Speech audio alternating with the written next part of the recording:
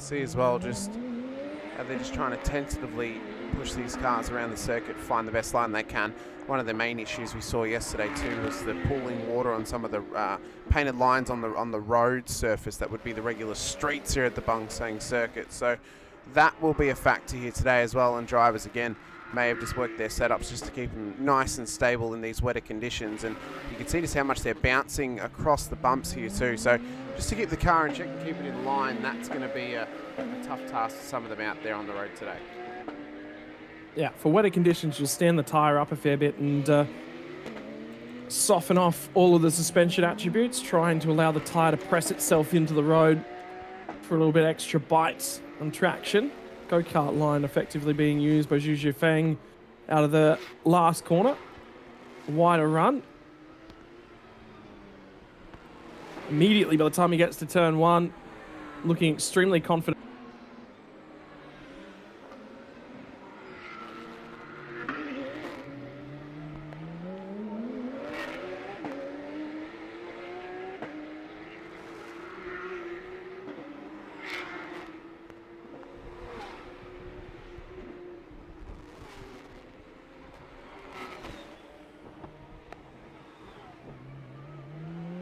Apologies, ladies and gentlemen. Thank you for bearing with us, for dealing with the difficulties that we've got at the moment. What we do have on track is a track that is rapidly improving and drivers that are starting to find confidence. Now, that was a lot of rain still coming down on the run down to turn one.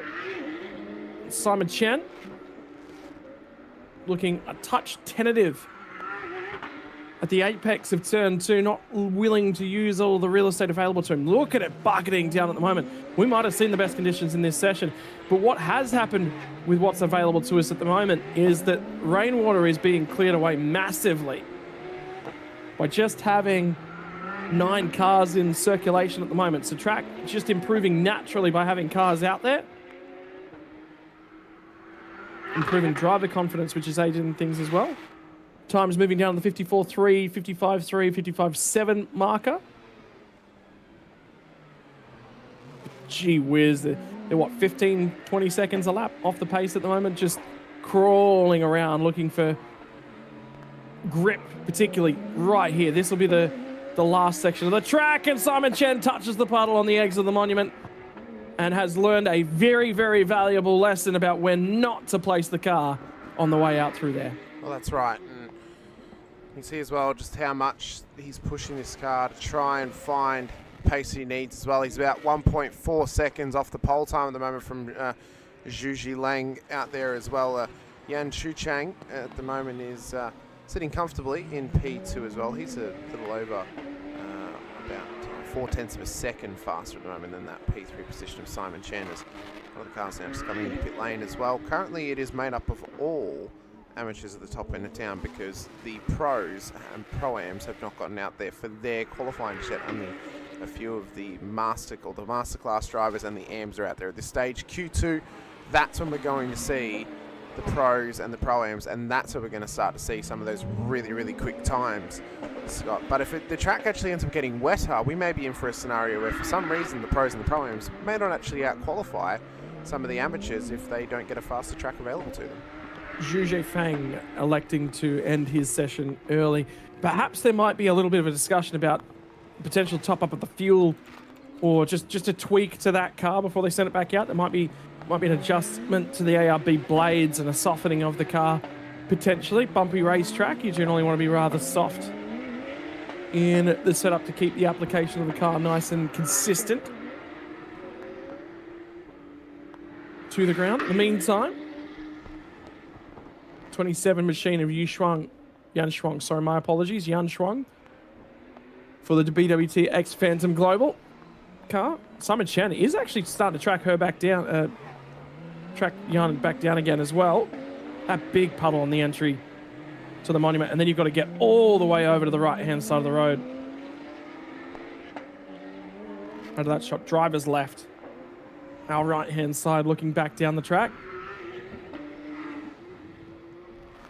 There's just a single groove down here, isn't there? Oh, it is. I mean, in terms of where to place the car. You're not getting much options in terms of where you're having to not only place the car, but how you're pushing it as well. There you see the teams keeping themselves nice and dry for that BWT entry as well for the 27 machine of Yan Chuang as they come up towards the start-finish line once again. We'll see what sort of lap time they can provide their team as they come on through turn 19 and up towards turn 20. Can they put the car onto pole position for the AM class at this stage of the day with 10 minutes still left in the session? They'll cross the line. Is the time going to count for them at a bonus or a benefit or an improvement? Doesn't look to be. So now they'll have an assault once again here. Interesting point for you. We mentioned that yesterday we didn't see any monkeys on Monkey Hill. I saw one earlier when I was actually setting everything up. Scott, they had a close-up of him sitting up in one of the trees. But we've had no signs of monkeys here in the qualifying session thus far for the Porsche Carrera Cup Asia Series as well. We'll see what sort of times they can put together on the final 10 minutes of the session for Q1 here. Doesn't look like it's really been drying up though, Scott, does it? It looks like the track is just as wet as ever, even though we're not appearing to be having any rain falling. It's not really dissipating the water at this stage. It's moving. It's moving, I would say, is probably like the a other river, side of that coin. Like a river on the road that's moving. That's what it feels like right now. I mean, I agree. There is a couple of droplets though, so it is still raining, but whether it's raining heavy enough to make the track even wetter than what it has been, I think it is a case of one half of the track is getting wetter than the other right now. And I think it is definitely the top side of the track that's wetter than the main straight side. It will. Let's see what happens as they try and traverse through each other. Yang Chuang, that's going to ruin their lap here because of this traffic now. That's ruined the run to try and put that car on pole in this previous attempt. And you just wonder whether or not there's been some abortions of laps at this point in time. And the reason I say that is I think that track's getting worse again. Just keeping an eye on the times. Last lap times have, started to fall away. We're back over the 2-minute marker. 58's 2 minutes. So everyone's starting to go slower again. So that rain has come back and is coming down more aggressively. But the problem is when the rain comes back, the puddles can't build up as much because the water's just being moved away constantly. So where it builds up and how it builds up is completely different. Somebody against the fence on the run down the main straightaway towards turn 1. Look at the gloom that's rebuilt with water being kicked up from the cars down towards turn 1. Jan has managed to make his way through. I think that was the 969 machine of Jackie Wu, who's gotten out of there. He's just getting out of the way. He's just trying to do everything he possibly can to keep circulating in these conditions. John Shen improved on his most recent run through Sector 3. But as for everyone else, I don't necessarily think they have. Again, it could be the fact that track conditions are going away, or again, everyone's just caught a little bit of traffic, just moving aside, making room for themselves to have a go. One of the problems that we did see yesterday was the end of the Sector 1 timing line stopped working. So effectively, we've got Sector 2 timing line working and the Sector 3, which is the start-finish line timing line working, but we've lost the one at the end of Sector 1 for where we stand at the moment. That went away with the onset of the rain yesterday. I wonder if that, Scott, is actually contributed by just how heavy the rain is down there towards that top side of the circuit. If that timing line area is getting affected by this weather so badly that is what is actually taking out the ability to track those end of Sector 1 times for a lot of these drivers.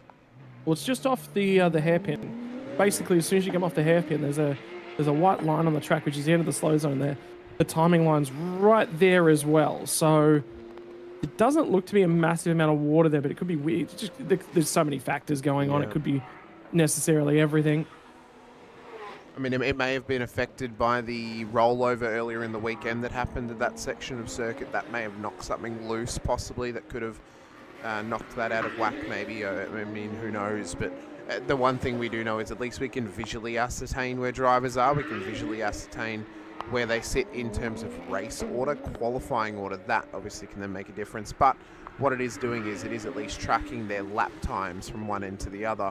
And this is why we have multiple timing variables for us to actually allow us to track how fast their lap times are. And of course, because they're going from line to line, from checkered line to checkered line, it can at least track how long it takes them to go from start line back to the start line again, and the second time's really no matter apart from comparing where drivers' pace is in certain sectors of the whole circuit.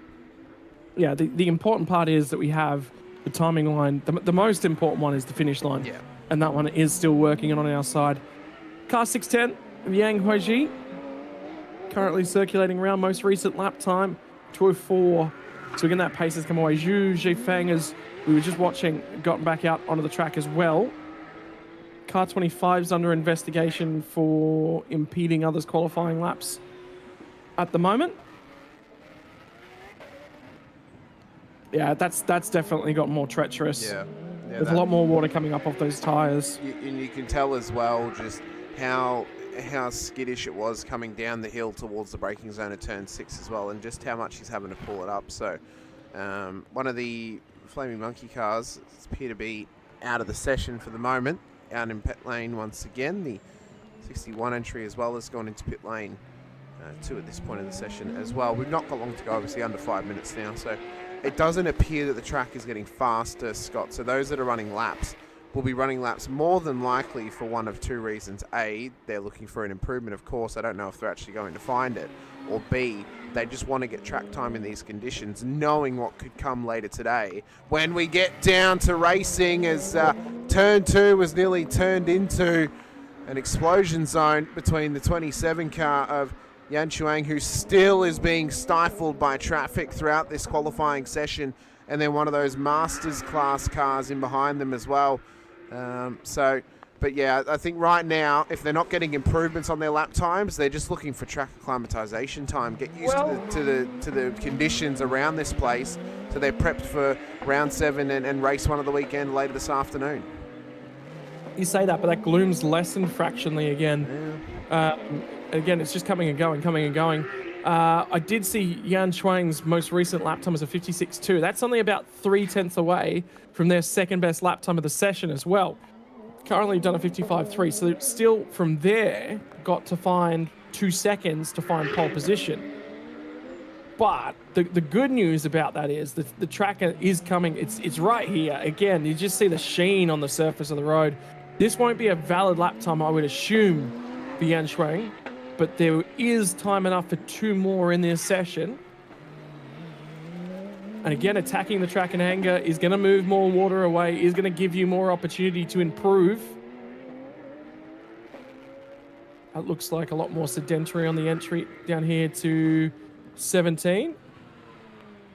Might be setting up for one more crack and a flying lap. Indeed is. Out of that final corner. So there will be 2 more opportunities for Yan Chuang. I was looking for this. We've had a very interesting comment in the chat as well, Scott, and I have to shout this one out, knowing how poor the weather is locally for me right now. Rhiannon in the chat has said, I choose to believe this race has brought the rain to Melbourne as well, and I could not agree more at this stage. This rain is very Melbourne-esque right now. It's very cold here. I doubt it's very cold there. But yeah, I just wanted to quickly to shout that one out because it's making me chuckle in the background there as well. But 2 minutes left in the session, Scott. We'll see if Yan Chuang can put this car onto amateur pole, but they've got to find a second to be able to do that to catch up to Zhu Fang, and I don't know if they've got that in them right now. No, Zhu Zhenfang is going to jump into pit lane and call that session to a close for them. But in the meantime, other drivers are continuing to push on. Yan Chuang, that most recent lap time that was impeded, which fell away to a 12.33. So has fallen away fractionally. Yeah, out of the car. Job done. I think they know. We've put the lap time together that we need to for now. They know they're more than likely not going to get challenged for at least the front row. But you see how much Yang Chuang is sending that BWT Porsche at this stage, currently in P2. They've got to find so much time in this car, but they've not managed to get anywhere near their previous best in the session. They've got to find over a second to put this car onto pole. It's going to be a massive send and a massive lunge here. They'll get one more attempt here, Scott, with 60 seconds now on the clock.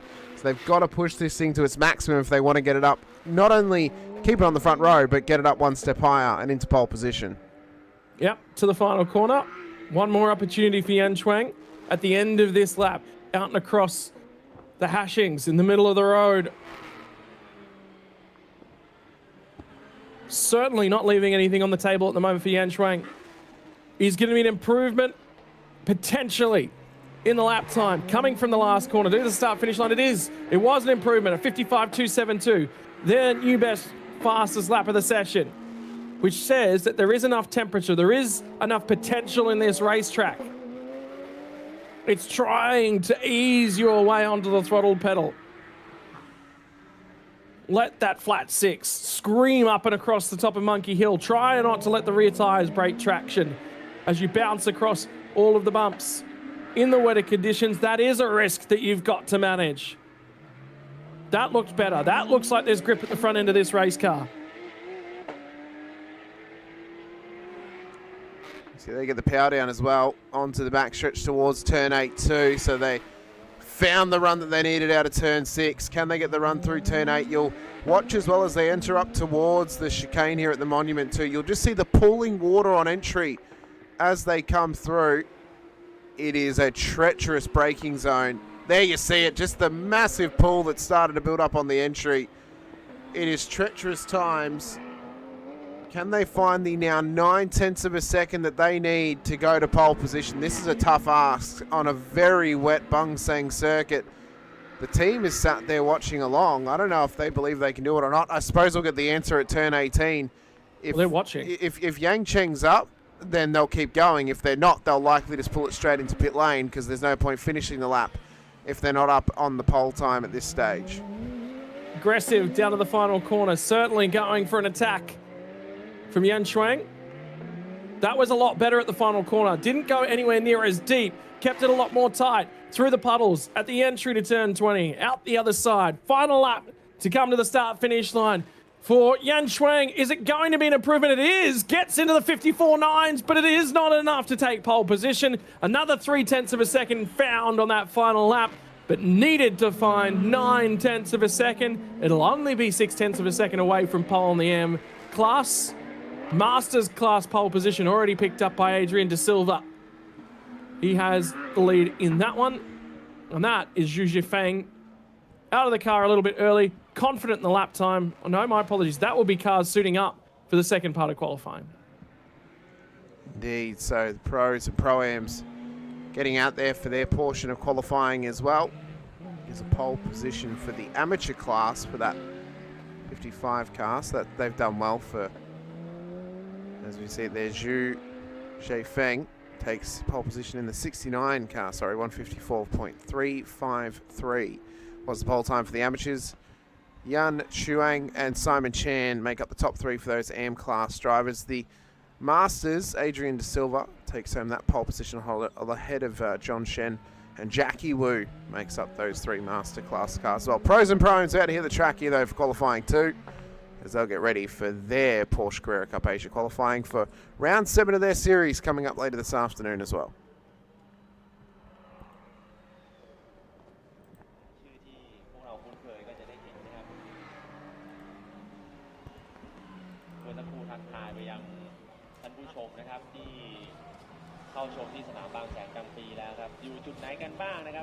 Well, Scott, it was a very wet, wild, treacherous first qualifying session for the day. First race session, or first track session for the day as well. Cars are in pit lane, ready to set themselves alight once more. The Pro-Ams and the Pro cars preparing themselves here as well. There you see the 17 car of Nakib Aslan, one of our Malaysian drivers in the field. So they've prepped and ready themselves for this qualifying session as well. How much do you think they would have learned from that session watching the amateurs and the masters out there, and how much faster do you think these guys can maybe push it in comparison to those classifications of drivers? Well, that's a really, really difficult metric to measure as well, because in the second half of qualifying, we have 26 cars across the four classes that we have available to us. We've seen the AM and the Masters. Now it's the Pro and the Pro-Am cars' opportunity to get out there and have a crack. And of those, we sort of seen 9 cars of 26 So now we've got another 16, 17 cars to get out there. And the thing about the 17 cars to get out there now is they'll move a lot of water. They like double the car number basically. So the session is just going to continue to improve. The tricky part's going to be finding yourself a little bit of free real estate. Now 17 cars, there's 20 corners to this track. So effectively one car to every corner at any point in time. So again, we're looking for 9:20, which is in about 20 seconds from now. Pit lane exit will open and the session will begin in earnest. Down and in pit lane, car 88, Marvin Klein, Frenchman. Well, we mentioned as well, we've mentioned across both the qualifying sessions that we've called thus far, through both the GT3 qualifying sessions yesterday and then obviously that initial Porsche qualifying session today, as well as they headed on track, the importance of being able to find a gap so you're not interfered with via the spray off of the cars. Now, in this qualifying session, more so than the one we've just seen for those AMs and Masters, there are more cars on the track. It's going to be harder for these Pro and Pro-Am drivers to actually find a hole to sit in where they've got a good gap ahead of them with no spray coming off a car in front of them and with no car in behind them putting pressure on them either. So this is going to be a very tough one for them to spread out. They've got 25 minutes to spread out though, so it could very easily happen. But early in the session, it's going to be tough for some just to find their legs, find their pace, and find the hole that they want to sit in for the next 24 minutes and 10 seconds around this Bangsaen circuit as they look to fight for pole position.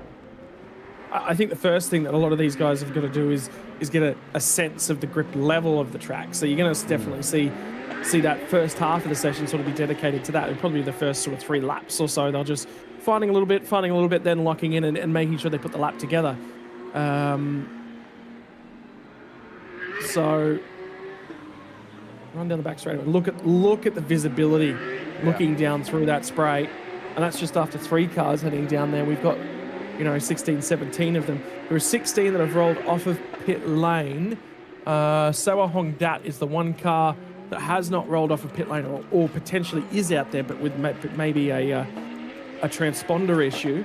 I was also looking at cars that I've seen previously. Seth Gilmore has moved up from Formula 4 Southeast Asia into a Porsche Cup car this year. We had them as part of the championship and racing around amongst the TSS categories in a number of rounds last year. Dylan Pereira has been here before, Gil Trapp. Dale Wood, I don't know that has actually done laps at this track. Vanderdrift certainly has. Rodrigo Diaz Almeida? He did some, I believe he did some practice 1 on Thursday, did Dale Wood, and I think he may have done some laps yesterday as well, I'll be honest though. Sure, but this is first trip. Yeah, first trip for him, not previous to this year. Yeah, that's right, yeah.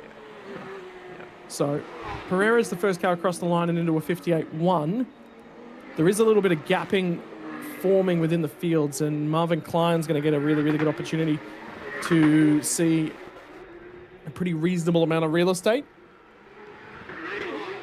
And you're going to see that differential that the drivers need to understand where the grip is on the track. So you're going to see, probably, again, like the first 4 or 5 laps that they're going to do, they're sort of searching a little bit for where to place the car. They'll have, when you show up and you've been driving a race car for an extended period of time, naturally you have this, the grip should be in these places.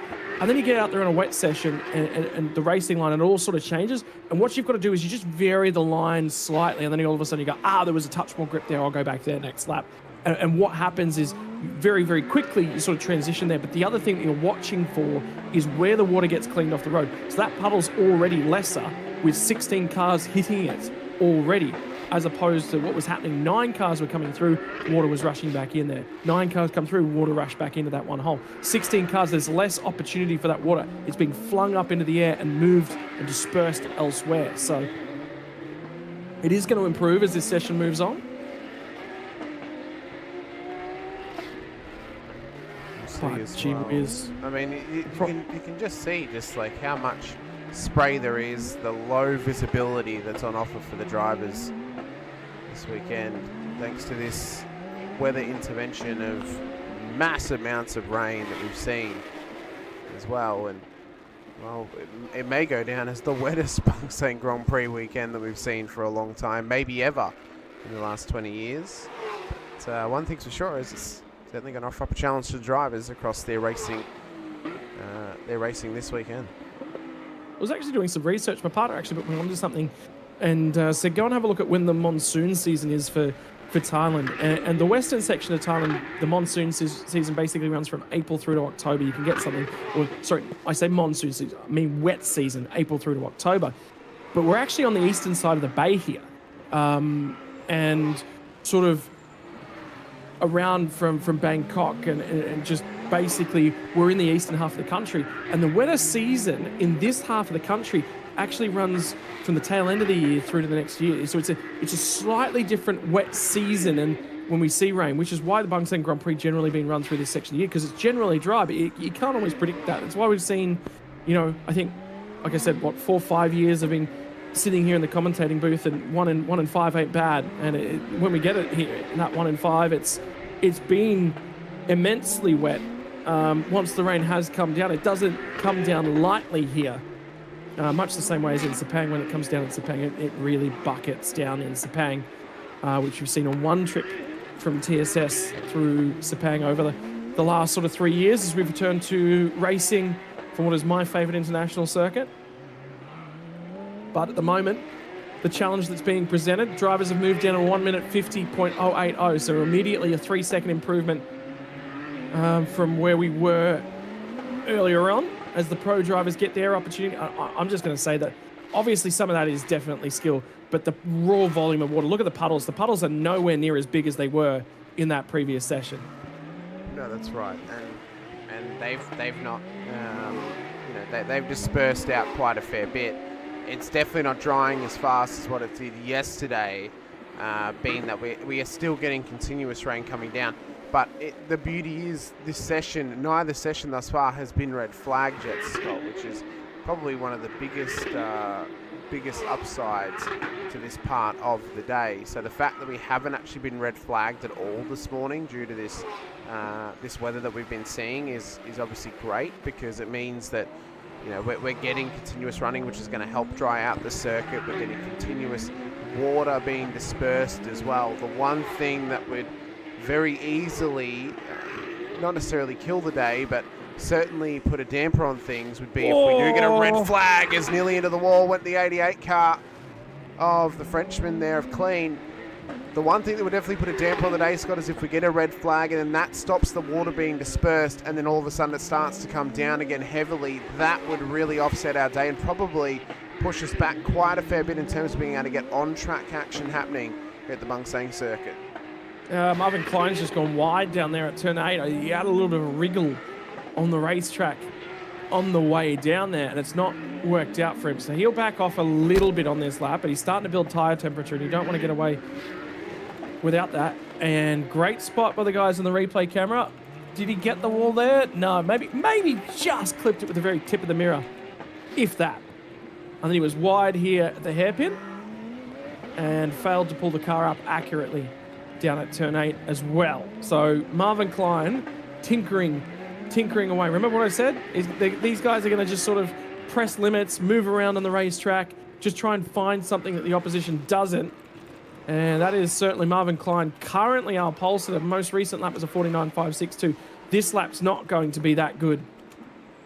Marvin Klein might be an opportunity for somebody else to step up through the categories. I know Nikki Baslan, Malaysian driver, sitting in 3rd place at the moment. Yeah, 52.347 this time through for Marvin Klein. So didn't improve, made a mistake. But Nakiba's Land has run in this series in a bunch of different categories for a long, long period of time. So he will know this place like the back of his head. Double wave yellows for the 17 machine. Nakiba's Land, we were just talking about him. Well, there he is, wide at turn 1. Car's not in the barrier. Car looks okay. Qualifying will continue. Yeah, they're still pushing on strong here in qualifying, and you see how close they're getting to the wall. I tell you what, Clean needs to buy a lottery ticket every single lap that he scrapes that wall, because he's getting closer and closer, it seems, and making it tougher and tougher for him as well. But oh my God, the fact that Marvin Clean, the current pole sitter, is pushing it that hard shows to me, Scott, just how hard you have to push here to get that sort of lap time, and to get a 49.5 in these conditions. that is absolutely crazy, absolutely insane for Marvin Clean to be able to do that. Unbelievable. I mean, look at the puddle offline. Like, that puddle is already massively reduced. Is the racetrack not wet? No. I mean, there's a groove starting to form, but it's only just starting to form. But immediately we're starting to see the effects of having multiple cars. This is the area that's still very sheeny on the surface of the road. Not a lot of the water has been moved away. It's going to continue to be like this. It's going to continue to be like this for a while. Now that the rains have set in, the cooler, well, you say cooler, it's never really cool in Thailand. And so this becomes just tricky for everyone.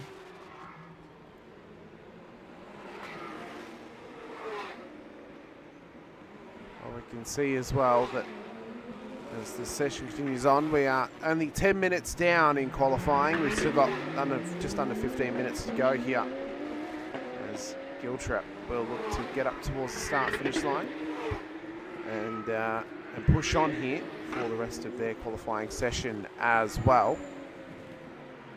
So it's the right time they can find her as they enter up towards Monkey Hill. And, even in the wettest of conditions, Scott, visually speaking, I want to drive this track. I want to experience this track. I mean, it looks unbelievable, and especially in these Porsche Carrera Cup cars, which I'm a massive fan of Carrera Cup car racing. I mean, it's actually in the last sort of 12 months, it's sort of become actually one of my more favourite racing types through not only the sim but even in real life as well. And I love watching racing in these cars. And the fact that we can see that today here at Bangsaen Circuit, hopefully see it later in the season as well, either at Buriram or Sepang, depending on where they go next, would be great. As we actually have a car off down at turn 8. That is the current pulsar to Marvin Clean in the wall down at turn 8. We saw him pushing the limits hard to find pace, and he may have pushed a little bit too hard there, Scott, and found him down in the barrier. Hopefully not too much damage on that car, though. Was he in the barrier? We didn't get a shot. He was definitely in the barrier. So I question whether or not he'd actually found the barrier. He was definitely in there. Definitely deep for sure. And wide. But the last lap that he went down in there, he was a fraction deep, and he just ran wide at the corner on entry. Was able to pull it up, turn it back around. I think he's done the same thing again this lap, and he's just in deep. This is a 66 machine of Marco Giltrap, who's pressing on quite aggressively with the attitude of the car. It's right here that they're just struggling to turn. And again, he comes through and out the other side, and there's a car just ahead of him. Is he backing off? I think this is a slowing and a preparatory phase. Yeah, he's just letting that car ahead of him just get a little bit more distance so he can come and have another go, trying to build up for a lap time. Halfway through Porsche qualifying 2. Run off the final corner, down the start, finish straight. You can just see that little bit of a moment, an opportunity to let a car go further down the road. The 66 machine operated by Porsche New Zealand. EBM on the grille, standing for Alberta Motorsports.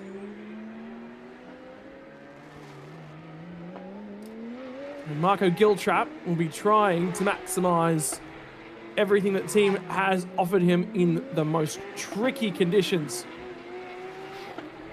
Here from the streets of Bangsaen, the 4 car of Lee Karong is having a torrid time, all the way down in 15th of 15 cars on the circuit. Dale Wood did get out in this session. He's back in the pit lane at the moment. Could be damage on board car 65. Best lap time of the session of a 2:04.7. Marvin Klein might have found the marriage. He might have been right there, Hamish. He has now come back into the pit lane, as has Seth Gilmore. Yeah, that's right. Obviously a shame for those Australian drivers, because Dale Wood, we'll see him on Australian shores on primetime racing later in the year when he gets prepped for his co-driver duties during the Supercars season, when they head out to the likes of Tailem Bend and Bathurst as well, where he'll be co-driving one of the Premier cars later on. You see there's a little bit of flashing coming off that BWT car there, getting a little bit feisty, wanting to get past one of the other cars ahead of them. That's the 4 car at the moment in Lee Karong, one of the Pro-Am drivers. So one of the pros wanted to get on by. They've managed to make their way through. That's the 3 car, who's up in P2 at the moment, Marcus Amond. They've got to find around about half a second to challenge the Frenchman Marvin Clean's time at this point at the top end of town. But especially for the Australians out there. Disappointing run for Dale Wood in qualifying, only a 2:04.7. Hopefully he finds more pace throughout this weekend and then puts a bit of time on the board, possibly for tomorrow's affairs as well. I want to pose something to you, Hamish, and just question it. Yes, there is risk in being out here in a wet qualifying session.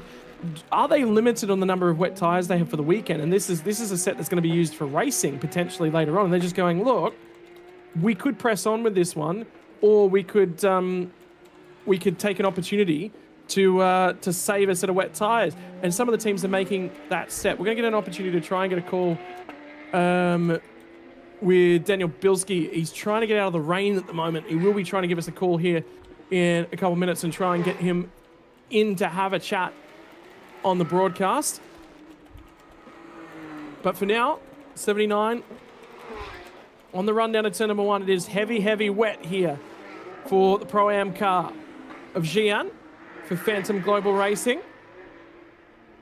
Lovely done in the darker blue and sky blue colours. Not reflecting the sky at the moment as it's dark and cloudy overhead. I just cannot fathom how wet it is out there at the moment. It is massively improved. It's looking obviously to be the midst of winter, even though it is a very warm part of the world in Thailand. But this is pure winter weather at this stage, it seems, around Bangsaen circuit this weekend, of course. And as I said, it quite possibly could be the wettest weekend they've ever seen during the Grand Prix weekend here in Bangsaen. So, and you can just see, that pooling water down there. And one thing that I am worried about coming up very soon, Scott, knowing that I watched back some of the previous races at this circuit for that series, the TSS Super Pickups are coming up after this session. Yeah. How are they going to go in such wet conditions, and are we possibly going to see a rollover? We nearly saw one off the start line back in 2022. Could 2026 be the year that we see one as well? Yeah, that will be tricky conditions for these guys to get through, and Super Pickup will be a massive challenge. 8 minutes left on the timing screen at the moment. That's what these guys are focused for. Amand has now gone to the pit lane as well. Rodrigo Diaz Almeida is actually on an outlap at the moment, so he's come back out after jumping to the pit lane. Alternatively, could be letting some air out of the tyres, bringing them back down from an overpressured state once they've got some heat and temperature into them. Drain the air pressure back out a little bit, allow the tyre to press itself much better down into the surface. There'd be little tweaks, little adjustments, anything that they can get to, jack the car up and have a look at as a part of the arms and the suspension. Anything they can open the boot, adjust, shocks. I know they can do that with the Porsche GT4s, the Caymans these days. You just open the boot and you've got very quick access to a lot of setting adjustment. And imagine, as we move into a more modern era of race car, that's one of the things. They want to be able to adjust these cars just a little bit rather than pulling components off. You still can't adjust camber, caster, toe. Got to pull the suspension off, have a look at those arms and tinker underneath the car. More modern race cars, you get the ability to just tinker with bits and pieces without pulling anything too far apart. You can see as well just how much they're pushing that car at the moment is Chris Chia at this stage. He's pole sitter for the Pro-Ams at the moment. There's only 3 of them in the session for this qualifying two at the moment. Martin Klein still sits not worried, unattacked, whatever the word may be for him. He's not under pressure at this stage. About half a second separates him and Marcus Amund's time. And Amund has not been able to challenge that 1:49 just yet. He's the only driver, is Marvin Klein, to actually be able to get into the 49s at this stage of the day. None of the previous session got into that time or anywhere near that time, in fact. And the closest we've gotten in this session is that half a second. And then there's a further 1.1 seconds back to Nakib Aslan in P3 as well. So as the session is coming closer and closer to a close, we are going to be pushing on as well. But yes, just to confirm out in the chat, both of the Toyota OMR races are going to be run for the Yaris's, the Yaris One-Make Series race, as well as the Corolla and Ladies, or Corolla GR and Yaris Ladies One-Make race as well. That is when, in between those races, that's when we're actually going to be doing a production changeover. So I will produce the Yaris one-make race. We'll then change over to David Costello, our colleague, and he'll take on from there for the rest of the afternoon throughout that second one-make race, and then into the Porsche Carrera Cup race as well, and then through the GT3s, GTMs, and then GT4s and GTCs to end out the day as well. So that's when we'll be doing our production changeover. So if we see a little glitch in the matrix for a moment in between those Toyota races, that's why that'll be happening. So yeah, I'll be here for the rest of this morning with Scott for the rest of this session, of course. The next session, the TSS Super Pickups, and then for that first Toyota Yaris one-make race, and then I'll be off for the rest of the day, returning tomorrow morning, and we'll be rocking and rolling for the afternoon with Scott, David, and I believe Mr. Daniel Caselli, and then I believe Mr. Haynes is supposed to be up into the booth with you, Scott. Is that correct? Yeah, David Haynes will be here with me for the rest of the afternoon's coverage. Right. Run down to turn 15. The 8 car of Rodrigo Diaz Almeida. This is one of the cars that's been through pit lane and come back out. I believe Daniel Pereira's got back out there. Marvin Klein and Marcus Armand have just come back out of the pit lane, so they will be looking to press on with the rest of their session as well. So there is a number of cars that have actually come to pit lane, whether or not they've gone for a fresh set of wets and a groove on the tyre. The problem will be trying to get enough temperature in those tyres to really attack a lap time in these conditions late on. Again, that gloom's starting to lift a little bit. Whenever we get one of the shots that's a little bit further up, you sort of, it's not as gloomy. Then they're attacking in anger. I don't think the rain's falling anywhere near as heavily. I do genuinely think that track surface is improving. Diaz Almeida's just gone to a 50.177, so he's starting to track back down on board this number 8 car. He's moved his way up to P3. Nakib Aslan's just gone out there as well. Here comes the 3 car now of Marcus Zaman, who will start his next round of runs. And again, that track just continues to improve just in the sheer volume of water that is being moved aside. Have a look at how gloomy it is on the run to turn 1. They need those light boards to illuminate and flash at the drivers to let them know the condition of the circuit ahead. They are relying on the marshals to keep everything alive. Crosses the yellow line at turn 1. And Marcus the man is not leaving anything on the table. He'd be used to cold conditions from Finland, the Finnish driver, but wet and warm would be something that would be a fresh challenge for Marcus Amand. He'd been in this series in Asia for a number of years now in the BWT entry. But the conditions here at a wet Bangsaen, we haven't had a driver in the barriers that we've seen on camera thus far. I do question whether or not there might have been some light touches off of camera. And the rewards has been a phenomenally interesting qualifying session. Marvin Klein's out there and circulating now. I believe he's just come past the start-finish line to finish at 54.5. So he's building up to another run to try and take this one away. That track is again improving. That sheen on the road is significantly improved down there. Down here as well, there is starting to be a little bit more of a drier line being built up. We've stayed with Marcus Aman throughout the entirety of this lap.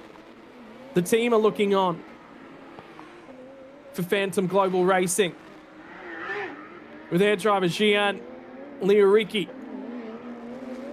In the meantime, Marcus Aman would love to take himself a pole position in a wet and tricky Bangsaen. He'll have one more opportunity. Actually, it'll be enough time for 2 more opportunities as he crosses the start-finish line. That time by from Marcus Aman goes to a 49.128. He'll nick pole position by 0.4 of a second, and there was a mistake at turn 1 on that lap, so there will be time for him to go for an attack. Car 89, Dylan Pereira's been out there and having a go of it. He'll be one of the next ones to come back through to the start-finish line now. Previous lap for Pereira, 50.398 was an improvement for him. Warmer tyres? No, wide at the final corner. Prep wrap now. The dash must have said he was down, looking for a straighter exit.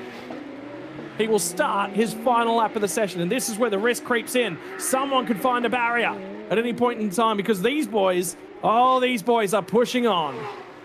Pushing on hard at this point. We look to see if Marvin Klein can challenge for that pole position that Marcus Amanda's gotten themselves now. Dylan Pereira, we know, has some good pace in this car as well. He already made that improvement to a 150.3 on his previous assault to this circuit. Nakib Aslan's found some time, as is Rodrigo Diasalmi as well, back in P3 at this stage. This is going to be an intense final 40 seconds of qualifying. Final attempts have begun now. If you're approaching the start-finish line, you'll get one more lap. If you've already surpassed the start-finish line, this is your final attempt. The beauty for Marcus Amand is if he pushes on, he will get one more lap out of it as Rodrigo Diasalmi goes to P2 now. 149.296 has knocked Marvin Clean off the front row. Can Clean find himself in an opportunity to put that car back up into pole as he goes below now to P4 as Nakib Aslan's gone to the top. 146.328. There is time in this circuit, Scott Rankin. There is certainly time. Like we said, the track itself is starting to come to the drivers. More drivers back out there. More pressing. We said someone was going to do it. Somebody indeed has done it. And it is the 88 machine of Marvin Klein. I guarantee that's at 15. Indeed it is. Indeed it is. Someone was going to make that mistake. That car is going nowhere. He's already switched the lights off. There'll be double wave yellow flags. No one else will improve. Nakib Aslan is going to find himself with pole position. A lap time set whilst the track was still green. This will abort every lap that wasn't beyond this one. The 89 machine of Pereira is coming to the start-finish line now. I wonder if he will improve. No, Pereira's gone to pit lane. Well, what a moment to end qualifying. We thought we were That's going down to at 1 and 2. Oh my God. That was car 8. That was DS Almeida down at turn 2. He's out of the car. Another driver off the road now as well. What a wild end to that qualifying session, Scott. We stayed clean the whole time. It shows the sort of pressure that was on Clean to try and improve their time. And unfortunately, they made a mistake late and put it straight into the barrier at turn 15. Very difficult area to get the car pulled up. And obviously, a very simple mistake has put him into that barrier down there. And that has now red flagged the session and ended qualifying number 2 for the pros and Pro-Am drivers of the Porsche Carrera Cup Asia Series as well. Fans are staying dry out there, enjoying the show for this beginning of today's action here on your Saturday for the Bangsaen Grand Prix weekend. But yeah, a bit of heartbreak there for Marvin Clean fans, I'm sure, who was looking strong in that session, but that took away the opportunity for us there, Scott, to get a wild run to the line where it was going to be fastest lap after fastest lap after fastest lap, as I'm sure each driver was going to improve as they crossed their start-finish line for their qualifying attempts. I mean, you say that, but you sort of knew it was coming. Yeah. They were starting to take risks, so... There's the puddle on the left-hand side of the road on entry to the chicane. Again, the gloom is lifted. Did you see the color of the clouds in the background? The gloom is lifting. As the water's getting moved off this track, it's not really coming back down all that hard at the moment. Everyone will jump back in a pit lane. That'll finish off qualifying. But Nakib Aslan, he will be over the moon, the Malaysian driver. Not only has he grabbed pole position, he's grabbed it by a barnstorming amount. Oh, yeah. But you just wonder who else was on a lap. The problem is... we only have end of the lap times. We only have the final sector times. Diaz Almeida was on just on a cracking final sector. So he was on a press lap. He's had some sort of moment down at turn 1, turn 2 as well.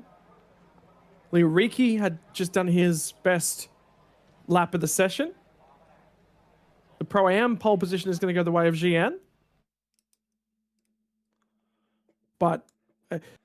yeah, look at the gap in the order. Everybody else is real bunched up and real tight together, and Nakib found something on that lap. I mean, he did. He found all the grip in the world, all of the confidence in the world as well. I have a feeling that time may have been challenged late in that session, just based on how the track was developing. But it's unfortunate that we didn't get straight to the end of the session and see those times start to come down at a very quick rate. But you have to give hats off to Nakib Aslan. Right place, right time. Got the pace in, or got the time in at the very right time as well. And that has netted him pole position for their first race later this afternoon. Righto, qualifying is now run and done. We will go ahead and we'll just take a quick break and a quick reset. I guarantee we're just chatting. Daniel Bilski is going to be available for an interview for us here in just a few moments, and we'll go ahead and grab him. So we'll go ahead and get that one organized, guys. We'll be back in just a few moments.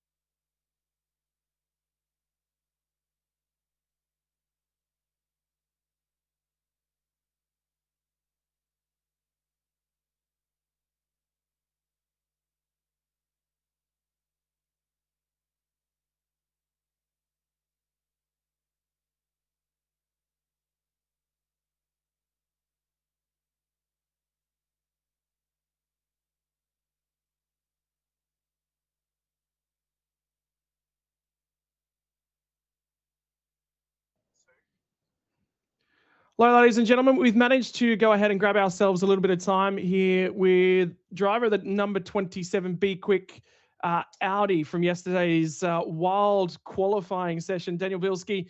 There was a number of cars obviously having moments in that one. We captured your one. Of course, everyone never wants their spin to be caught on camera, but it was wild. That massive puddle coming out of the monument. And that one's gone ahead and reformed today, as we've seen from Porsche Cup. It's a tricky weekend over there at the moment, just in terms of gauging the racing conditions. Absolutely.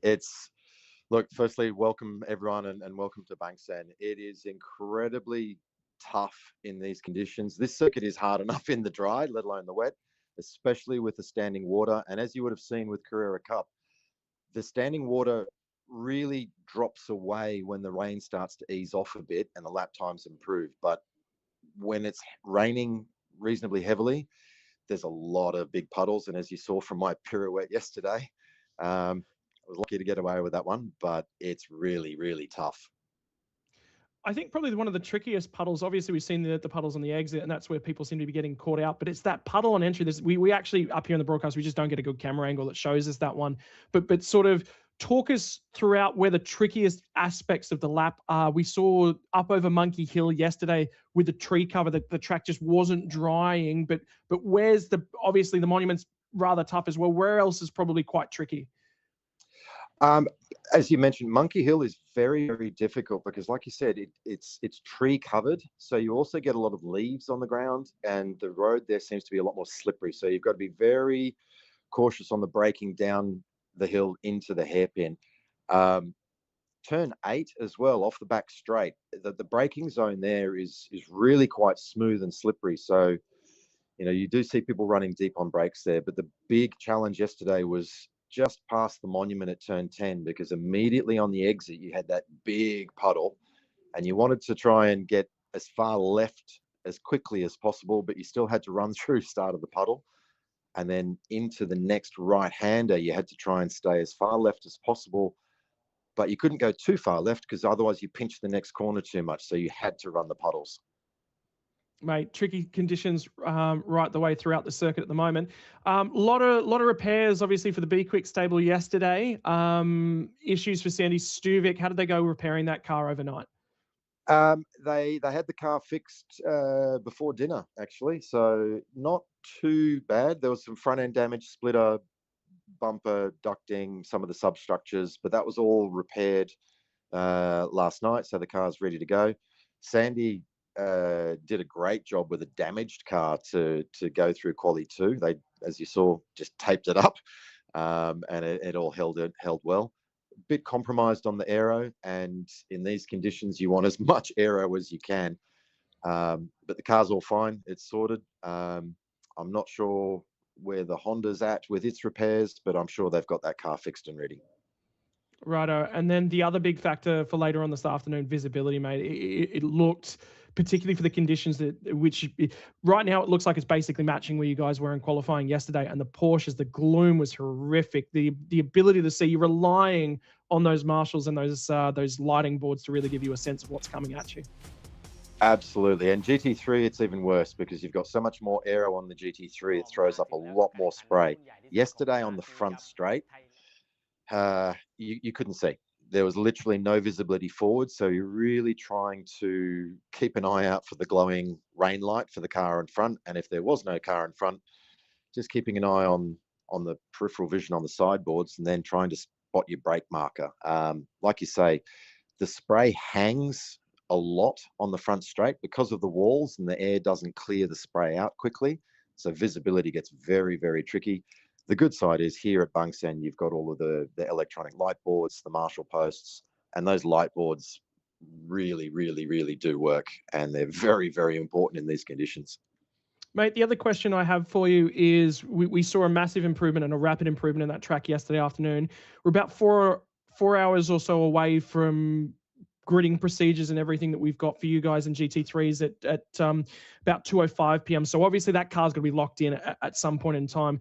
What's the monitoring and the chatter like for the conditions on the track, and how soon are you guys going to lock into a more wet setup? I get the feeling it's probably going to be wet, but how wet it is and how aggressive you go with that adjustment? Yeah, absolutely. Look, there's already been a lot of conversations this morning with the engineering team. They're obviously watching what's happened with Carrera Cup, and they'll keep an eye on all of the other categories prior to us. We've got to make a final call, within a couple of hours of the start. You can't do anything sort of major after that, maybe some bar changes and dampers and such, but we've picked a certain direction on the setup that we think is going to be a good enough compromise. In the next hour or so, we'll probably lock in which direction that's going to be. It all depends on how much more rain we think is going to come. I think it's almost certain no one's going to be running a proper dry setup unless there's blazing sun in the next 2 hours. So it gets very, very hard. And this is where the crews and the teams and the engineers really have to work hard and think about what is the setup direction, because you don't get a lot of chance to change things. You don't get a lot of chance to change things once you get close to the race. Only other question I've got for you is Hank Kicks looks supreme in those conditions. He actually looked really, really comfortable, which is the best I think I've seen him drive in my years, certainly covering the series. The differences between the Porsche and the Audi, what was the chatter like around that, and the comfort levels across the two different manufacturers, the car and the team? Yeah, look, Hank did a great job in the wet, and he's got huge experience at Bangsaen. He's got a lot of experience in the Porsche, and the Porsche is very, very good in the wet.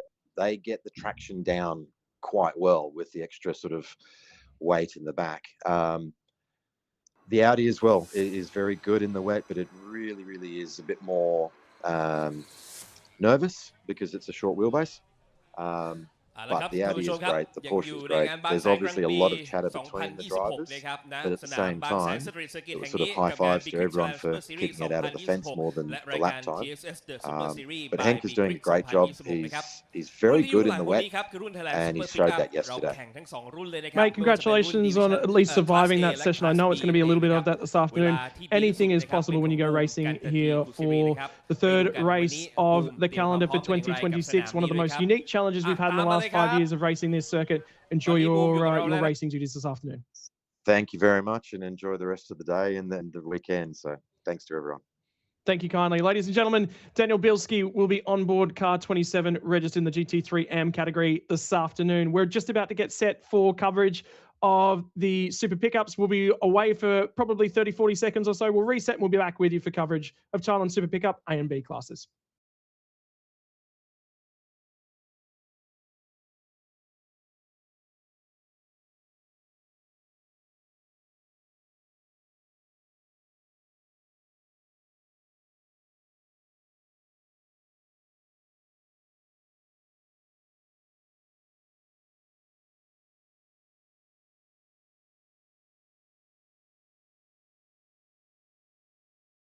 Oh, welcome back, ladies and gentlemen. We're down on the grid at the moment towards the front end of Thai Super Pickup. And this is the A and B class drivers. Front row is actually split between the A and B category. Kennedy Kasiri's managed to grab himself pole position for Thailand race, which is about the best those cars have looked across the weekend. Seeing some shots from practice and qualifying throughout the weekend as well of just how low that car was and actually bouncing off the road surface. This is the B-class driver that Goody's down having a chat with at the moment. Supertes in Super Pickup. And the big thing I'm already noting as well is Brollies are starting to be not necessarily folded up, but they're less critical. Nobody's reaching for them massively, trying to cover each other and look after it. That says to me the rain has actually stopped falling. Yeah, that's right. I think that at this stage, it's definitely going to get drier now. One thing that we do know that we're probably going to see is a lot of chaos off of this race. Of course, we know what the Super Pickups can bring us. They're colloquially known in the chatter as well that they are the coal shooters, the smoke machines, whatever you want to call them. The Thailand Super Pickups are about to light up this circuit around a drying circuit here at Bangsaen, but just to see how quickly it dries out for them, well, if you look back across the years here in this category, in particular, we know that it is going to be chaos. We know it is going to be a lot of fun for us to watch and for us to call here as well, Scott. And I know for you, this is one of your favourite categories on offer for the whole weekend, and I can't really find any reason to blame you as to why. It is a spectacular series to watch and to call, and it's going to be a lot of fun to call here today for Bangsaen. That it is. I was just taking a quick look. I think there was a good luck charm on the dash in the center of that car. And I didn't quite catch the number that was on the board of that one. So we'll have to try and keep a look. I'm curious as to whether or not that's been super glued to the dash and bolted in for the race, or whether that will be handed back out the window before they go. I had the guarantee that it was just get a sneaking suspicion that was a good luck charm, therefore add a little bit of flavor. The local population love these cars. The Isuzu D-Maxes, I believe, are actually made in Thailand as well. So, of course, there's a little bit of local flavor. This is their home mark. So, of course, they get heavily supported. Ford Racing Thailand have tried to take that away from them. Sorry, my apologies. Ford Thailand Racing, FTR, as they've changed the branding to this year. There's also the Toyota Gazoo Racing Thailand champ car of Songsak, who is in the 92 machine, down in 16th spot, which is one of the most unique front-facing aero surfaces you are ever likely to see on a race car, if it must be said.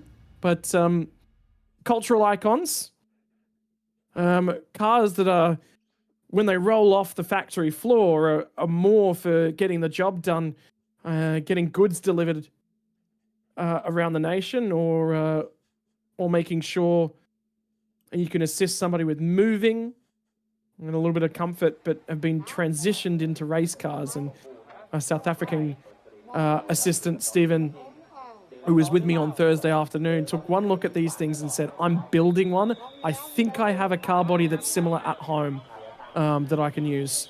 So he was off to very rapidly build himself a Thai super pickup. First race for these guys for the weekend, 25 minutes plus one lap. Beyond this, we'll get into our Classic Car Club, and we'll jump in for a little bit of a changeover inside of the broadcast. In the meantime, the weather continues to get better, get worse, get better, get worse, and it's looking like the heaviest rain at the moment, Hamish. We've eased through a little bit of rain this morning, but we're due for a heavy downpour right about midday. Yeah, which is then going to obviously spice things up quite a fair bit coming up later today as well. Obviously, if it comes down around about midday, that's going to be right in the middle of the Toyota Yaris one-make race that's coming up after our parade class. Our parade classic cars, which is going to be taking place after this race here for the super pickups, of course. That then is obviously going to onset affect the Toyota Corolla GR and Yaris ladies one-make race that's coming up after that as well. And then too could also even affect that Porsche Carrera Cup Asia race that's coming up later this afternoon at 1:20 in the afternoon local time for their 30-minute race as well. So that there is going to be an onset effect for quite a fair bit of racing to come up later this afternoon. Will it then affect the GT3 race that'll come up later today? We'll have to wait and see.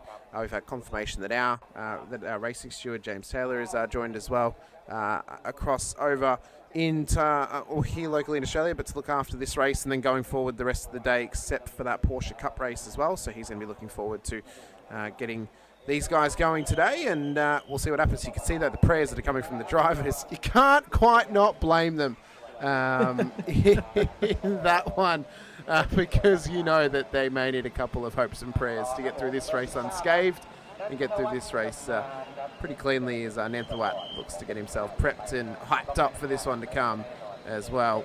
Class A, Class B, of course, we mentioned they're going to be racing along today, and Kachat is prepared in their 34 machine, so it's big pressure to put on a show for these fans out there as well. That's it. A little bit further down focus. There's the champ car. A little bit different. Have a look at the changes to the front end of that car. It looks like almost like a Land Cruiser, doesn't it? For the champ car, that's the look it's giving me. It's a very interesting looking car, though, isn't it? I'm excited, Scott. Absolutely excited. This is the first time I actually get to call this series. I've only ever been a watcher. I'm excited to see it firsthand here today for Bangsaen.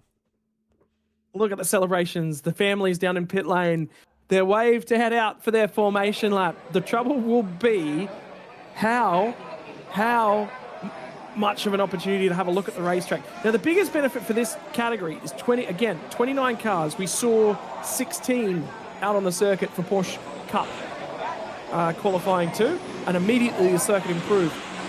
Looking in the background, heaviest downpour due in about an hour and 55 minutes as we currently stand. Somewhere between an hour and 55 minutes and 2 hours and 55 minutes. We just spoke to Daniel Bilski and he said, yeah, we don't know where we're going to be on terms of setup. We have a pipe, we have a style, we have a concept that we're going after, but we're not sure how far down that route we're going to go. So they're thinking about it. And the problem is they go live for their race this afternoon at 2:20 p.m. is the green flag for that category. So everyone the whole time is thinking about what they do. The biggest benefit of these cars for the moment, and all 1.5 to 1.7 ton of them, and the 420 to 480 horsepower range, up to 225 kilometers an hour. You won't be seeing that today. Rear-wheel drive. They're a semi-slick, and they're a road car derived. Some restrictions are placed on them. Some wings are added onto them. Some aero designs. You've got your Toyotas, the Isuzus, Mitsubishis, and Ford. It'll be a Ford that leads us away to the green flag here this morning from Thailand. They're going to compete GTR 2+, the high-performance 50% street, 50% track drive, super pickup tyre of choice. And once again, the street circuit. At the moment, and all the graphics and all the build-up, it looks to be a wonderfully, beautifully clear holiday destination. At the moment, the only destination or the only tourist that would be thinking about coming to it in these conditions are the ducks. Or perhaps your wet tyre fans. Race number 4 for the calendar for 2026. Scheduled to give us 3 races this weekend. Kennedy Kasiri's put it on pole position as he makes a step into this class. Super Tass is going to start off alongside. Super Chai in the number 7 has been a figure in this series for a long time, and Nat Natch will start off alongside.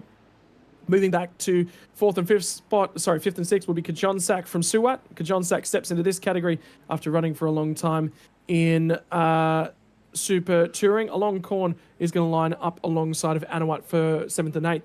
Tanawat from Chinawat, 9th and 10th. Jadaron and Akilak round out the top 12. Of course, we've got Nanthawat and Agkachat as well for the top 14 cars. Akasit and Songsat then in behind them as well for our top 16 cars on the grid. To Salmon and Itasak, they'll start on the 9th row ahead of the 10th row of the grid with Chase, Chakras and Shalamapon out there for our top 20 here on the grid this afternoon. Anawat alongside Thanthapon as well with Ross and Warris then for the top 24 cars. Only a few more rows in behind them of this big 29 car field as well, as we then get Firawat and Nathawat out there as well. Sandy and Nuthapon for the top 28 cars, and then finally making up our grid at the back end, the solo car on the final row of the grid and behind them as well. It is going to be Rotjana, who was not actually listed then on the grid, but they are supposed to be lining up back in P29 here on this grid here, Scott. It's going to be an exciting race start, it seems. I have a feeling he can see we're going to see actually more and more of the smoke coming out of these cars today because of the weather conditions. And I was showing one of my good friends over in the US yesterday, one of the previous races they had. One thing was actually pointed out to me I've never really thought about. You could actually get a visual representation for their throttle, for when they get on their throttle, for when you can actually see when the smoke starts to come out the back of the car. So maybe you could learn a little bit of where they're actually pushing the throttle around this place when you start to correlate that with the output of exhaust fumes off the back end of these cars as well. Important part. I think we're on the run down towards the hairpin at the moment. Race start will be in the hands of Kennedy Kasiri, new driver for Ford Thailand Racing in 2026. An opportunity to climb on board a truck. Back end of the field is still trying to form up at the moment as the gaps form as they came through the chicane. They'll roll through the final corner and we'll wait for the start light gantry to come on. It's going to be a little bit more difficult to see today than it has been previously. They'll form themselves up, waiting for the lights to come on. They'll come through into a start in just a few moments. 25 minutes has been enabled. Here we go, racing for Thailand Super Pickup. Their first race of the weekend is going to be in the wettest conditions they've ever seen in Bangsaen for a long, long time. And the run down to turn number 1. Who is brave? Who is just looking to try and slot themselves in? Smoke is going to be causing visibility hazards, but also the spray as the track will start to dry here at this point in time. Look at the checkups. Everyone's 3 and 4 wide in the background as they try to feed down through turn 1 into turn 2 and then up Monkey Hill. Lots of torque coming from these engine packages, but it's got to be applied to the road daintily. It does indeed, and as you see as well, just the line of cars heading down towards turn 6. So we know there has been some struggles this weekend for certain drivers across the multiple categories. You see them slowly just trickling their way on through. No one's willing to push too early to get that sneaky move down into there. It's a real nice and easy into Sandovopoli sort of mindset for these drivers as they push on. They've got 24 minutes plus a lap left in this race to go, of course. It was a 25-minute plus 1 lap distance here today. So once that timer ends, they'll then have 1 more lap to complete after that when they next cross the start-finish line as well. Good start, though, at the front of the field for our pole sitter on board that Ford Kasiri. As you see there, though, just pushing the limits through the monument section. I wonder how many drivers are going to get caught up through there today. That was the left-hand mirror of Kennedy Kasiri's Ford Ranger on the run through there. Look at the margin they've already built. Again, everyone's just being tested for grip levels at the moment. We think it was Super Chai Kongman who did make it through in P3 to this point. I believe that's his white truck there as they cut their way through. Natnach Wongsamboon was the driver that rolled off in 4th position, but there will be a lot of shuffling deeper down in the pack as we wait for them to come through for the first time of asking. All of a sudden, a little bit more blind on the left-hand side of Kennedy Kasiri's car. I wonder how many spare wing mirrors have been prepared this weekend by the Ford Thailand racing outfit, because there's going to be one needed to be applied at the end of this one. And in the meantime, I think that's a piece of that mirror flapping about as well. Supertas has managed to stay relatively close with him in the Toyota Gazoo Racing entry.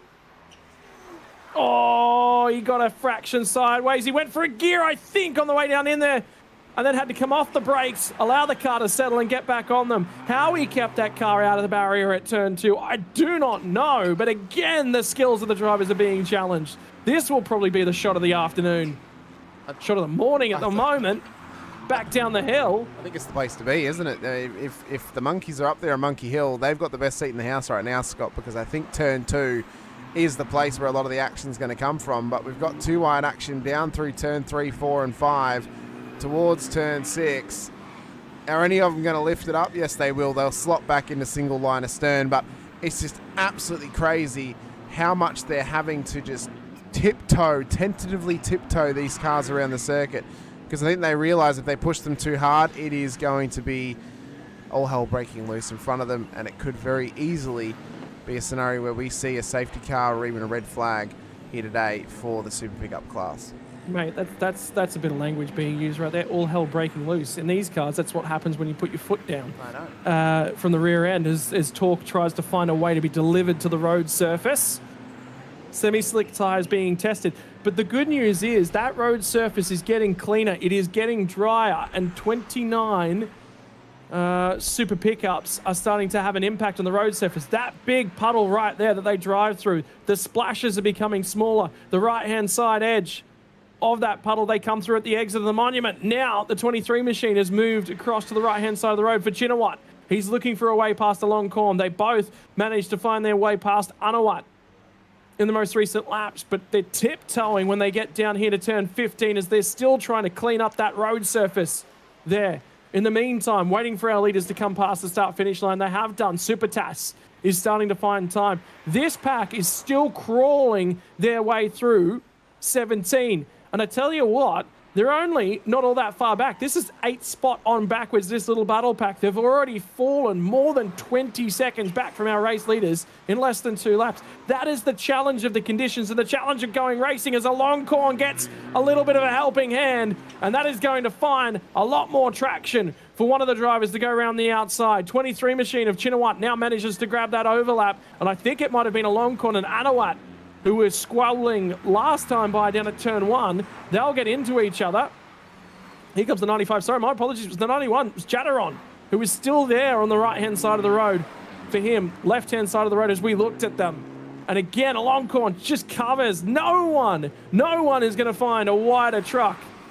You know what? I think he's going to be get out onto the road after he's done here. And all of a sudden, anyone trying to pass him on a double-lane roadway is going to find both lanes filled, such as the width of the 85 machine on the run up the hill. I think so. You can see there as well, a lot of slowing further back. One of the cars is slowing up. It's one of those lower class classification cars. I think that was actually the 81 possibly who was actually slowing then up the hill. This is a replay of what happened. Oh, and that would be why. Massive lose.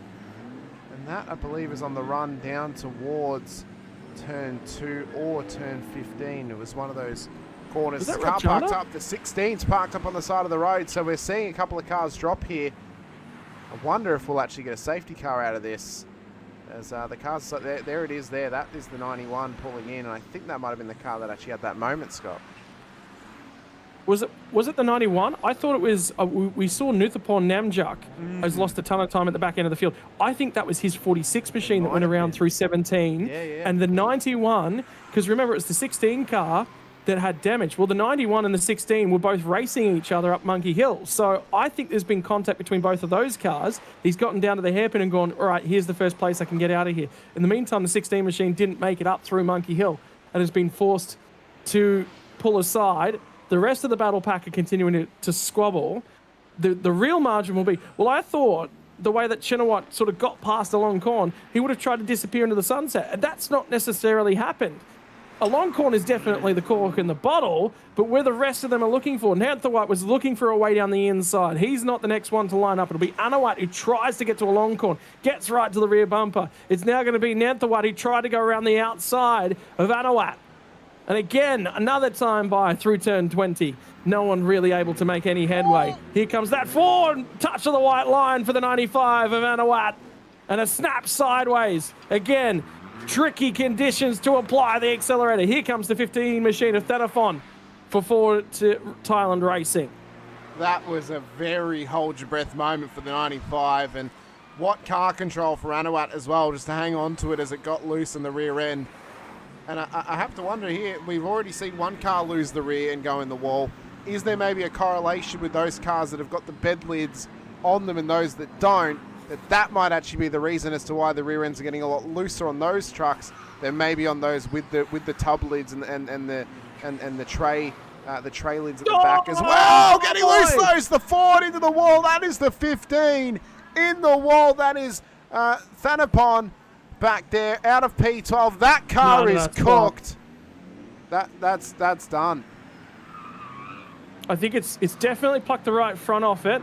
Has it plucked the left rear as well? And he went for a downshift. As soon as he touched us for a downshift, the car's ahead of him. There might have been oil on the road here. Yeah, there's oil on the road for sure. I wonder, because the 16 is parked just to the left of screen, right-hand side of track. No, 16 is further back up the hill. Oh, is the 91. Okay. The 91 must have been dropping oil then, and that's why they're getting loose. Why is he still going?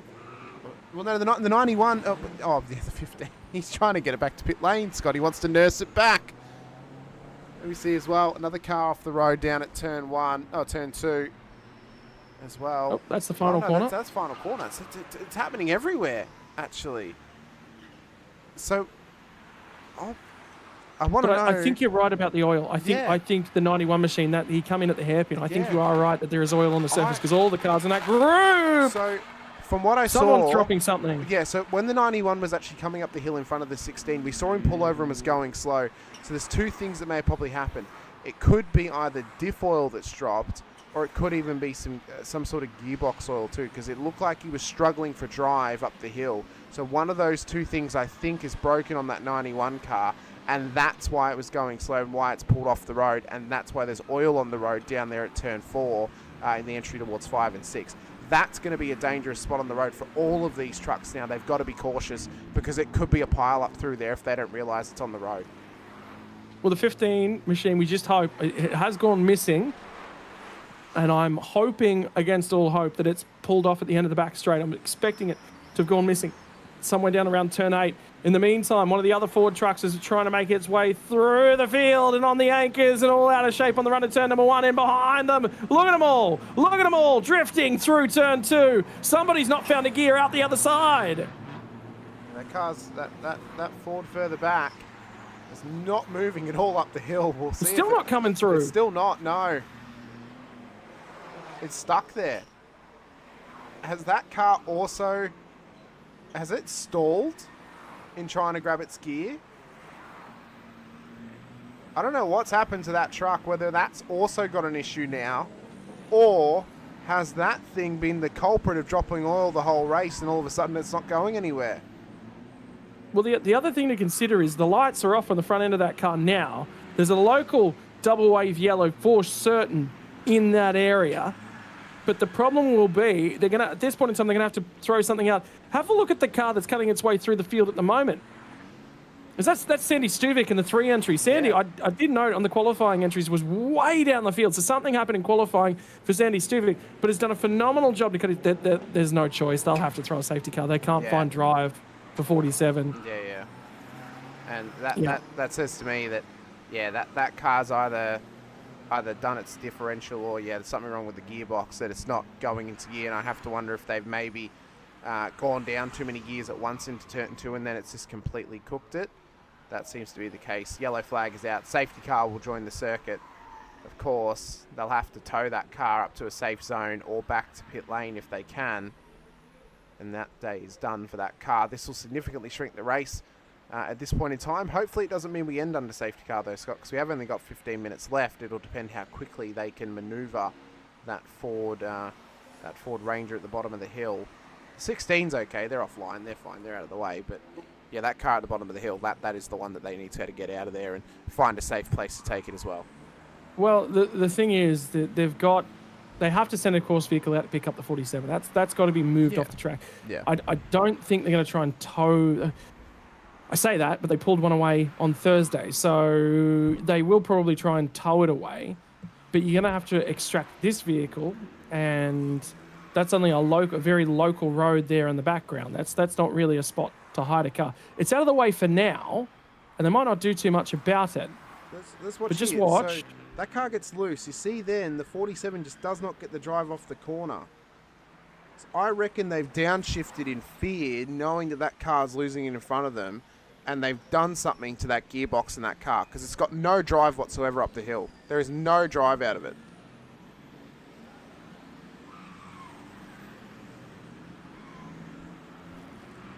And that, unfortunately, ends their day. The one thing you can be certain of is that you never know what's going to happen when super pickups go racing. So Very true. that has continued to be consistent. That's the only consistency about super pickups. Yep. Is that anything can and will happen and often does. So Exactly right. the inconsistency is when we have a bog standard race. It's very rare that it happens, I would say, Scott. Yeah. That'd be a very rare occurrence to have a normal super pickup race at all. But Look at the road surface. I know It's getting drier. It's getting drier, and it gives a little bit of hope for those that are within not only the Toyota Yaris one make race coming up, but also the Corolla GR and the Yaris Ladies, and then even in towards the Porsche Cup. Porsche Carrera Cup Asia series as well, which has been joined this season, it seems, as well by AR Box. So that series is now actually known as the Porsche AR Box Carrera Cup Asia series, it seems. So, but yes, that'll affect their race as well as the GT3 GTM race later this afternoon, although we know that there is more rain coming based on that radar as well, Scott. So that could still get a bit spicy for later this afternoon. Safety cars out there. We'll see what they do to maneuver that car that is stuck. Oh, they are going to pull it up the hill. So I think they'll pull it down towards turn 6 and then take it into the escape road. I think might be the logical choice here for that 47 truck, and be a bit of work to do to fix that up for tomorrow. Well, they send a second course vehicle out there. They might actually go ahead and try and pull the 16 out of the way as well. I suppose whilst it's under yellow, you may as well. Yeah. They're in the same section of circuit. I mean, it's not going to take you much longer to move that one as well, but might as well do it 2 for 1 special down there as well. See the fans had the energy drawn out of them a little bit now the safety car's gone out there, so hopefully they'll be able to get rolled back up again when we get to green flag running here, Scott. Exciting first part of the race, though, it must be said. Very exciting stuff, and we could be on for an exciting end when this thing goes back to green. I'm just looking for that film of oil that's potentially on the road. I'm just trying to see if I can see that there's any shimmer to what we've got. Of course, it's difficult to look for a shimmer when you're looking through the water. But so where I was taught to drive, there was two separate places. My grandparents have property, and I was taught to drive out on the dirt road between the train gate and their front door. But I was also taught to drive on back roads in an industrial sector. With my father, and one of the things he actually said to me, particularly around that area, was there was a lot of truck maintenance and stuff going on in the area, and he said when it does rain, what happens is that the oil that's naturally sitting on the road surface will sort of be flushed out and rise to the surface. So initially, what happens when you get rain is it bubbles all the oil and things gets washed out of the road surface and the rock and everything that's down in the road, and it comes up to the surface and then it washes away. So what will happen when you get oil dumped down on top of a watery surface like that as well is it gets significantly more slick than if oil was dropped down on a dry track, because again, it's sitting right on top and it's even less grip than the water. So yeah, that's the tricky part with racetracks when they get wet for the first time as well. Then there's the rubber that sits in the top of the groove. For those of you who don't know a lot about road surface and that sort of stuff, what effectively the tyres are biting into is either the sharp edge on stones or the gap in between the stones. The rubber presses down, goes in between that. But what happens over time is that as rubber wears away from the surface of the tyre, it'll fill the little gaps in between all the stones and the surface of a road. Dry tyres love that, because now you've got a rubber on rubber surface. That generates a lot of grip. That's exactly where you're looking. But the problem is water comes in and fills all those gaps in the wet, which means instead of biting into asphalt bitumen road surface, now all of a sudden where that water would go on a surface that's got no rubber in it, it's sitting down in all the gaps in between all the stones. You're generally quite okay with a minor surface of water in there, and it'll sit in there and be totally fine. But when the rubber's sitting in there, the water's sort of got nowhere to go. So initially what happens is you've got to wash that rubber out. So track surface will get a little bit more slippy initially until that rubber's washed off the surface, and then it'll clean itself back up and come back to good again. So later on sessions that are wet across the weekend tend to be, if an entire session is wet across the weekend, it maybe starts off dry, rubber gets laid down, it's slippery initially, and then the road surface goes away from you. Then it washes itself a little bit more clean as that water comes through and a grip comes back to the surface fractionally. You don't see that as much because normally you talk about the amount of water that is on the surface tends to be more of a factor in grip, as we're going to go back to green flag racing this time. That's right. We'll see what happens when they get back to green as well. And, you know, it's not even just obviously the oil that's been laid down from these race cars that gets dropped on the road as well, of course. Even the oil from regular road cars, of course. This is public roads. It is a street course here in Bangsaen, so all that oil that's been laid down on the road, that's obviously then going to be drawn up from the rain, and then any fresh oil, you know, you mentioned it, Scott, whenever it gets laid down on water, but we know that water and oil does not mix. So when you put fresh oil on top of water, it doesn't wash away as quickly, and that's when we get those real slick spots happening. And that's why we were looking for a section of road where there may be, because it actually shows up better when it is freshly laid on top of a wet surface. As we get back to the green flag, we'll see what happens throughout this race. Hopefully it's been cleared up a little bit up at turn 5, where we've seen that oil already affect one car in the field. And keep ourselves nice and tidy throughout the rest of this one as the race leader, Katsiri, will look to get us back underway again. Yep, final corner. And the run to the start-finish line. Safety car has rejoined the pit lane, and we're not going to wait all that much longer. We're going to go green a fair bit. Something's happened to Kennedy Kassiri. Now we're looking a little bit further down in the pack. He's gotten a jump. Kassiri went quite early. Yep. Yeah, and Supertas is Supertas has got an issue. No, there's a car back there. I think that was the 39 machine that's had an issue. on the initial launch. I think it might have been the 19 and Nanthawat. Either way, the field is going to scatter trying to find their way back down past them. Kennedy Kasiri's gone early. There might be some question marks over that one. Supertas barely pulls it up. 3 wide at turn 1. In the wet, in the oil, in the tricky, slippery conditions. And the climb up and over the hill now becomes significantly more difficult. We've seen Chinawat start to lose ground. Well, he lost bulk ground on that restart. Aloncorn's gone backwards as well. Well, a lot of cars have gone backwards off this restart, but the one that's driven forward is Kennedy Kasiri. Did they jump the start? Well, we had on our screens, there was green flags. On the lights, they had green flags as well. Someone's parked on the inside there at turn 5, Scott. That car, one of those cars was going slow through there. Let's watch his. This is the green flag restart. That's the restart for Kasiri. So he caught the rest of the field napping, it seems. And everyone in behind was getting into it, as there you see a bit of contact with the 59 car off the restart as well. So it is, once again, pure chaos off the restart for some of those drivers aboard these cars. But for Kasiri, he's broken away from the field in behind him. Look at that. They're starting to use the middle of the road as they come out of the monument. Yeah. They've moved towards the middle of the road and trying to find something. 3 minutes and 45 seconds left on the timer at the moment. Superchai, I think this is just in behind him. This little battle pack will cover from third place massively further down. It is confirmation, and again out of 16. Somebody in the background.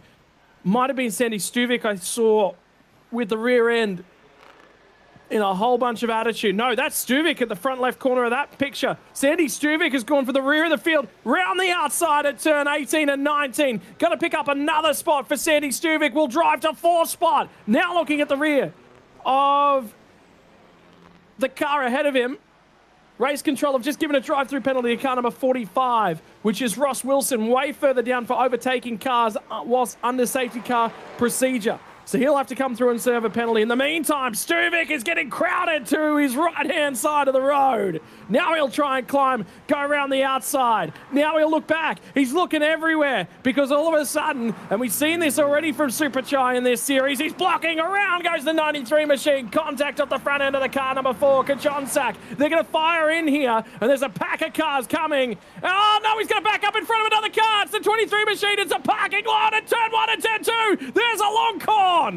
Well, I said this series was going to be a little bit interesting. It has gotten interesting. Now the elbows are being shown. 85 and 95. No, you can't do that up Monkey Hill. No, you can't. And they've not liked each other. They've been into each other most of the race. I am not surprised whatsoever that the 95 of Anawat has been rotated. Those two were not getting on the whole race. All 23 minutes of this one today.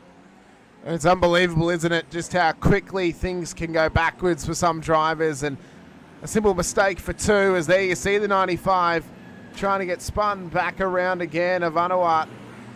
And you see the rear tail light hanging off of it as well. So they'll get themselves going again. Watch the rejoin though in front of the 35 machine, as we've got a move happening up towards turn 8 as well.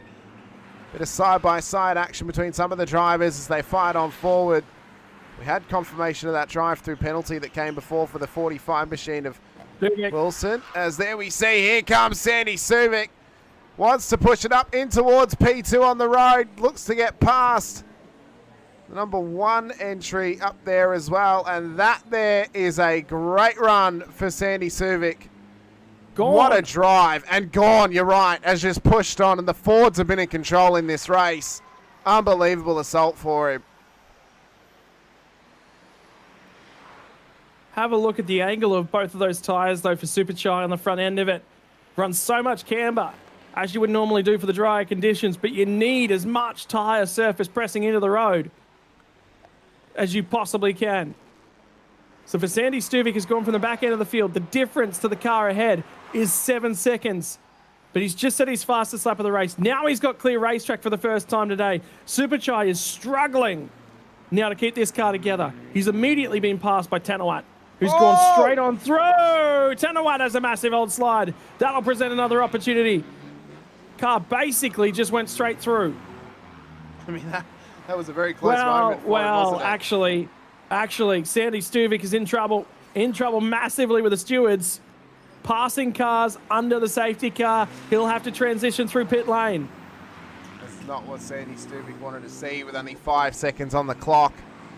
The final lap will begin the next time that Kennedy Kasiri crosses the start-finish line. That'll be Sandy Stuvik's race done and dusted as soon as he drives through pit lane. So what a great run it was. Unfortunately, has been hurt by his mistakes and choices under safety car conditions.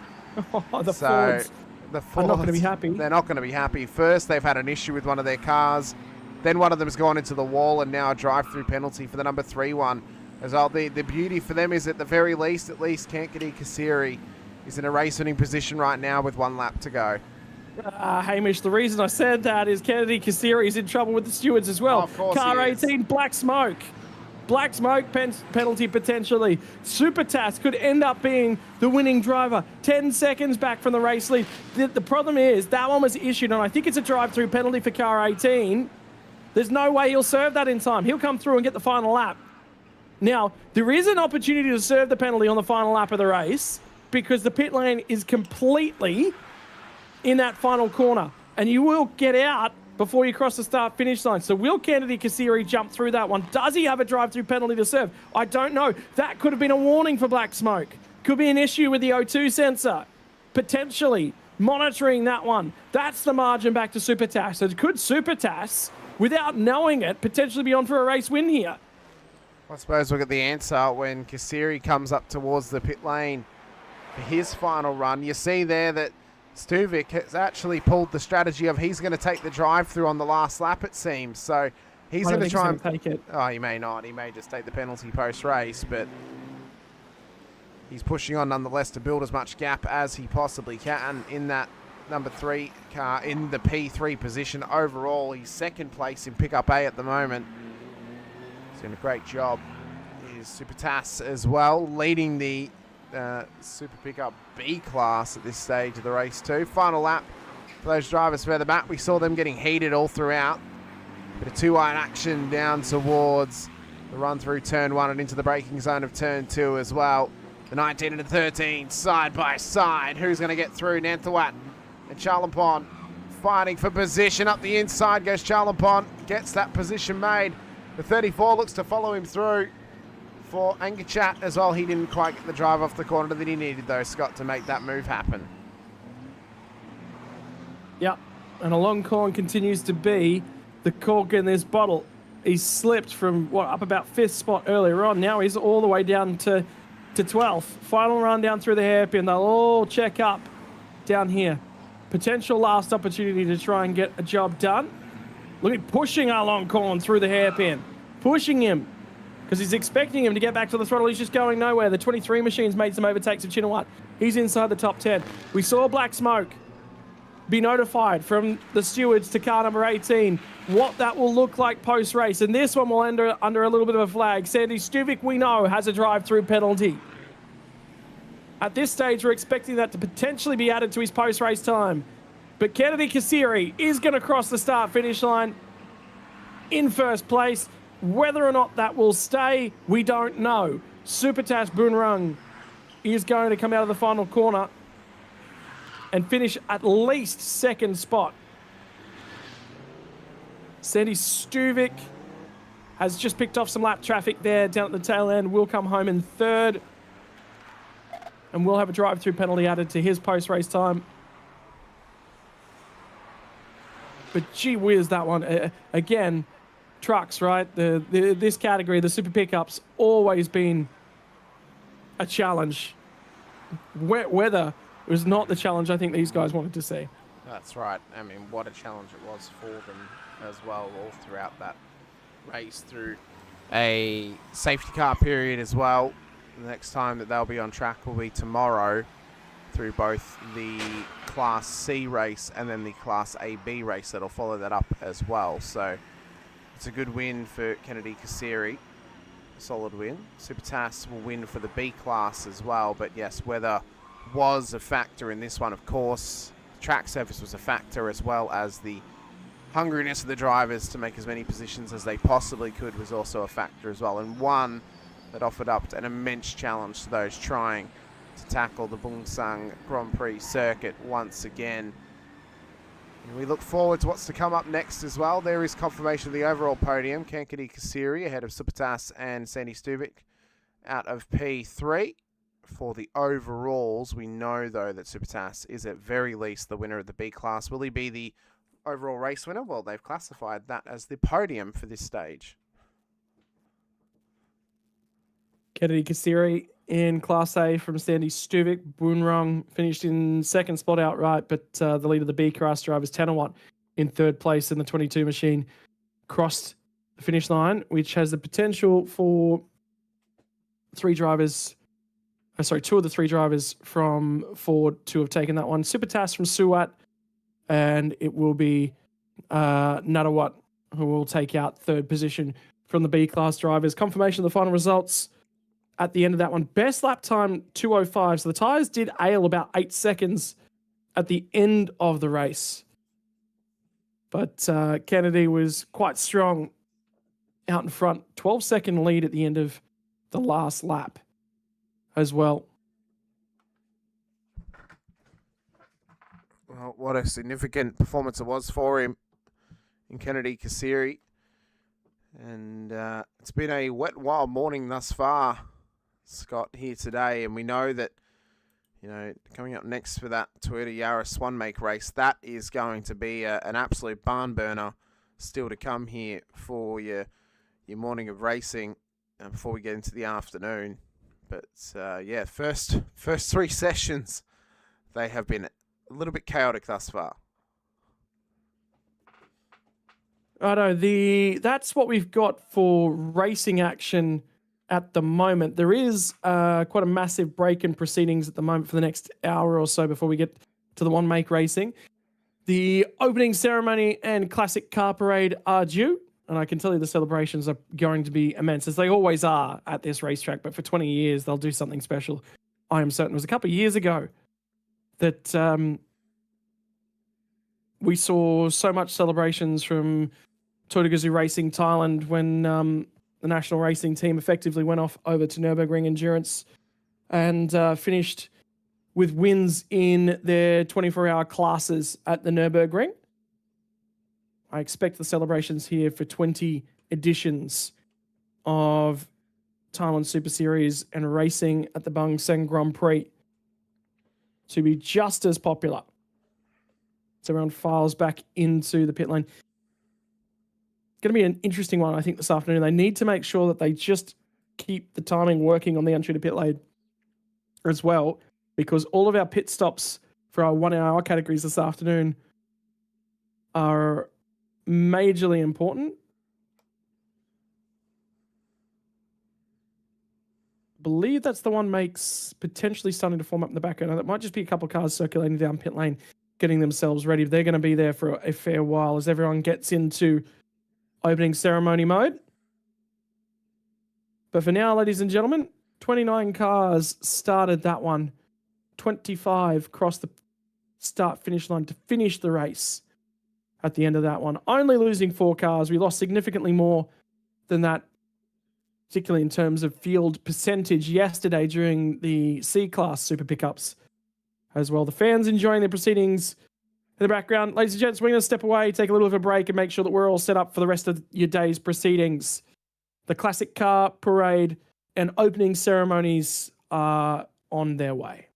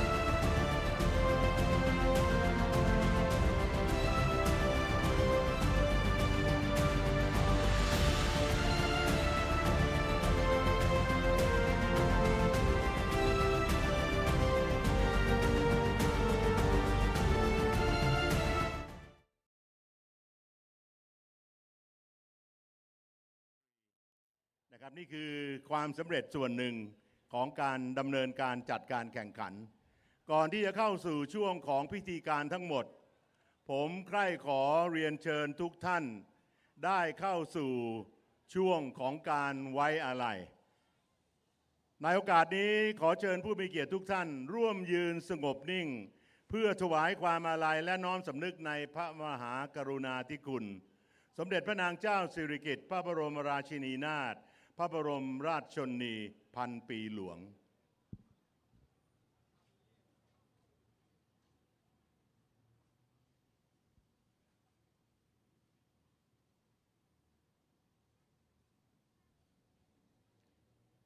และอีกในโอกาสนี้ขอเชิญท่านผู้มีเกียรติทุกท่านร่วมยืนสงบนิ่งเพื่อถวายความอาลัยและน้อมสำนึกในพระมหากรุณาธิคุณแด่สมเด็จพระเจ้าลูกเธอเจ้าฟ้าพัชรกิติยาภานเรนทิราเทพยวดีกรมหลวงราชสารินีสิริพัฒน์มหาวัชรราชธิดา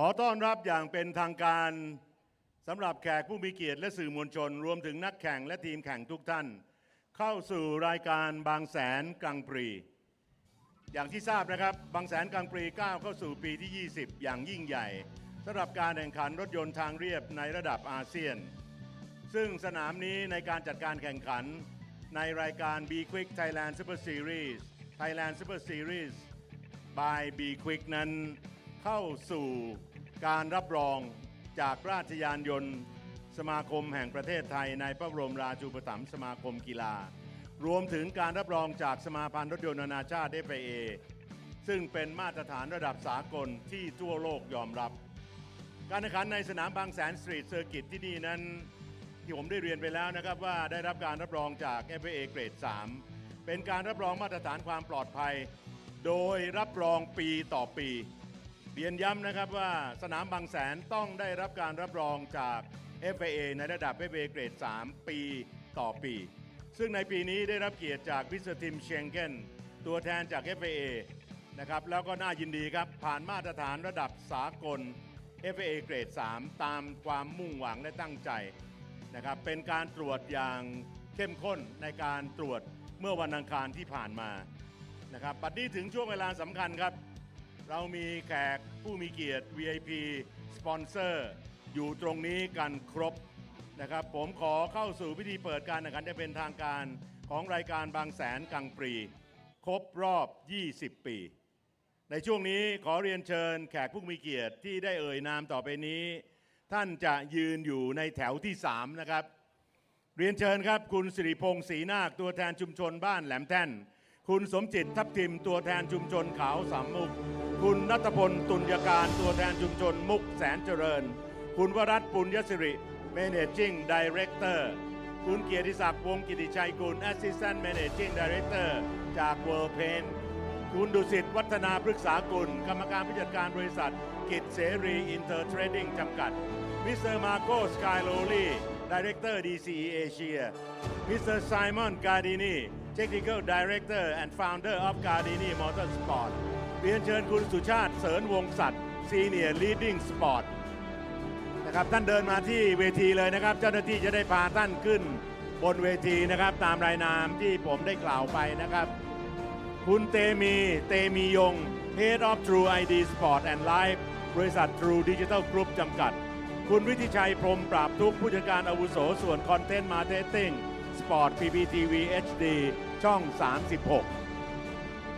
คุณพีรพงษ์เอี่ยมลำเนาประธานเจ้าหน้าที่บริหารบริษัทกรังปรีอินเตอร์เนชั่นแนลจำกัดมหาชนคุณณภัทรอินทรเสนผู้จัดการทั่วไปบางกอกออโต้ซาลอนนะครับเรียนย้ำอีกครั้งนึงนะครับท่านอาจจะกำลังเดินเข้ามารายนามที่ผมประกาศไปนั้นขอเรียนเชิญบนเวทีนะครับเรียนเชิญคุณณปณิตาอ่วมมีเพียรครับผู้จัดการอาวุโสฝ่ายพัฒนาธุรกิจบริษัทโมโนสตรีมมิ่งจำกัดMr. Chia Lee on the stage, please. Mr. Chia Lee, founder of 51gt3.com. ทั้งหมด 15 ท่านนะครับในแถวที่ 3 ต่อเนื่องมาครับเรียนเชิญผู้มีเกียรติรายนามต่อไปนี้ในแถวที่ 2 มิสเตอร์ยานลาเบีย Head of ETS Racing Fields Mr. Rafael Galeana Chairman and CEO Sport Invest Holding Limited Mr. Alexander Gilbo Managing Director Porsche Motorsport Asia Pacific คุณกัมปนาทรอดเจริญ Managing Director บริษัทพาโนเรโวจำกัดคุณยศวีโกวงผู้จัดการทั่วไปบริษัท SCH Industry จำกัดผ้าเบรก Nexter Mr. Hong Sik Jeon Managing Director 55K Racing Mr. Elsan Lee Country Manager of GT Thai Global Trading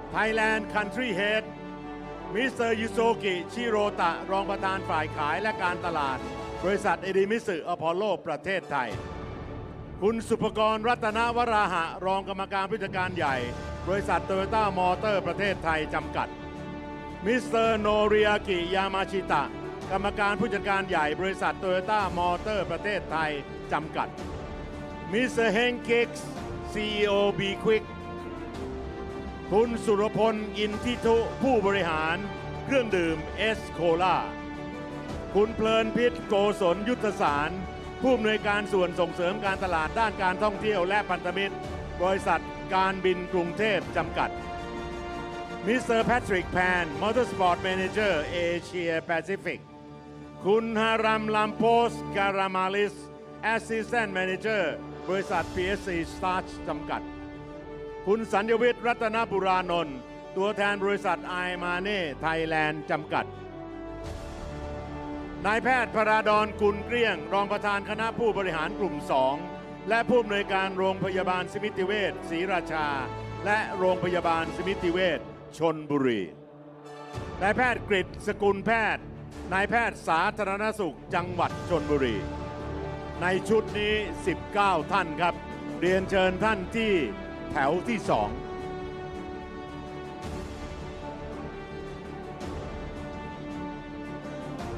ต่อเนื่องครับลำดับถัดไปขอเชิญแขกผู้มีเกียรติในรายนามต่อไปนี้ในแถวที่ 1ครับท่านพลตำรวจตรีพงษ์พันธ์วงศ์มณีเทศผู้บังคับการตำรวจภูธรจังหวัดชลบุรีคุณพุทธิรัตน์รัตนกุลเสรีเริงฤทธิ์นายกราชยานยนต์สมาคมแห่งประเทศไทยในพระบรมราชูปถัมภ์สมาคมกีฬาคุณทวีเดชทองอ่อนผู้อำนวยการฝ่ายกิจกรรมการท่องเที่ยวแห่งประเทศไทยคุณสำริดพงษ์วิรัตเลขาธิการสมาคมกีฬาแห่งจังหวัดชลบุรีคุณณรงค์ชัยคุณปลื้มนายกเทศมนตรีเมืองแสนสุข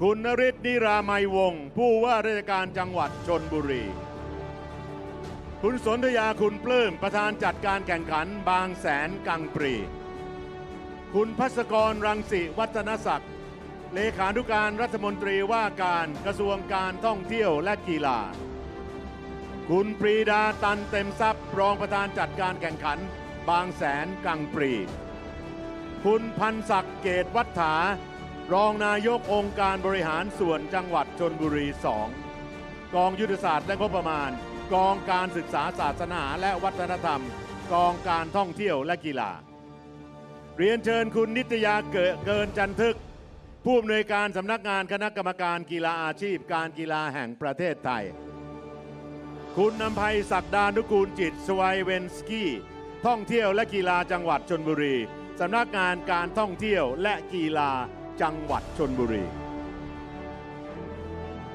ท่านแขกผู้มีเกียรติครับในระยะเวลาต่อเนื่อง20 กว่าปีในการทำหน้าที่พิธีกรในช่วงพิธีเปิดทุกปีที่มีการจัดการแข่งขันผมมนูศาสตร์ศรีพนาไม่เคยเห็นผู้ที่เกี่ยวข้องผู้สนับสนุนทั้งภาครัฐและภาคเอกชนร่วมมือกันได้มากขนาดนี้ขอเสียงปรบมือให้กับทุกท่านที่อยู่บนเวทีครับกับส่วนร่วมของบางแสนกลางปรีสนามนี้ครบ20 ปี และภูมิใจครับกับการเป็นพิธีกร 20 ปีเช่นเดียวกันส่วนสำคัญอย่างยิ่งนะครับในการพัฒนาไม่หยุดยั้งของรายการนี้ในปีนี้เรามีสปอร์ตเรส3 รายการด้วยกันคือรายการ Toyota Gazoo Racing Thailand Porsche Carrera Cup Asia 86 Challenge ที่ร่วมการแข่งขันในสุดสัปดาห์นี้ในโอกาสนี้ผมใคร่ขอเรียนเชิญ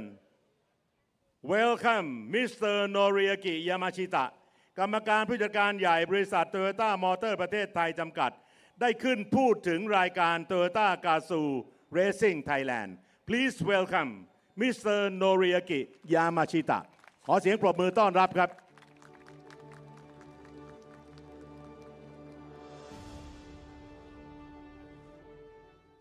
Mr. Sonsaya Kumpuram, President of Thailand Super Series, Mr. Narito Nilamai Wong, Governor of Chonburi Province, Mr. Purti Ratanguriseri Lalit, President of Royal Automotive Association of Thailand under Royal Patronage, member of the press, our valued prisoners, and fellow race. Good morning, Sawadika. Welcome to the first race of Toyota Gazoo Racing in Thailand. On behalf of Toyota Motor Thailand, we would like to express our gratitude for joining today here in Bangsaen Circuit. Based on our firm philosophy of making ever better motorsport breakers, we push our limit through motorsports, conduct tests under extreme conditions, make continuous improvement with professional drivers, and utilize all knowledge gained on the circuit to provide high performance and reliable car on the road. This year, Toyota marked the 40th anniversary of Toyota Motorsport in Thailand, and we held the festival here in Bangsaen today at the first race. So please get ready for excitement in our one-make race. Starting with highlighted one-make race, which showed the thrilling action yesterday. And right after the opening ceremony, a series of adrenaline pumping race will take place. First up is Yaris one-make race, followed by Corolla Alto GR Sports one-make race, and then Yaris Active Ready one-make race.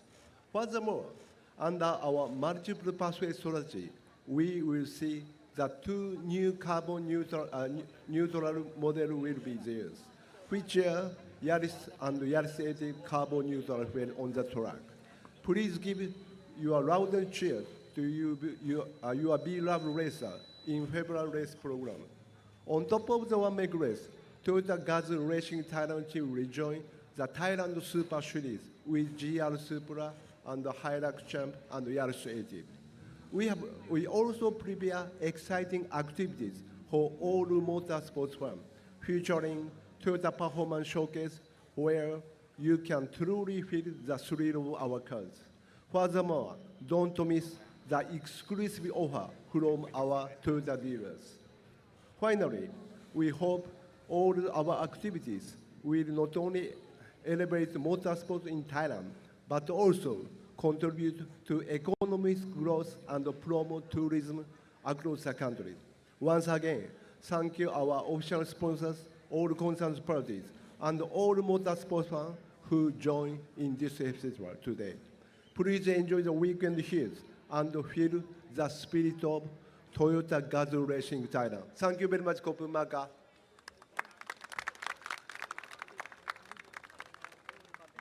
ฮัลโหลขอบคุณครับ Thank you Mr. Noriki Yamashita ผมใคร่ขอแจ้งย้ำนิดเดียวครับกับความสำคัญของ Toyota Gazoo Racing Thailand ในปัจจุบันตั้งแต่วันแรกของบางแสนสตรีทเซอร์กิต Toyota One Make Race Toyota Gazoo Racing Thailand ในปัจจุบันมาตั้งแต่วันนั้นครับที่นี่นะครับนั่นคือความสำคัญที่คุณโนริยากิยามาชิตะได้กล่าวถึงกับความคับคั่งในเรสการแข่งขันของ Toyota เองลำดับต่อไปครับบุคคลสำคัญสุดๆอีกท่านหนึ่งในการดำเนินการแข่งขันมาถึงปีนี้ครบรอบ 20 ปี และใช้ชื่อรายการบางแสนกังปรีในแทร็กของบางแสนสตรีทเซอร์กิตท่านเกี่ยวข้องกับทุกจุดของการแข่งขันคิดดูซิว่าแทร็กที่ขึ้นเขา 3.7 กิโลเมตร ท่านเดินเป็นรอบๆนะตรวจตราความปลอดภัยความเรียบร้อยดำเนินการทั้งหมดของบริเวณนี้ทั้งสิ้นรวมไปถึงการที่ต้องพูดคุยกับชุมชนในเส้นทางที่ทำการแข่งขันบุคคลท่านนี้คือท่านประธานจัดการแข่งขันผมใคร่ขอเรียนเชิญท่านสนธยาคุณปลื้มประธานจัดการแข่งขันรายการบางแสนกรังปรีได้กล่าวถึงภาพรวมในการจัดการแข่งขันครับ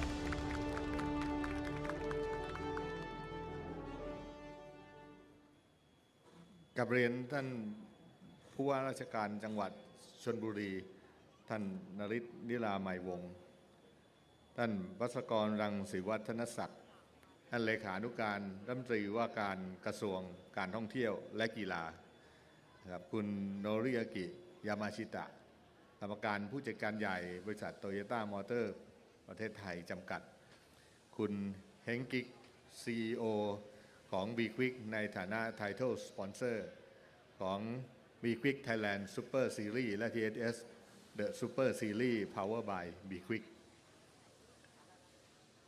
ท่านผู้แทนนะครับของทุกหน่วยงานทั้งภาครัฐและภาคเอกชนผู้แทนจากชุมชนตลอดจนท่านสื่อมวลชนทีมแข่งนักแข่งท่านผู้มีเกียรติที่เคารพทุกท่านครับก่อนอื่นผมต้องขอกราบขอบพระคุณทุกท่านนะครับที่กรุณาได้ให้เกียรติได้มาร่วมในพิธีเปิดได้มาร่วมงานของ 20 ปีบางแสนกลางปรีในปีนี้ก่อนอื่นผมอยากจะขอบคุณผู้ที่ทำให้บางแสนกลางปีนะครับได้เริ่มนับตั้งแต่วันแรกมาจนถึงปีที่ 20นะครับซึ่งบุคคลเหล่านั้นนะครับตามที่นเบศหรือพิธีกรได้กล่าวไปก็คือองค์การบริหารส่วนจังหวัดชลบุรีเทศบาลเมืองแสนสุขซึ่งถือว่าเป็นพื้นที่จังหวัดชลบุรีและพื้นที่ที่สำคัญก็คือชุมชนที่อยู่ภายในสนามแข่งขัน 3.7 กิโลก็คือชุมชนบ้านแหลมแท่นเขาสามมุกมุกแสนเจริญ1และมุกแสนเจริญ2ตลอดจนผู้ประกอบการนะครับในทุกๆผู้ประกอบการในทุกๆแห่งทั้งบริเวณชายหาดและในชุมชนนะครับซึ่งท่านเหล่านั้นนะครับบุคคลเหล่านั้นนะครับได้ร่วมตั้งแต่วันแรกนะครับของการจัดการแข่งขันนะครับตั้งแต่ปี 2007 คือเมื่อ 20 ปีที่แล้วนะครับภายใต้ชื่อบางแสน Thailand Speed Festival นะครับด้วยการรับรองและสนับสนุนนะครับจากราชยานยนต์สมาคมแห่งประเทศไทยในพระบรมราชูปถัมภ์นะครับและโดยเฉพาะอย่างยิ่งพาร์ทเนอร์ที่ร่วมกันมาตั้งแต่แรกก็คือ Toyota Racing นะครับคุณอาโต้ซึ่งก็ถือว่าเป็นผู้ที่เริ่มมากับเรานะครับหลังจากนั้น10 ปีนะครับพอเราได้รับการรับรองจาก FIA เป็น FIA Grade 3นะครับเราก็มีรายการแข่งขันที่เป็น Support Race นะครับและก็ร่วมทำการแข่งขันกับเรามา10 ปีก็คือ Porsche Carrera Cup Asia นะครับในปีนี้นะครับเรามี86 Challenge นะครับปีที่แล้วเรามีรถฟอร์มูล่านะครับนั่นก็คือการพัฒนาการของบางแสนกลางปรีนะครับที่ได้รับการสนับสนุนจากทุกฝ่ายจากทุกท่านอยู่บนเวทีแห่งนี้ซึ่งเมื่อสักครู่นี้ผมเชื่อว่าพวกเราทุกคนคงได้รับทราบแล้วว่ามีท่านใดบ้างซึ่งในนามของประธานจัดการแข่งขันต้องขอกราบขอบพระคุณในทุกฝ่ายการจัดการแข่งขันบางแสนกลางปรีตั้งแต่เริ่มต้นมาเรามุ่งเน้นในเรื่องของการที่จะพัฒนาในเรื่องของการส่งเสริมการท่องเที่ยวโดยใช้กีฬามาเป็นสื่อในการประชาสัมพันธ์เชิญชวนให้กับพี่น้องประชาชนนักท่องเที่ยวหรือว่าผู้ที่ชื่นชอบในกีฬายานยนต์ซึ่งถือว่าเป็นหนึ่งในชนิดกีฬาที่มีผู้ชมมากที่สุดนิยมมากที่สุดกีฬาหนึ่งของโลกนะครับเป็นหนึ่งกิจกรรมที่ทำให้จังหวัดชลบุรีและบางแสนซึ่งมีกิจกรรมอีกมากมายนะครับไม่ว่าจะเป็นบางแสนมาราธอนฮาล์ฟมาราธอนควอเตอร์มาราธอนหรือว่ากิจกรรมอื่นๆกิจกรรมทางประเพณี อย่างเช่นงานวันไหลบางแสนนะครับทั้งหมดนี้ก็ถือว่าเป็นกิจกรรมที่ทางจังหวัดอบจและเทศบาลนะครับได้จัดขึ้นมาเพื่อที่จะเป็นการส่งเสริมการท่องเที่ยวผมได้เคยกลับเรียนไปแล้วว่า20 ปีที่แล้วเราเริ่มต้นที่มีนักท่องเที่ยวประมาณไม่เกิน 800,000 คนนะครับแต่ในปีล่าสุดของบางแสนเรามีนักท่องเที่ยวเข้ามาที่บางแสนตลอดทั้งปีมากกว่า3 ล้านคนนั่นก็คือเป็นพัฒนาการนะครับจากทุกๆกิจกรรมนะครับและบางแสนกลางปรีก็ถือว่าเป็นหนึ่งในกิจกรรมที่ทำให้การเจริญเติบโตทางด้านการท่องเที่ยวของบางแสนนั้นมีมาจนถึงปัจจุบันนะครับจากเมื่อก่อนเวลานี้หน้าฝนนี่ไม่มีคนนะครับตอนนี้ทุกสุดสัปดาห์นะครับเรามีนักท่องเที่ยวที่เดินทางมาที่บางแสนเป็นจำนวนมากก็จึงทำให้พัฒนาการเพิ่มจากจำนวนนักท่องเที่ยวจากทุกๆกิจกรรมที่ร่วมกันในการเชิญชวนและประชาสัมพันธ์บางแสนก็คือจากประมาณ 800,000 เป็นมากกว่า3 ล้านคนนั่นก็คือเป็นตัวเลขทางเศรษฐกิจนะครับที่เกิดขึ้นปีนี้อยากจะเรียนกับทุกท่านว่าเรามีนักแข่งจากทั่วโลกมาร่วมทำการแข่งขันถึง30 สัญชาติมีรถมาร่วมทำการแข่งขัน262 คันนักแข่งมากกว่า300 คนมีสื่อในทุกๆสื่อจากทุกๆภาษานะครับทั่วโลกมากกว่า20 ประเทศนะครับเราถ่ายทอดหรือสตรีมมิ่งเป็น4 ภาษาก็คือภาษาไทยภาษาอังกฤษภาษาจีนและภาษาเยอรมันนะครับโดยที่มีสื่อที่เป็นพันธมิตรกับเราทั้งในประเทศและต่างประเทศอย่างที่ผมได้กราบเรียนไปแล้วนั่นก็คือความยิ่งใหญ่ที่พวกเราทุกๆคนได้ร่วมกันในการสร้างมาจนถึงปีนี้เป็นปีที่ 20ในฐานะประธานจัดการแข่งขันต้องขอกราบขอบพระคุณเป็นอย่างสูงนะครับสำหรับผู้ที่ให้การสนับสนุนใน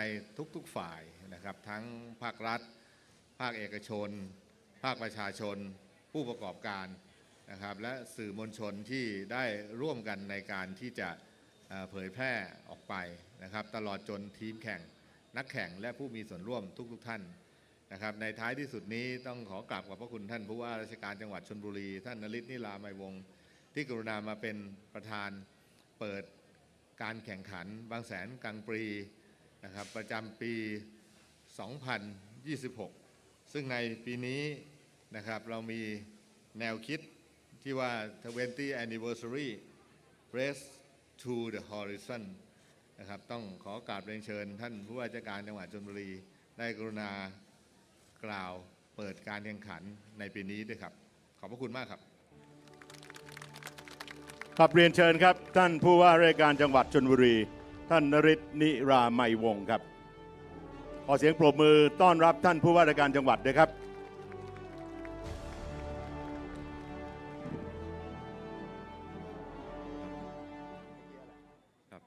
กับเรียนท่านสนธยาขุนปื้มนะครับท่านในฐานะประธานจัดการแข่งขัน Thailand Super Series บางแสนกลางปีนะครับกับเรียนท่านภัสกร รังสิวัฒนศักดิ์นะครับเลขานุการรัฐมนตรีว่าการกระทรวงท่องเที่ยวและกีฬานะครับท่านผู้บังคับการตำรวจภูธรจังหวัดชลบุรีท่านผู้แทนท่านนายกองค์การบริหารส่วนจังหวัดชลบุรีท่านนายกเทศมนตรีเมืองแสนสุขนะครับท่านณรงค์ชัยขุนปื้มท่านผู้อำนวยการฝ่ายกิจกรรมการท่องเที่ยวแห่งประเทศไทยนะครับคุณทวีเดชทองอ่อนท่านบริหารบริษัท Racing Spirit นะครับผู้บริหารบริษัทโตโยต้ามอเตอร์ประเทศไทยนะครับท่านพี่น้องหัวหน้าส่วนราชการนะครับภาคเอกชนนะครับนักแข่งเจ้าที่เกี่ยวข้องนะครับ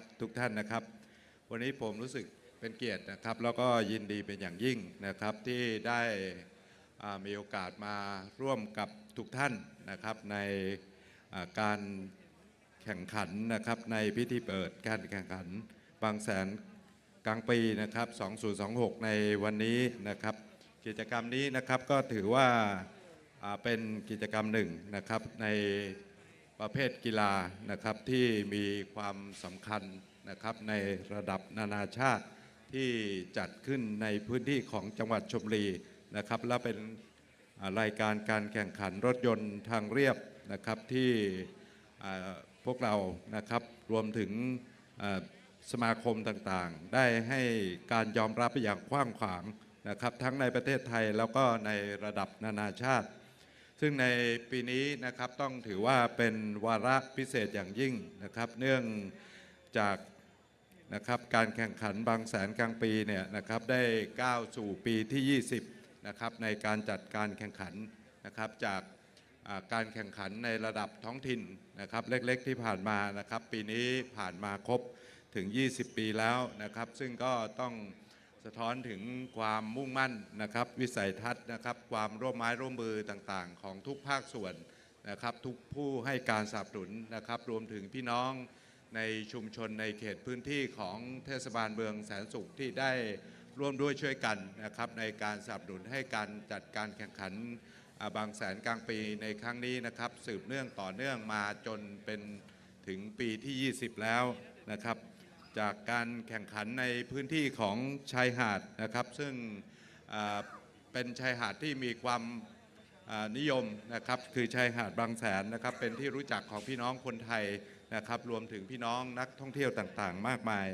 ในขณะนี้นะครับรายการนี้นะครับต้องถือว่าเป็นรายการการแข่งขันที่มีชื่อเสียงที่สุดนะครับของประเทศไทยนะครับเป็นเวทีที่ได้รวมนักกีฬานะครับนักแข่งขันนะครับทีมแข่งขันต่างๆที่มีความนิยมชมชอบนะครับแล้วก็หลงไหลในกีฬาความเร็วนะครับมาร่วมในการแข่งขันเป็นจำนวนมากนะครับและที่สำคัญที่สุดนะครับในการมาแข่งขันนะครับในการจัดการแข่งขันในครั้งนี้นะครับและหลายๆครั้งที่ผ่านมาในช่วงภาวะเศรษฐกิจที่สังคมนะครับเรามีปัญหาเรื่องของพลังงานแพงนะครับการท่องเที่ยวเศรษฐกิจการทำมาหากินต่างๆของพี่น้องประชาชนอาจจะไม่ค่อยสู้ดีนักในช่วงเวลานี้นะครับแต่ก็ได้กิจกรรมนี้นะครับต้องถือว่ามีส่วนช่วยที่มีความสำคัญอย่างยิ่งสักครู่ได้สอบถามกับท่านนายกเทศมนตรีเมืองแสนสุขนะครับท่านนายกตุ้ยนะครับท่านบอกว่าตอนนี้โรงแรมเต็มหมดเรียบร้อยนะครับโรงแรมบางแสนเมืองชนศรีราชายาวไปถึงพัทยาเต็มหมดนะครับรวมถึงพ่อแม่พี่น้องนะครับซึ่งเป็นพ่อค้าแม่ค้าต่างๆนะครับที่มีกิจกรรมนะครับในการนำสินค้าอะไรต่างๆมาจำหน่ายก็ขายดิบขายดีนะครับนำรายได้มาสู่ครอบครัวของตัวเองนะครับเป็นการกระจายรายได้ให้กับชุมชนอย่างต่อเนื่องแล้วก็เป็นอย่างมากที่สุดเลยนะครับในช่วงเวลานี้นะครับนอกจากนั้นเนี่ยนะครับในการแข่งขันในครั้งนี้นะครับเราเหมือนกับเช่นทุกครั้งที่ผ่านมาก็จะมีการถ่ายทอดสดนะครับไปยังผู้ชมทั่วโลกนะครับก็จะเป็นการช่วยในการประชาสัมพันธ์นะครับภาพลักษณ์ของการท่องเที่ยวนะครับภาพลักษณ์ของกีฬาในความเป็นเมืองกีฬาของจังหวัดชลบุรีให้เป็นที่รู้จักนะครับของนักกีฬานักท่องเที่ยวทั่วโลกนะครับได้มารู้จักชลบุรีนะครับที่เป็นเมืองที่มีความพร้อมในจัดการแข่งขันกีฬาในทุกรูปแบบเป็นเมืองที่มีความพร้อมในการรับนักท่องเที่ยวนะครับจากทั่วทุกมุมโลกได้เดินทางเข้ามาแข่งขันนะครับอย่างต่อเนื่องนะครับก็ผมต้องขออนุญาตถือโอกาสนี้กับขอบคุณนะครับคณะผู้จัดการแข่งขันนะครับหน่วยงานภาคีภาครัฐทุกภาคส่วนนะครับพี่น้องภาคเอกชนนะครับสปอนเซอร์ผู้ให้การสนับสนุนการแข่งขันเจ้าที่ทุกฝ่ายโดยเฉพาะเจ้าที่ของอาสาสมัครนะครับพี่น้องบุคลากรทางการแพทย์เจ้าที่กู้ภัยนะครับตลอดจนพี่น้องในชุมชนผู้นำชุมชนของแสนสุขนะครับที่ได้ออกมาร่วมแรงร่วมใจในการเป็นเจ้าบ้านนะครับในการสนับสนุนในการจัดงานครั้งนี้นะครับได้เป็นที่เรียบร้อยนะครับสำเร็จสมบูรณ์เป็นอย่างดียิ่งนะครับในช่วงนี้นะครับก็ขออนุญาตขอบคุณพี่น้องสื่อมวลชนทุกท่านอีกครั้งหนึ่งนะครับแล้วก็ผมมีความเชื่อมั่นว่ากีฬานะครับบางแสนกลางปีนะครับจะยังคงเป็นที่นิยมนะครับแล้วก็ยังคงเดินหน้าก้าวอย่างมั่นคงนะครับเดินหน้าก้าวสู่ปีที่21นะครับและปีต่อๆไปนะครับเป็นกีฬาที่มีความมาตรฐาน นะครับในวงการของมอเตอร์สปอร์ตของประเทศและระดับโลกตลอดไปท้ายที่สุดนี้นะครับผมขออวยพรให้พี่น้องทุกท่านนะครับรวมตลอดจนถึงผู้ให้การสนับสนุนนักแข่งเจ้าที่เกี่ยวข้องทุกฝ่ายนะครับได้มีความสุขนะครับแล้วก็มีความสำเร็จในการแข่งขันในครั้งนี้ด้วยกันทุกคนนะครับและขอให้ผู้ที่มาเข้าร่วมงานในวันนี้ทุกท่านนะครับได้มีความสุขความประทับใจนะครับและเดินทางกลับโดยสวัสดิภาพทุกคนนะครับวันนี้ได้เวลาสมควรแล้วนะครับผมขออนุญาตร่วมกับ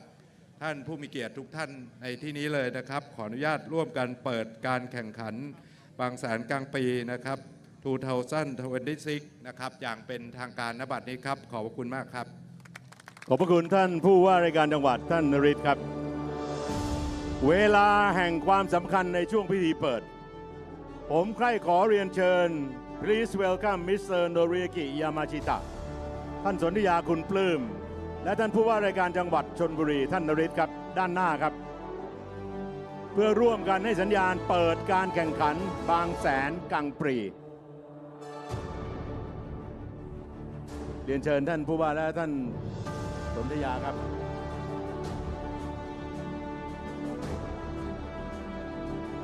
มิสเตอร์เฮงกิกส์นะครับลงมาร่วมด้วยนะครับผมจะขออนุญาตนับถอยหลังนะครับ I will count down 5 to 1 0แล้วก็ใช้ริบบิ้นตัดนะครับ5 4 3 2 1เชิญครับ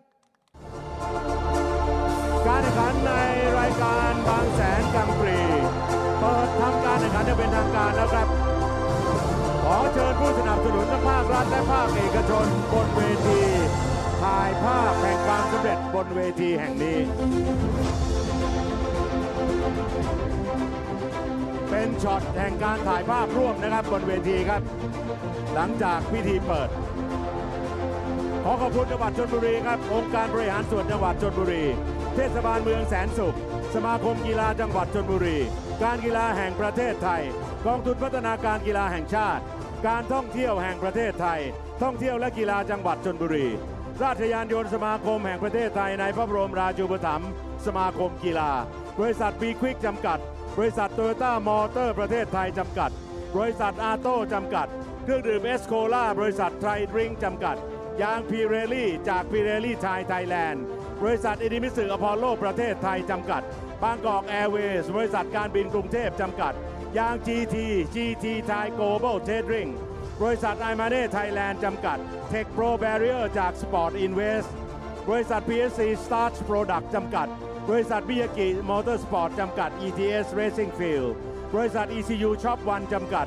ผ้าเบรก Nexter จาก SCH Industry บริษัทพโนเรโวจำกัดบริษัท Super Storage จำกัด DCE Asia โรงพยาบาลสมิติเวชศรีราชาและสมิติเวชชลบุรีกาดีนี่มอเตอร์สปอร์ตบริษัทเวิร์เพนจำกัดโททาวจากบริษัทกิจเสรีอินเตอร์เทรดดิ้งขอบคุณมีเดียพาร์ทเนอร์ครับบริษัท True Vision Group จำกัดบริษัท True Digital Group จำกัด PPTV HD ช่อง 36 บริษัทประกอบมีเดียแอนด์บรอดแคสติ้งบริษัท Workpoint Entertainment จำกัดมหาชนบริษัทกังปรีอินเตอร์เนชั่นแนลจำกัดมหาชนบริษัทสยามสปอร์ตซินดิเคตจำกัดมหาชนโมโนแม็กบริษัทโมโนเน็กจำกัด 51gt3.com ผู้บรรยายภาคภาษาอังกฤษ speedcafe.com CTVS ผู้บรรยายภาคภาษาจีนผู้บรรยายภาคภาษาเยอรมัน Get Cool จำกัดขอบคุณผู้สนับสนุนทุกท่านและผู้เกี่ยวข้องโดยว่าอย่างยิ่งบนเวทีนี้ครับบางแสนกลางปรีจะดำเนินการแข่งขันนับแต่วินาทีนี้เป็นต้นไปด้วยการแข่งขันในรายการ Toyota Gazoo Racing Thailand บนเวทีขอบคุณทุกท่านกับช่วงพิธีเปิดการแข่งขันแล้วเดี๋ยวเราทั้งหมดตามไปด้านหน้าครับปากทางออกพิษจะเป็นช่วงพิธีเปิดของ Toyota Gazoo Racing Thailand เรียนเชิญทุกตัวแทนจาก Toyota Gazoo Racing Thailand ด้านหน้าครับไปพบกันตรงนั้นครับ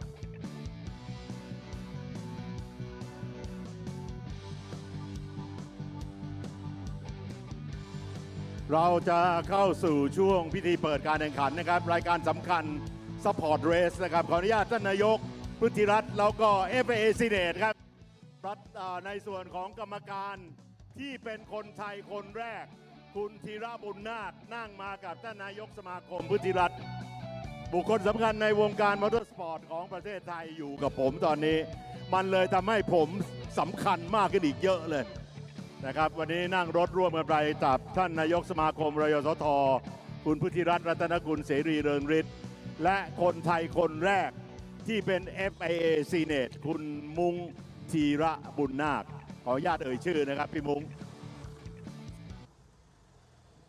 ในขณะนี้รถในรุ่น Toyota Yaris นะครับไลน์อัพแล้วกับการเตรียมพร้อมในการแข่งขันของรายการ Toyota Gazoo Racing Thailand ขอไมค์นะครับขอไมค์กับสัญญาณนะครับกับการในส่วนของการแข่งขัน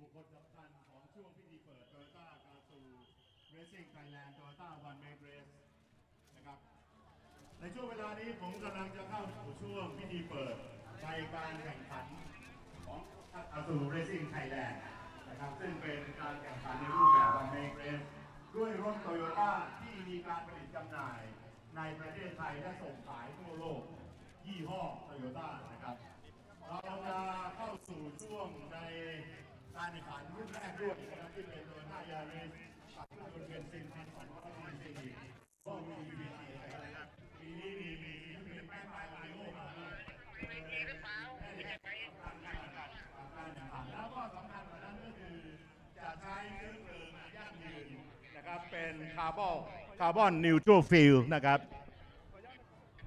ใช้กี่ตัวเดียวครับตัวไหนไม่เป็นไร2ตัวอย่างนี้ได้ไหมเสียงได้ไหมครับเสียงตอนนี้ได้ไหมครับโอเคครับ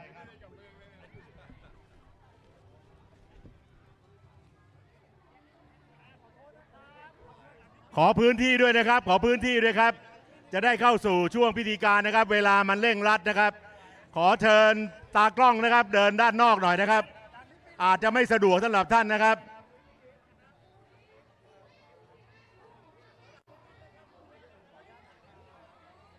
ณเวลานี้น่าจะมีบุคคลสำคัญเข้ามาครบนะครับในขณะที่เวลาในการแฟลกออฟนั้นจะอยู่ในช่วงเวลา 11:40 นาทีกับการแข่งขันในรุ่นแรกคือ Toyota Yaris One Make Race ความสำคัญในการแข่งขันนั้นต้องเรียนว่า Toyota อยู่กับบางแสนสตรีทเซอร์กิตมาตั้งแต่ปีแรกนั่นคือถอยหลังไปมากกว่า 20 ปีที่แล้วในรายการแข่งขันของ TSS หรือ B Quick Thailand Super Series ในปัจจุบันนะครับในรุ่นแรกตรงนี้เราได้รับเกียรติจากท่านผู้ว่าราชการจังหวัดนะครับท่านผู้บังคับการตำรวจนะครับCEO นะครับประธานของบริษัทโตโยต้ามอเตอร์ประเทศไทยบุคคลสำคัญจากตัวแทนจำหน่ายในบริษัทในจังหวัดชลบุรีนะครับซึ่งอาจจะยังเอ่ยนามได้ไม่ทั่วถึงนะครับรวมไปถึงบุคคลสำคัญที่เป็นสปอนเซอร์ผู้สนับสนุนในการแข่งขันของรายการนี้ผมแค่รอเวลานิดเดียวนะครับคุณเล็กอยู่ที่ไหนครับคุณเล็กดูแลคิวรถออกด้วย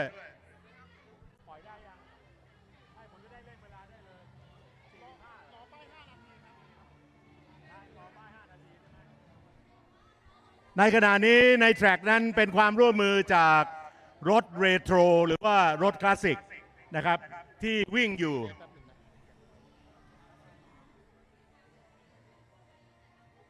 ปีนี้เราอาจจะเร่งรัดทุกท่านนิดหนึ่งปีที่แล้วท่านที่อยู่ตรงนี้คงจำได้ปีที่แล้วเรายืนอยู่ตรงนี้นานมากนะครับเรายืนอยู่ตรงนี้นานมากพอสมควรปีนี้โชคดีตรงที่ว่าเมื่อเช้าฝนตกผมเองภาวนามากกับในช่วงพิธีเปิด 10:45 นาทีขออย่าให้มีฝนและสิ่งสำคัญก็เกิดขึ้นสนามไหนก็ตามที่ท่านสนธยาไปสนามไหนก็ตามที่คุณอาโต้สุทธิพงษ์ไปสนามนั้นไม่มีฝนไม่รู้ว่าไม่เป็นมิตรกับฝนหรือว่าเป็นมิตรหรือว่าเป็นญาติกับฝนไม่มีฝนนะครับผมอยู่ตรงนี้มากับโตโยต้าฟ้ามืดมาเลยครับสงขลานะครับใช้ประเภทนิดหน่อยฮะเล่นของฝนไม่มาแต่พอฝนตกพายุกระจายครับอุดรธานีฝนไม่มาครับเลสสุดท้ายจบธงบอกลูกออกฝนมาครับ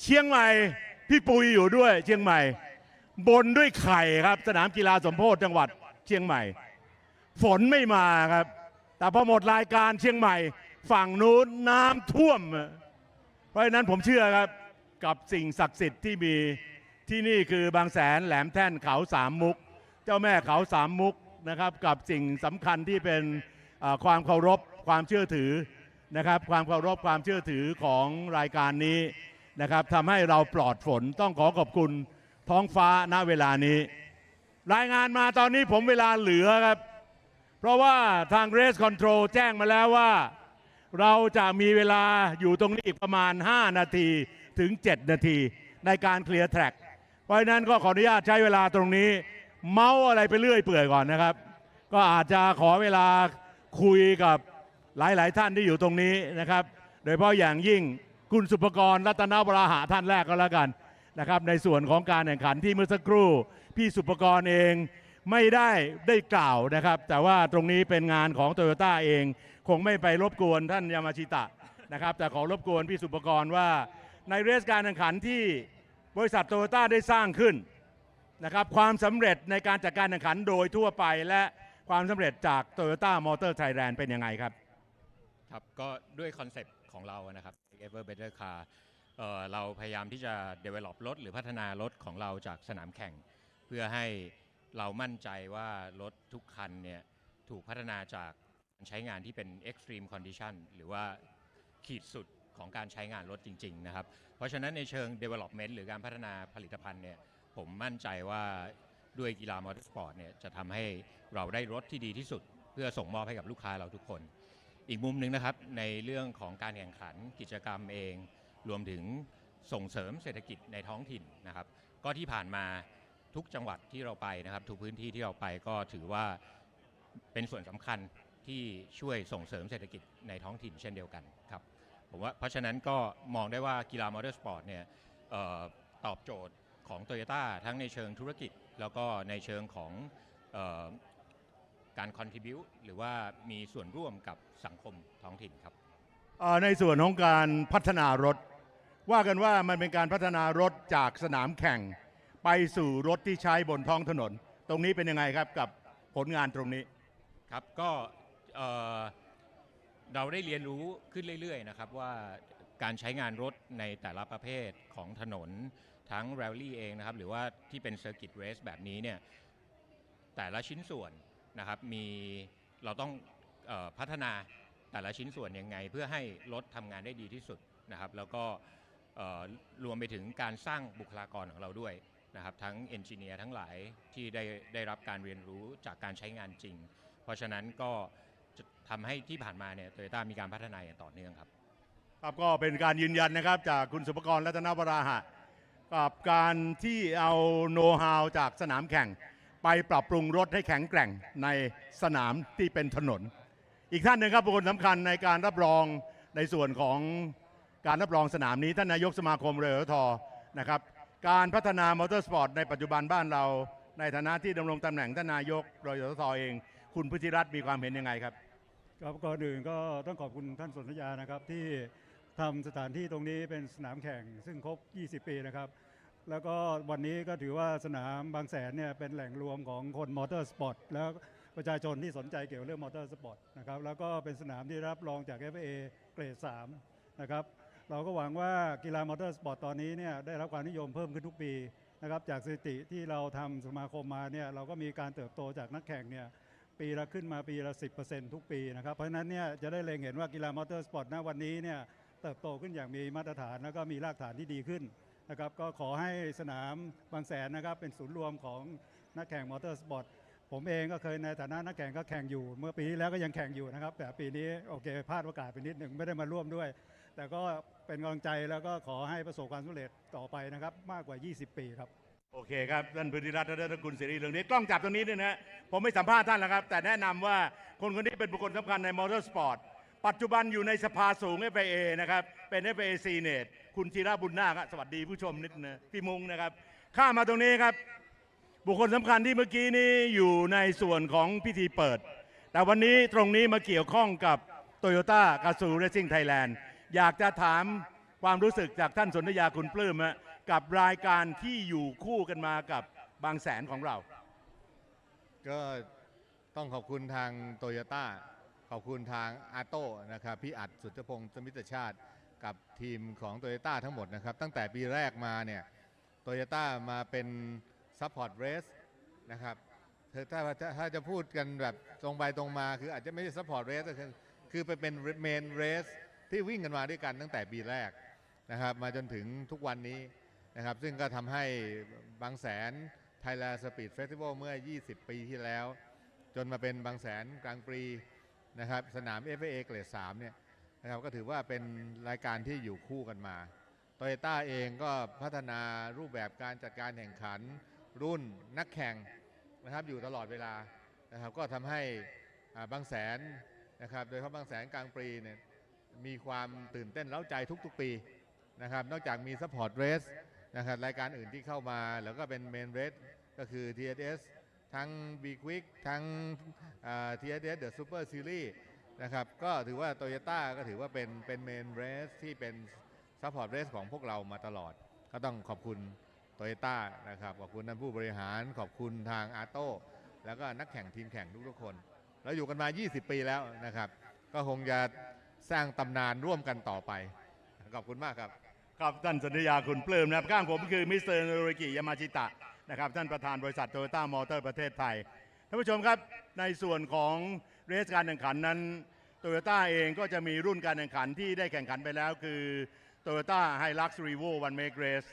ในช็อตต่อไปนี้เนี่ยจะเป็นโตโยต้ายาริสนะครับที่นำเอานักแข่งมาร่วมการแข่งขันประมาณ30 คันโดยการแข่งขันนั้นในช่วงจับเวลาเนี่ยแบ่งออกไปเป็น2ดิวิชั่นนะครับแล้วก็เอาดิวิชั่น1ประมาณ15 คันมาเก็บคะแนนแล้วดิวิชั่น2อีกประมาณ15 คันนะครับไปแข่งขันเพื่อถ้วยในการแข่งขันสนามนี้แต่ในเรสนี้จะมาแข่งขันรวมกันในดิวิชั่น1และดิวิชั่น2ซึ่งทำให้แทร็กของสนามบางแสนสตรีทเซอร์กิตยาวต่อรอบ 3.74 กิโลเมตรจะมีรถวิ่งเต็มกริด30 คันนะครับอย่างน้อยๆก็มี28 คันก็ใกล้30 คันแต่ว่าสิ่งที่น่าสนใจในปีนี้กับภาพรวมของบางแสนนั้นรถมากกว่า30 คันไม่ว่าจะเป็นรุ่นเล็กอย่างซูเปอร์อีโคหรือว่าในรุ่นของซูเปอร์ปิกอัพนะครับเรากำลังนับถอยหลังอยู่นะครับในส่วนของเส้นทางการแข่งขันนะครับเวลาเหลือกี่นาทีเวลาตอนนี้นับถอยหลังกี่นาทีครับขอเวลาเพราะว่าต้องเป็นมาตรฐานในการจัดการแข่งขันจริงๆนะครับเพราะการแข่งขันรถยนต์เดินด้วยเวลาแข่งขันด้วยเวลาใครเร็วสุดชนะใครเร็วสุดอยู่ข้างหน้านึกถึงธงบอกรุกก่อนเป็นผู้ชนะนั่นคือเรื่องของเวลาก็ตอนนี้แจ้งมาว่ารอนิดหนึ่งไม่เป็นไรครับเราสามารถทำเวลาให้ล้ำทางเรสคอนโทรลได้ก็ถือว่าดีกว่าปีที่แล้วแล้วก็โชคดีที่วันนี้อากาศเป็นใจหน่อยนะครับอาจจะเริ่มร้อนอบอ้าวมาบ้างนะครับตอนนี้เพราะว่าลมเริ่มหยุดพัดเหมือนกันนะครับไม่เกิน5 นาทีนี้แหละครับจะได้เรียนเชิญแขกผู้มีเกียรตินะครับซึ่งเป็นท่านกรรมการผู้จัดการใหญ่นะครับกับท่านประธานจัดการแข่งขันแล้วก็ท่านผู้ว่าราชการจังหวัดนะครับที่จะเข้า เข้าสู่ช่วงพิธีเปิดนะครับผมจะได้เรียนเชิญในช่วงนั้นนะครับกับการตีธงปล่อยรถ ในการแข่งขันรุ่นแรกที่ตอนนี้เวลาเริ่มดีเลย์ออกไปนิดหนึ่งนะครับ3 นาทีปล่อยนะนับถอยหลัง3 นาทีครับสนุกดีนะครับวันนี้มาทำให้ท่านได้ดูนาฬิกากันบ่อยๆหน่อยนะครับว่าเหลืออีก3 นาทีปั๊บก็ยกข้อมือขึ้นมาตอนนี้ 11:48 นาที3 นาทีมันคือ 11:51 นาทีรถจะได้ออกนะครับในช่วงรถออกนั้นต้องขอเปิดช่องนะครับขอด้านหลังที่จุดยืนตรงนี้เปิดช่องนะครับเจ้าหน้าที่ช่วยเคลียร์ด้วยนะครับในเส้นทางการแข่งขันในช่วงของการตีธงฝั่งหนึ่งจะเป็นท่านกรรมการผู้จัดการใหญ่บริษัทโตโยต้ามอเตอร์ประเทศไทยนะครับท่านนฤทธิ์นิรามัยวงศ์ท่านผู้ว่าราชการจังหวัดท่านสนธยาคุณปลื้มนะครับแล้วก็ได้รับเกียรติจากคุณธีระบุญนาค FIA Senate ด้วยนะครับทั้งหมดในกริดขยับออกจากตัวรถนะครับทั้งหมดในกริดขยับออกจากตัวรถใน1 นาทีข้างหน้าเตรียมสตาร์ทเครื่องยนต์ครับในกริดสตาร์ทอีก1 นาทีสตาร์ทเครื่องยนต์นะครับผมจะนับถอยหลัง1 นาทีบริเวณนี้มันเหมือนกับจุดกริดสตาร์ทเพียงแต่ว่าเราใช้ตรงนี้เป็นกริดสตาร์ทรถจะไม่ไปจอดในแทร็กนะครับกับสนามรูปแบบสตรีทเซอร์กิตดังนั้นตรงนี้จึงเป็นพื้นที่ที่ประหนึ่งว่าเป็นกริดสตาร์ทป้ายนับถอยหลังแล้วนะครับ1 นาที Start Engine รุ่นแรกคือ Toyota Yaris Division 1 และ Division 2รอเวลานิดนึงครับ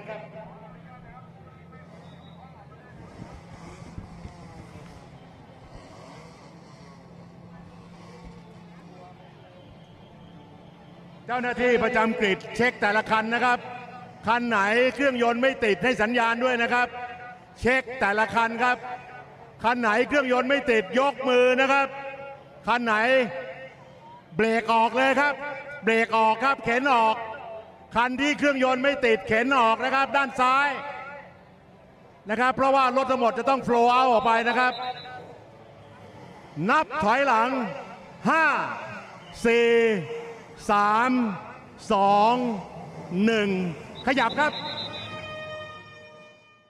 Hello, ladies and gentlemen. Welcome back. We hope that you have been enjoying all of the opening ceremonies as we get underway for the Toyota One Make Racing for this morning's last race before we get into the afternoon's coverage. This one rolling out of pit lane about 10 minutes after we were scheduled to, but you can see all the festivities down at the front end of the grid. Toyota Yaris rolling off in anger for the first time, and the One Make Racing will be underway in the very near future. Get yourself comfortable. The streets of Bangsaen, after being heavily wet this morning, I do wonder, you just sort of see a little bit of opportunity for that sun to start poking its eyes through the clouds, and immediately the most famous Thai street circuit in existence comes back to life with a little bit more of that grey asphalt there, Hamish. Well, that's right, Scott. And we obviously know the chaos we've had this morning through the rain-affected sessions. Now the track has begun to dry out. These Toyota Yarises are going to be hot and ready to fight their way throughout this Bangsaen circuit. After this, we've also got the next Toyota GR One Make race of the Corolla GRs and Lady Yaris combined races to come. After this one, this will be for 8 laps for their first race of the weekend as they form up around the circuit as well. You saw the presentation there, obviously, by GR Thailand, obviously racing Thailand, of course, and they've now ready themselves for this race, of course, running the 300Z 1200cc engines, transmissions being ATCVT on board these cars as well. But that's for the Lady One Make race. So I'm a little bit confused as to this, Scott, because we've been told it was the Yaris One Make race this time by, and the next one would have the ladies in their cars. I'm confused as to what's happening in this one now, as to why they're on board this session. Yeah, so this one is definitely the Yaris One Make Racing. It's split up into 2 divisions worth of drivers, Class 1 and Class 2. A mixture in this one. I actually don't have it broken up on my timing, so apologies to everyone watching along at home. In the meantime, Bangsaen Street Circuit still looks the same as it did a little while later, but in the start of this one, it is certainly starting to dry. So that will be where we're at. So now, rolling off 10 minutes later than originally scheduled for the one-make racing. This is some of the support categories for the weekend that we're seeing at the moment. Local stars and celebrities. It's going to be Aleen's, who starts off of race pole position. Kitnat will be alongside Nantafan, and Smith are going to be off of row number 2. Chisanu, Pong, and Lufeng are going to be off of row number 3. As we're waiting for our broadcast graphics to just be updated this point in time, but it's the Be Quick driver on pole. There we go. Chisin Pong from low, Pachara and Siripakorn off of row number 4. We'll get back to row number 5, which will be that of Kavin and Chachapon in the 42 and number 7 machine. Sarawat and Thenathon in the 22 and 94 out of 11th and 12th. 7th row of the field is going to be that of the 88 machine of Naumin, and alongside of him will be Banfot on the 66. Conthon's Compact Brakes Super Club Racing machine will be the 15 car out of 15th. How about that one? And Cantapat, the Punjab by TMT Land 36, will be out of 16th spot. 17th spot with the 67 machine of Suravi. And Cantapat's 56 will be out of 18th. Danielle in 19th place, 93. And Sorowit in the MK Super Club Racing 16 will be out of 20th. Clement will be the first driver outside the 20 and the 39. Matthew for the Bendix SRT car will be 22nd in the 28 machine. Chatnafar in the 95, and Pongthorn in 24th in the 27 for the Be Quick Racing team. Back to the last 2 rows of the grid. Christopher's number 1 machine, Thermpun's 19 machine, Parissa and Natafol to come from the rear of the field. Ladies and gentlemen, that is your 28 car Yaris one-make race that are rolling into our final corner at the moment, Hamish, and set for a race start. We are indeed, and we'll see how chaotic this race could be, how fiery it's going to be with so many cars on the circuit. Of course, 28 cars, 28 little Toyota Yaris really to rocket their way around the Bangsaen circuit, and we'll see how feisty they are off this race start as well, and how willing they're going to be to push down towards turn number 1. Rolling start affair here, it seems, for the Yaris One Make Race Series, as they'll trickle their way up towards the line. Who is going to jump it up towards turn 1 and turn 2? Who's going to get the best start they possibly can? The red lights are up on the gantry as we prep ourselves for green flag running at Bangsaen here for Toyota Yaris One Make Racing as they rocket towards turn number 1. Yeah, already moving out to 3 wide off the front couple of roads. That'll probably be Nantapan and Smith, and potentially the 53 of Chisanupong. 3 wide at the front of the field now as well. Kitnat's managed to jump through to the middle of the racetrack and cover that one off from Aleen's, who will slide back down into P2 around the outside in the Be Quick livery car. 3 wide deep, nearly to the tyre barrier, squeezing and nudging, getting narrow at turn 2. Particularly deeper down in the field, still contact being exchanged as they come up and crest Monkey Hill. Monkey Hill that is still slowly drying. There's a wet patch on the right-hand side of the road just before the run down to turn number 6. Line yourselves up if you possibly can. Look for a clean part of the racetrack, and everyone's managed to get down here. Contact at the hairpin on lap number 1. Oh, it is. It's so tight. You see them all parking up in behind each other down there at turn 6 as well. And there were a couple of cars getting door-to-door as well up and across Monkey Hill. There you see a bit of bodywork hanging off the back of that car just excellent in turn 6 just then, but now there's been a little bit of separation, and I think they've played the smart game of let's just hang back for a second, give ourselves a bit of a gap.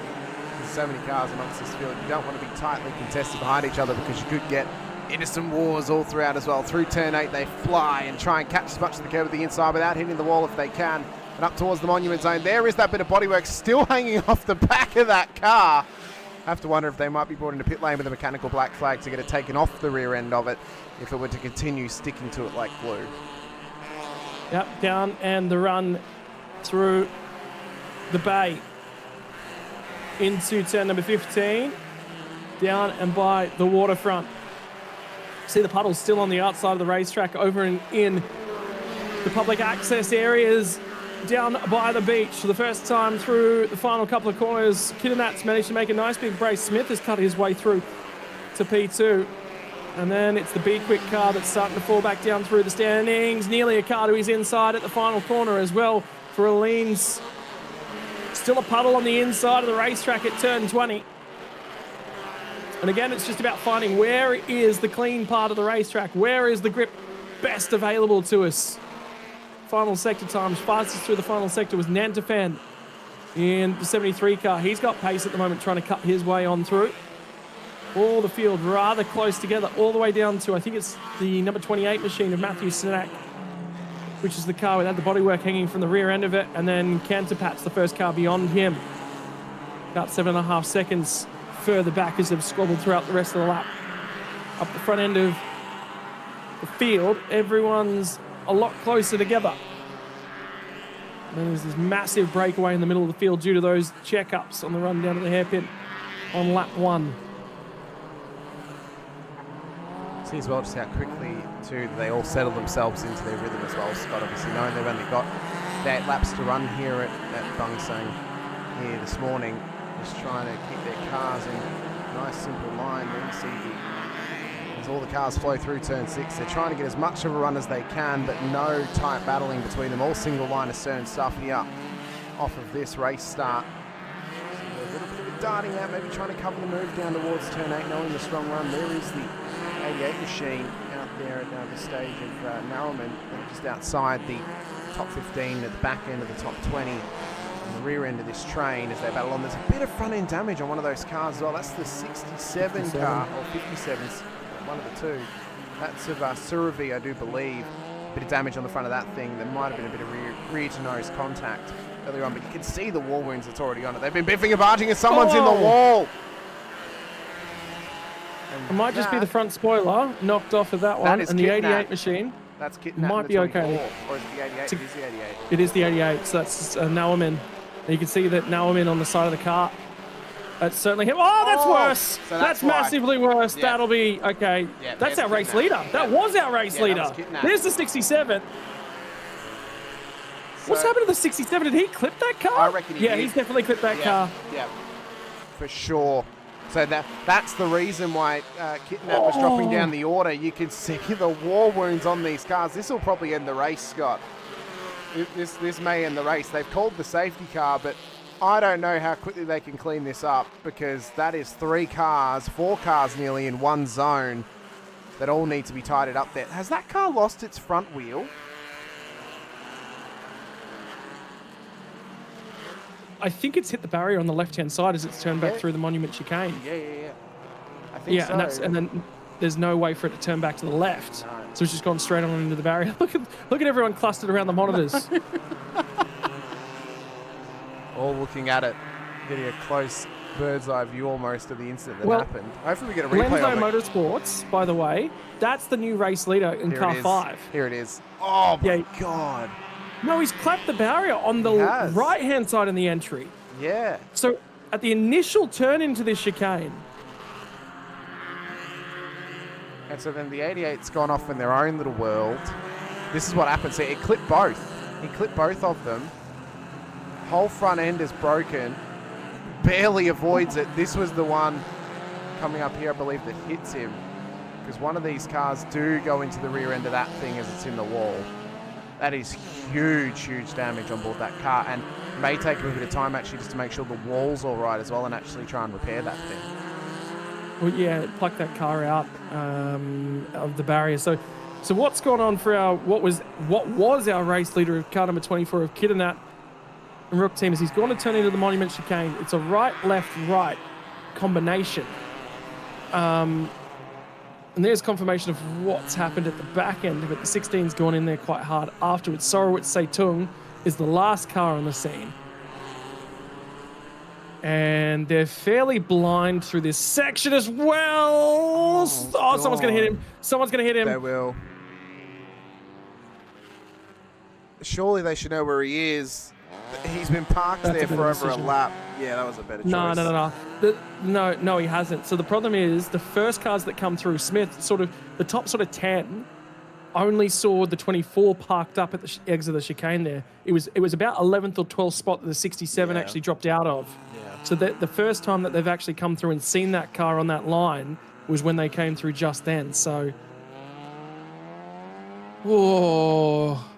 everyone's okay, reasonably okay. We've only had 3 cars pile into that one, but that one's all been triggered by our race leader, clipping the barriers as he's turned to the right, entering turn 10 through 12. That's clipped the barrier on the left and gone straight back in on the right on the exit. And the fact that there's only 3 cars that have hit that is, I got to say, probably a little bit of a miracle. Yeah, it really is. I mean, the fact that there wasn't possibly 5 or more cars involved in that one incident alone, a sheer miracle at this point in time. You can see the teams trying to get on the radio with their drivers, getting a feel for how everything's going.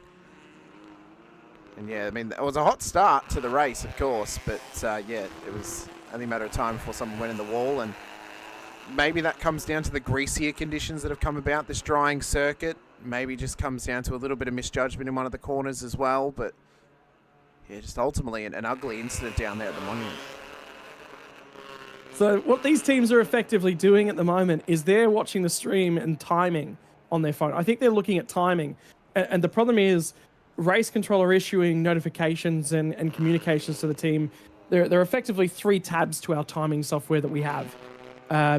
Current lap times, there's a track map, and race control messages. So realistically, you're flicking through between 3 separate pages within the timing, and then jumping on the radio to have a look at that. So particularly for the One Make Racing crew, mega accident. Oh, absolutely so huge. This is, I think, off of turn 9, between turn 9 and turn 10. Well, turn 9 and turn 10 would be leading up to the chicane, would be where all that's happened, of course, for the monument. But you can see there that they're all down at the main straight. So this is what happened. So he's clipped that inside wall, clipped the next inside wall, straight into the barrier, heavy contact. Probably winded the driver quite a fair bit. You can see just how close one of the following cars was. And I want to see the shot here of this, because the 67 is just up the road. Here it is. This is the moment the 67, I think, will hit it coming around the corner in just a moment's time. So that car piles in straight into the side of him. Oh! Pushes him. And then I believe they've actually missed the 67 hitting him, because the 67 was ahead of that car that actually piled in. So you're just looking for more opportunities to say 6-7 on the. No, I'm not. I've deliberately not been saying it like that, Scott. I get to say it enough times on a Monday morning. I don't need to say it on a Saturday afternoon as well. But yeah, for that car, we've unfortunately missed the actual incident that's taken out its wheel. But I would assume, and I think you also assume as well, Scott, that they've come through, they've clipped the rear of that car, and that's what's actually taken the front wheel off of it, and then that green car's piled in behind and actually then pushed the initial race leader out a little bit off the wall. Yeah, that secondary contacts prop that car up, because otherwise there'd be bodywork, there'd be something else there saying that there was a car that come through. Fingers crossed. Hope we get back to racing. I believe is what they're communicating to us down there from the grandstands. You can see they're all pointing out exactly how aggressive the racing's been. A little bit of a shake of the head, communication to the driver going on. That would be for car 73 of Nantafan, who sits in fourth spot at the moment, the N Sports Acre Sima team. And that, ladies and gentlemen, is the cranes that we have to get in use here, because that's at a section of the racetrack that's very difficult to get down in there. There's some of the cleaning works that we were doing at the hairpin earlier on. Remember from the Super Pickup race, all the junk and oil that was all over the road down through this section of the racetrack that found ourselves with the 15 Ford piled into the barriers.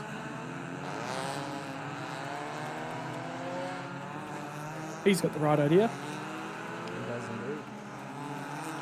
Here by the seaside on a Saturday afternoon, watching some car racing.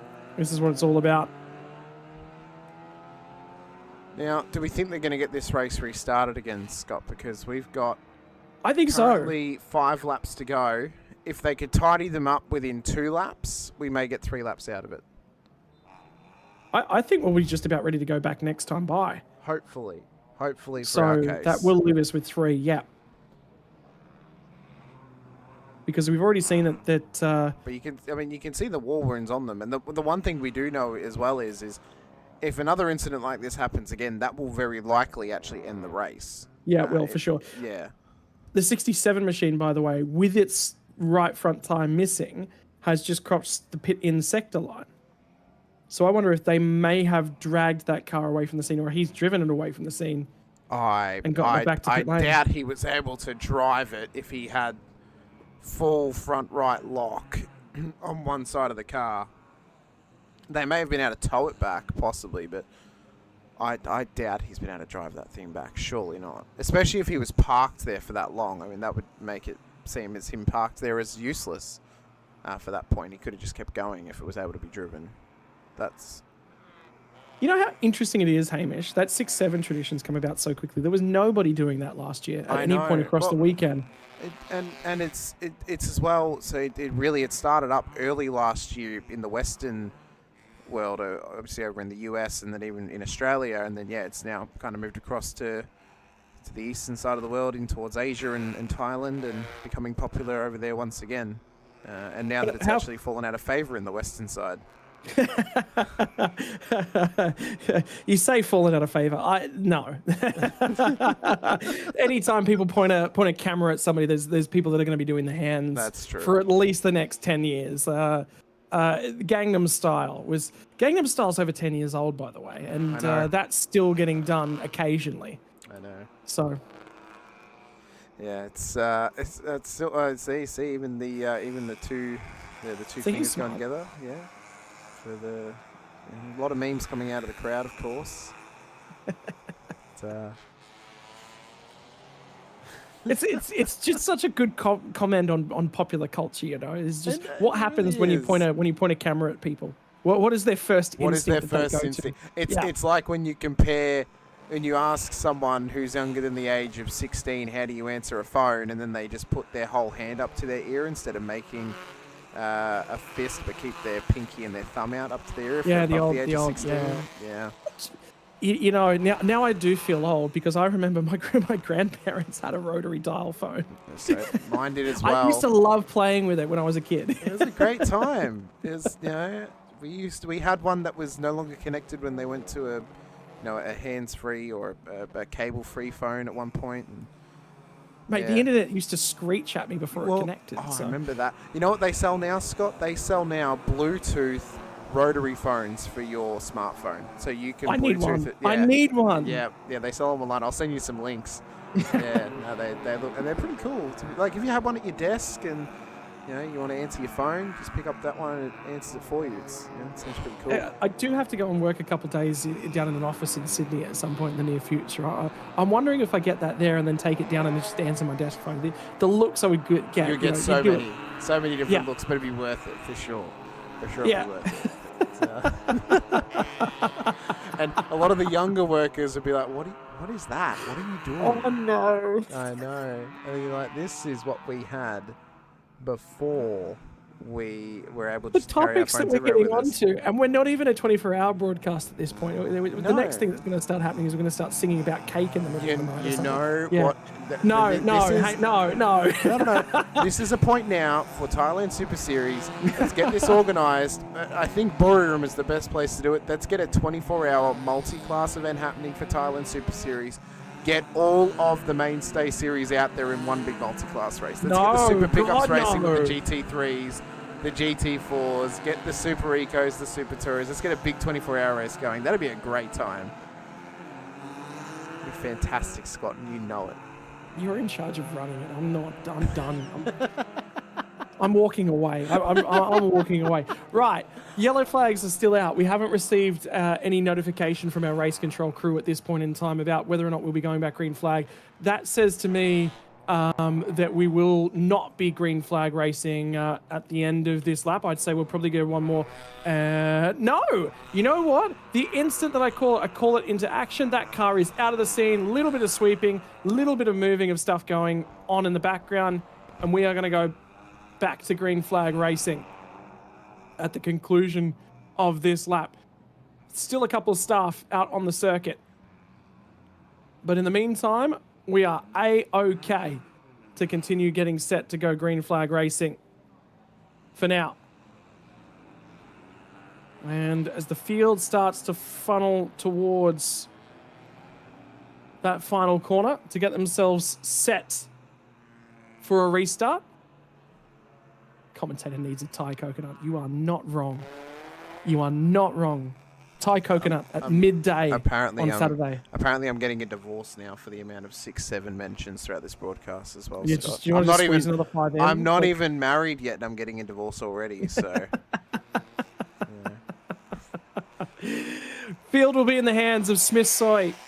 And we saw the Lenso Motorsports crew down in pit lane getting excited about their drive, having a chat. One of the things that you'd be doing as an engineer, by the way, is just reviewing safety car procedure, double-checking your driver's ready to go. Safety cars accelerating away from the field and we'll be putting into pit lane. So we will be back green flag racing with 3 more laps left to run to finish this one out.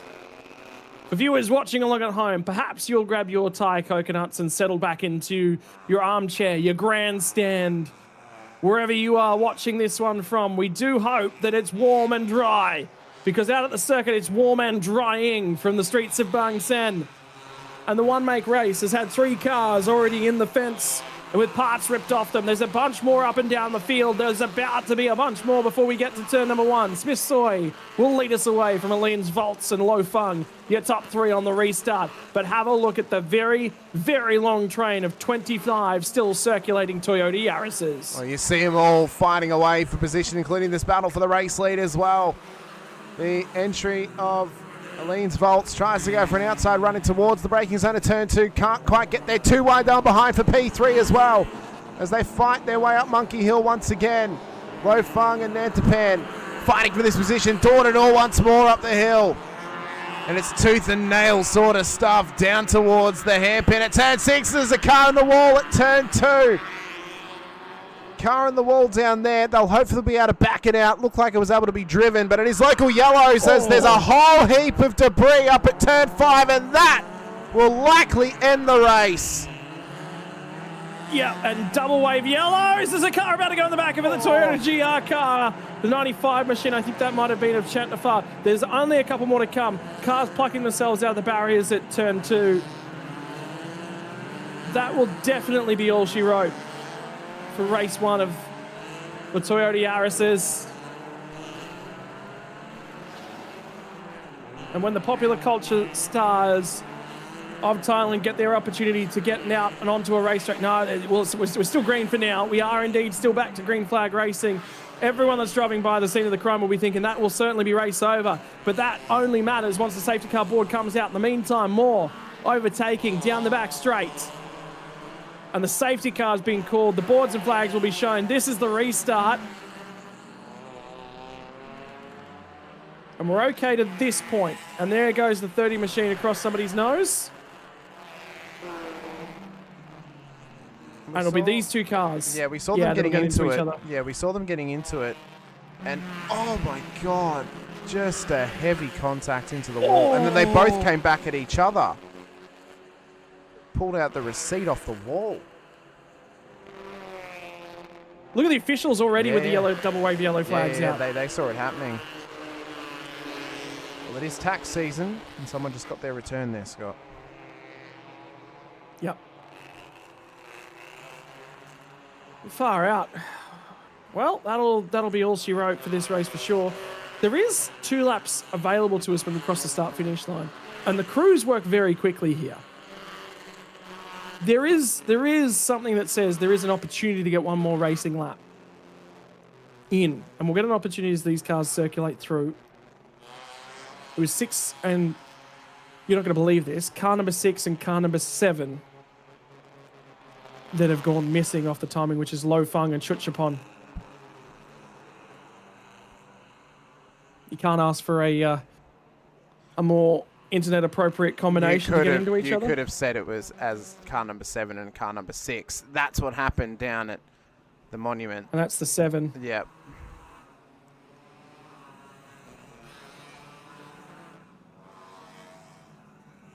You see all the yellow flags getting furled around the circuit. That is the damage on the back of that car. That'll be done. Yep, that's done.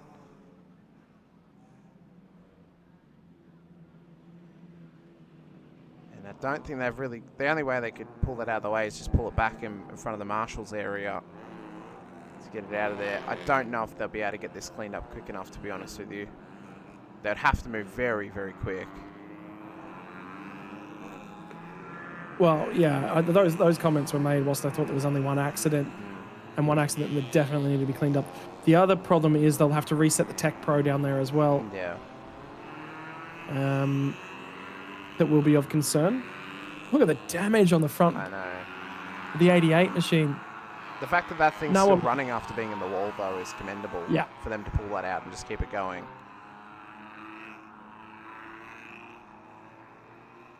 What a morning it's been, Scott.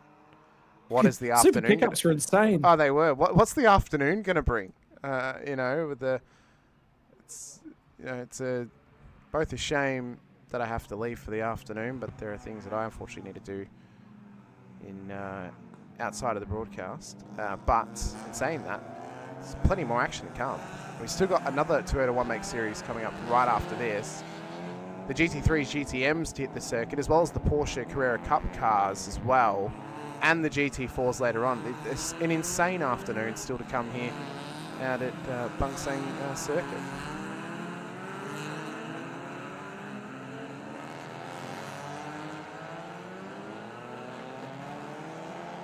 Fans again enjoying the improved weather conditions that the middle of the day is offering to us.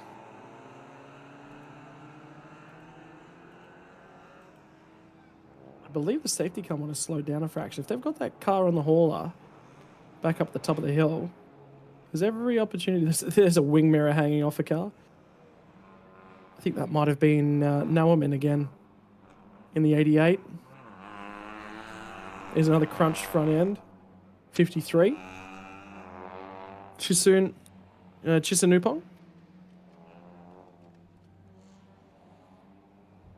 It's this next camera shot that will be the one that we need to be taking aware of.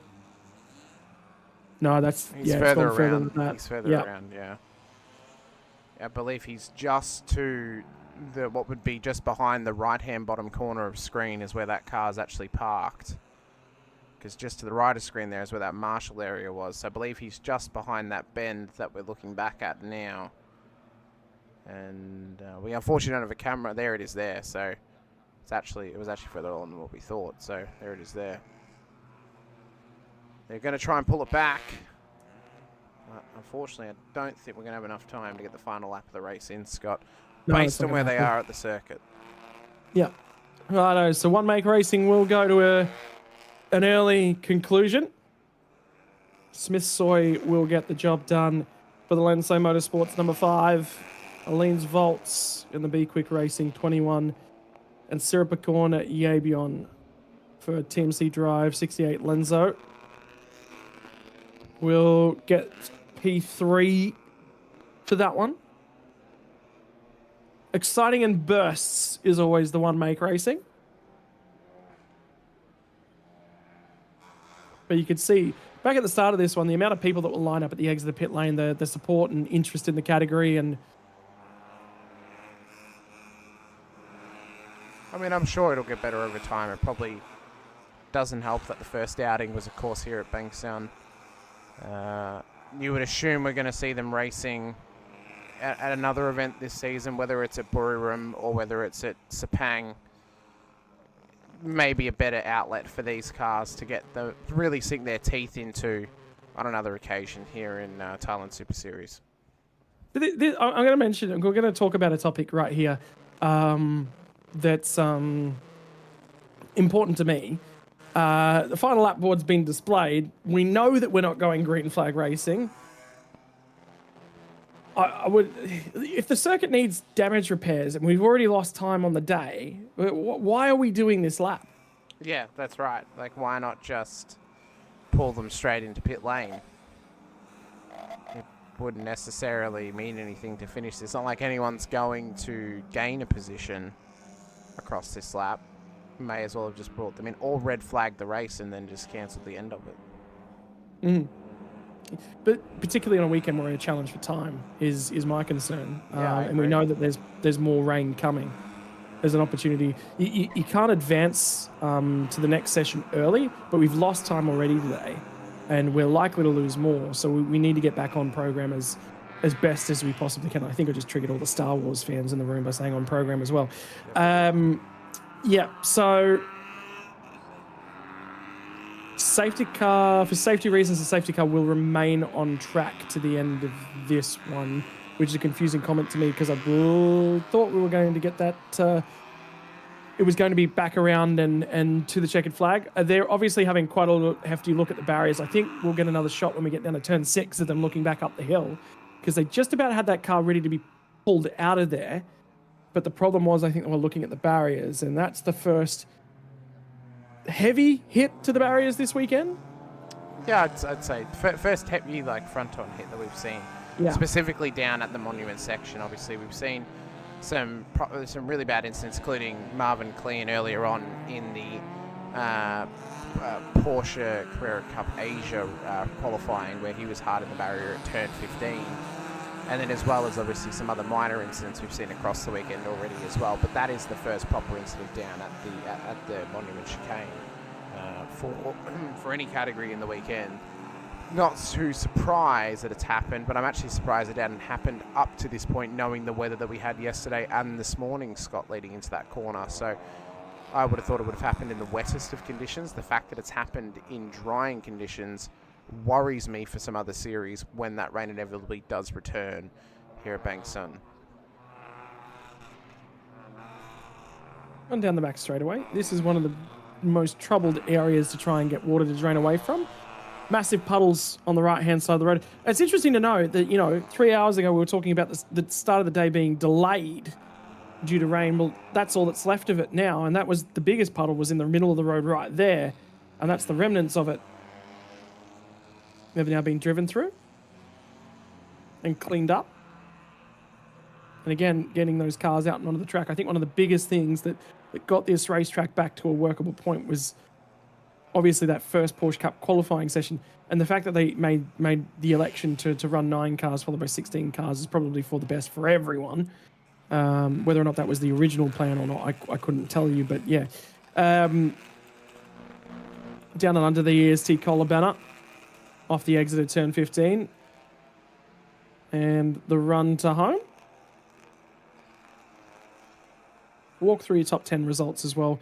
Once again, confirming Smith Soy in the Lenso Motorsports number 5 will win the race. From Aline's Vaults is 21 for Be Quick Racing. The 68 of Sirpacorn, Yabion, TMC's Drive 68, Lenso car will come home P3. Sarawat, Wong Poterson will get the job done for P4. Patra Roy Kao for 5th. Chisanupong in the 53 will come home in 6th. The 94 machine of Thatthon will be in 7th. Banfot Utricals 66 will be 8th. 9th spot will be Cavan. And the 10th spot, 56 machine of Cantapat, will be your top 10. There we see the fans excited to be on camera, of course. The race being over, though. Sure, don't really know what that person is trying to do. He's showing the 5s up in the air, it seems. But what a morning of racing it's been, Scott, as we get in towards the afternoon now. Plenty of racing still on offer. The next of the Toyota One Makes coming up with the Corolla GRs and the Yaris Lady classes on track for the next race. That was supposed to be happening at 12:30 p.m. local time. That's now going to be pushed back just a little bit, whilst they clean up the circuit and push everyone back into pit lane as well. Final thoughts, Scott, before we quickly go to a break here in between races. Yep. On to our next of the One Make races will be the Altus and the Ativs ladies. Before we'll get the second race. Sorry, my apologies. I was about to say second race. No, it's a prize presentation for Super Pickups. Grid walk for Porsche Cup, and Porsche Cup's 30-minute race will be beginning about 1 o'clock local time, which is in about half an hour, 35 minutes or so. Getting to Porsche Cup action for the afternoon. And then it gets interesting. As from 2:05 p.m., we get into everything for the GT3s. Confirmation once again of your podium of Smith, Aleen's, and Siripicorn, your top three.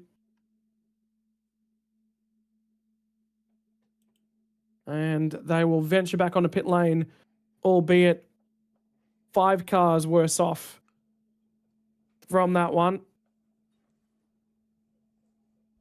5 cars lost out of a 28-car field. Fastest lap of the race, number 6 car, one of the ones that will not be finishing the race of a 2:17.141 for Lo Feng. And that brings things to a close for One Make Racing and the first part of this one. Pit lane exit supposed to open momentarily for the Toyota Corollas. But in the meantime, the highlights package, and we'll let this one roll.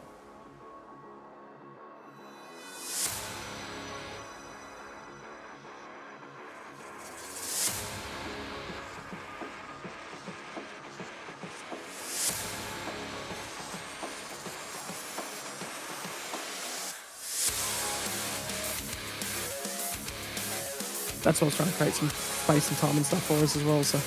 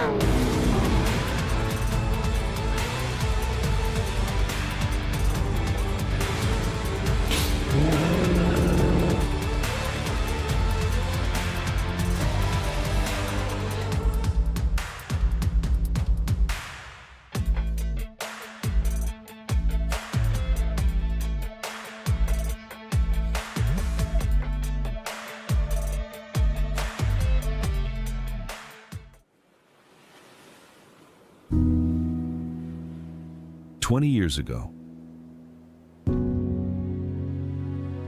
a dream began beside the sea. What started as a bold vision became Thailand's most iconic street circuit.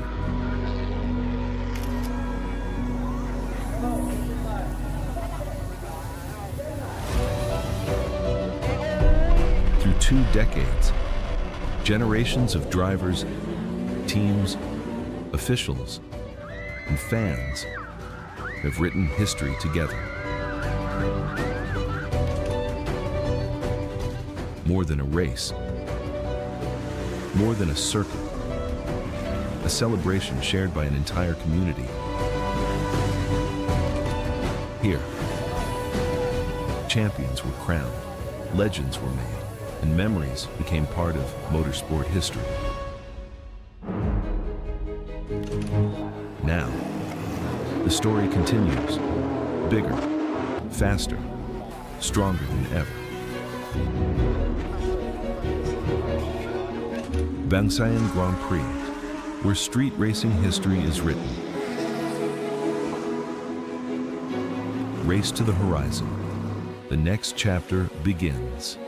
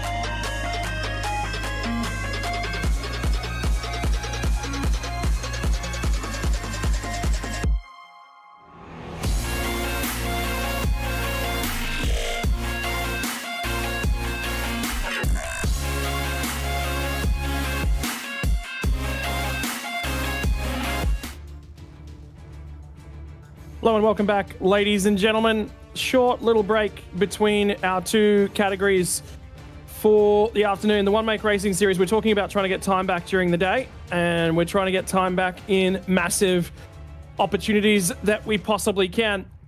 Now we're on to the mixture of the ladies and the Corolla Altis GR Sports. You'll see the Yaris's at the tail end of the field, and they will be the ladies category. You'll see the Corollas up towards the pointy end of the field. That will be the second of the two classes. For now, though, everyone is trying to set themselves in for a nice, comfortable race for the weekend. For everyone else that's sitting around and watching, phones are being taken out. Everyone's enjoying. The marshals are getting ourselves ready. And David Haynes, here we go to race off for the second half of today's racing. Yep, so hopefully going to get plenty of that green flag across this race, and it's sort of a nice sort of two-class split grid here. When we do eventually get away, pretty much a 50-50 split. The Altis Corollas as the faster class and our Toyota One Make Lady Race Yaris Active cars. So hopefully a little bit of early green flag racing, a tiny bit of separation between the classes, and we can keep that up. Track looks in great condition.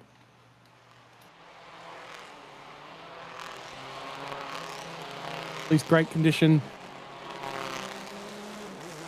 compared to earlier, particularly in terms of the dampness. But the problem is we've had a notification come through from race control that we are looking at a permanent yellow flag zone from turn 4 to turn 6. That has been made a significantly more important part of things here. This is a little bit about the cars here, Dave.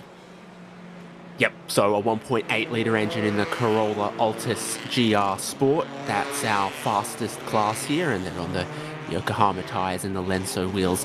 Not dissimilar to what we just saw from the previous category. Just a little bit more power. And here's the Yaris Active, a 1.2 litre engine for them on a 15-inch wheel with the Yokohama tyre.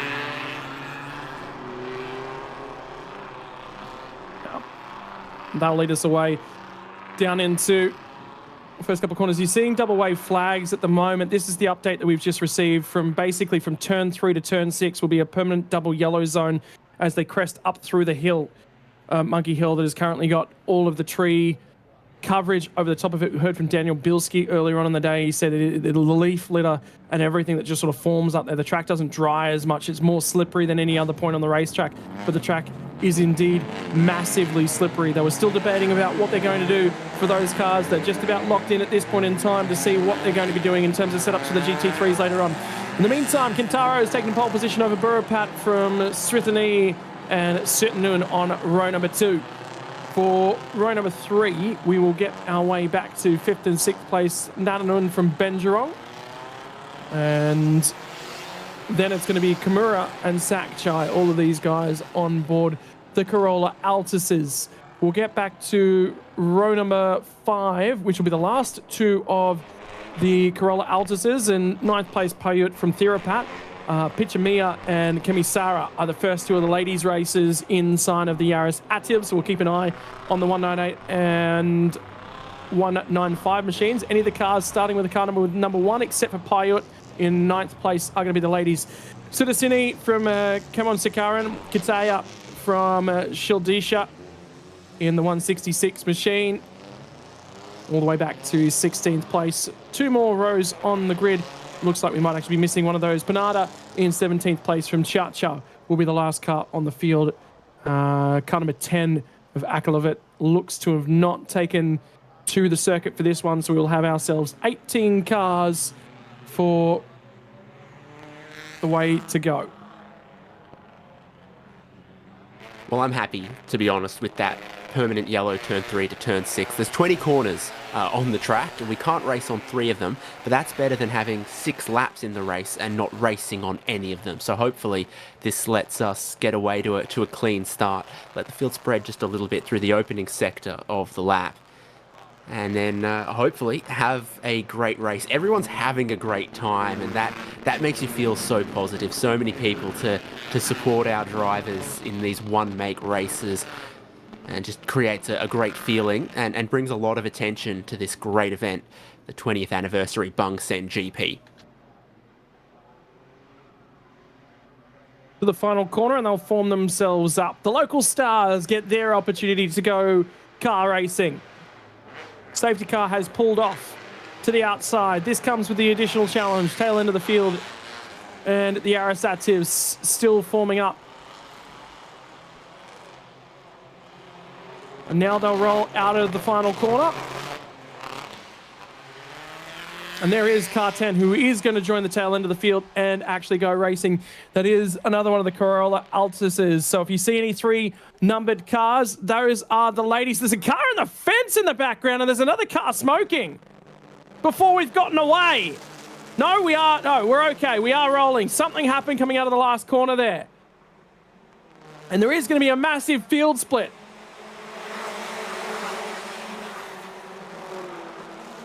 On the run down at turn number 1, here comes the front 5 or so cars, all looking for opportunities. 3 wide, can't answer on the inside. Anti-car curves down there will prevent the Altises from trying to cut turn number 1, but they'll climb up and out of Monkey Hill for the first time. And there is that standing yellow flag through this section, so we've got to get single file, but it's not clear that everyone necessarily has the message there. We were side by side coming out of turn 2, the left-hander, so it becomes difficult to sort out from that point. But hopefully now tidily through the hairpin, and then we get to open it up. Uh-oh. Where is that? 195 Kemisara. That's one of the cars that was at the front end of the ladies' class as well there, Dave. So, and that's up and out of turn 2 somewhere. Yeah, I think based on this, Kemisara would have been second on the grid, but is now stopped. It's definitely something happened coming through that final hairpin for coming towards the green flag.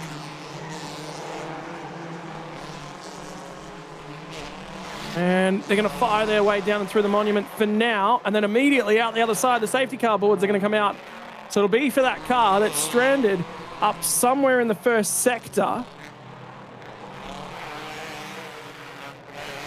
And the 193 machine will pull to the side of the road. I think that's 195. There isn't a 193 that I can see. And yeah, that is just before the entrance to turn 3 on the exit of 2.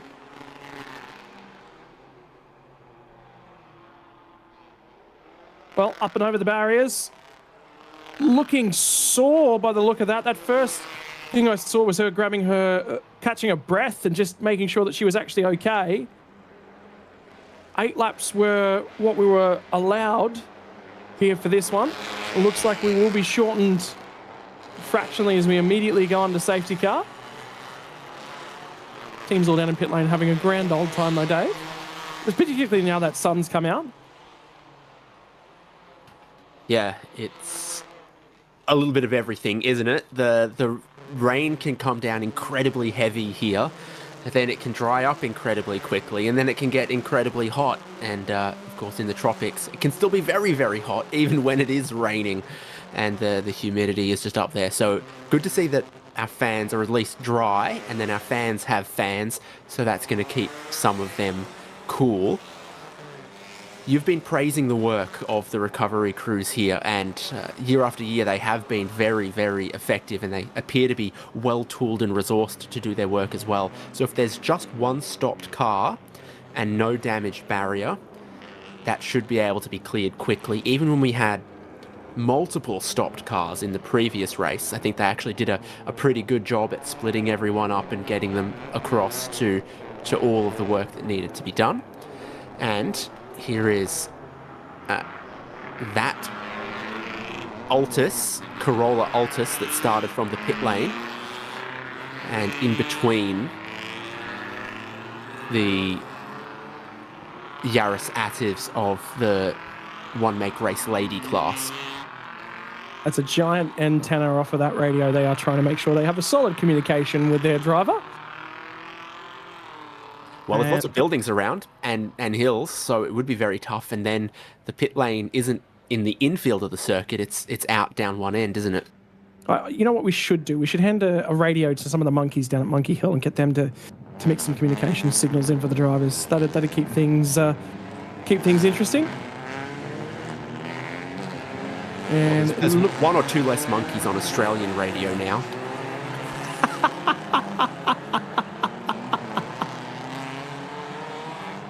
Ladies and gentlemen, the joys of working with David Haynes. You never know the humour that you might find yourself encountering.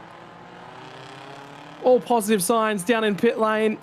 We've lost 2 laps from the distance of this one. Message has come through from race control that this race was reduced to 6 laps prior to the start, just to try and catch back up with what we're expecting. I think the point that's worthwhile making is, look, to be fair, the crew over here do a phenomenal job in terms of retrieving vehicles. They're well practiced. No, that's what helps. When you're out there and recovering vehicles every other race, you're going to get quite good at it in terms of the street circuits. And the never back down attitude of the drivers will certainly contribute slightly to that. And well-resourced, I was saying. There's more than just one flatbed truck in Bangsaen this weekend, and they've also got cranes around in some good locations. So you can have enthusiastic crews and well-trained crews, but also with the tools that they need to be able to do their job quickly in the confines of a street circuit. All of that comes together and does have us clearing the track pretty quickly at the Bangsaen street circuit. How good's the shots from over at the waterfront as well, showcasing some of the... Even though the weather has not been the best, the car culture that is in operation here is the important part. Just hearing from race control that we're going to be going time certain to the end of this one. So we were scheduled to be running this race from 12:30 to 12:55. There was 25 minutes allocated to that one. So I think that's what we're looking to. Yep.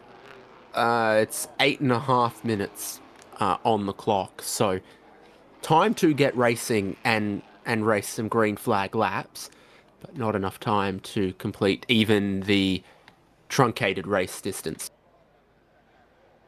I wonder if they've got that car away in time. We might be able to go green flag. If not, I think it's going to be a little bit late to perhaps go green flag racing this time on the rundown to turn 15 as we are at the moment. Meantime, again, more pictures from our avid race car fans. Part and parcel of enjoying that was, sorry, my apologies, that was the run to the final corner. So that will adjust. I guarantee the safety car will be in at the end of this lap. Next time by the pit lane, it'll be returning to the lane. And we're back into green flag racing. Dave, would you grab yourself a Thai coconut if you were over and in the area, perhaps taking a flight to the circuit on Bangkok Airways? I wouldn't be able to get to the circuit on Bangkok Airways because their A319s don't quite reach as far as Brisbane, Australia. But they will get you to lots of regional areas around here. And yes, I'd love all of that. We spoke even last year about all the great food we saw around the track, and I'm again thankful to not be allergic to peanuts, so I can enjoy many of the great Thai foods. Local culture, obviously evidenced by the raw volume of car culture that's in attendance, but that's not all there is to see. The local sights and sounds of the Thailand region, a great attractor, I know, for a significant body of tourism from Australia. EST Cola, a major partner of this event as well. We always see their banners, and in fact, you can see some of the tents up in the background for all of our marshals across the weekend as well. Means that the event is not only well sponsored, well supported, Porsche and Porsche Thailand in participation. We've seen the evolution of the Porsche Sprint Trophy for 2026 for Porsches throughout any of our categories across the weekend. Of course, there's not really a Porsche that's available to fit under the Super Eco or the Super Touring banner. You know what would make for a phenomenal race car, David Haynes? Do you reckon we could get ourselves a Porsche Super Pickup built? Are you gonna chop the back out of like a Porsche 928 or something? That could work. I'd go for a manual transmission V8 Porsche pickup race. Yeah. I think there'd be a large volume. Porsche's missing out. Lamborghini, all the main marques that are in GT3s, they're missing out. They're trying to pitch these new cars to us in the wrong categories. We get excited for the release of the GR in this region. Where major manufacturers is the support for the super pickups? You're making race cars for the common people is what we'd like to say and what we'd like to see. Have a look at the Tech Pro that's been influenced down at the monument section and the great overhead shots that we get from the drone footage from that area. And then it's the experience of being down and along the waterfront where the classic cars form up prior to the parade. And at the moment, some gymkhana going on in the background of that shot there off of turn 13. Right butting up against the waterfront and the wharfs as well, away to the left-hand side of your shot in the Bay of Thailand. On the eastern side of the bay, underneath the EST Cola banner once more as the safety car will accelerate away from the field. Also supported by Toyota Gazoo Racing in Thailand. And the broadcasting and banners continue to be supported by a wider array of people. Some culturally significant lands down on the bay, on the streets of Bangsaen, and some culturally significant people on board the cars of the Corolla Altises and the Yaris Actives as we get set for another restart. Definitely time for at least 2 laps, could be 3. So while this race will go time certain rather than to the 6 laps, it's not going to necessarily be forced to end without the opportunity of restarting. Oh dear. Aggressive tyre warming has led to a mistake and some contact with the wall, but I don't think that will prevent us from going racing again as that car keeps going. If it's got too much damage, it can just pull into the pit entry. So, a bit of a checkup there.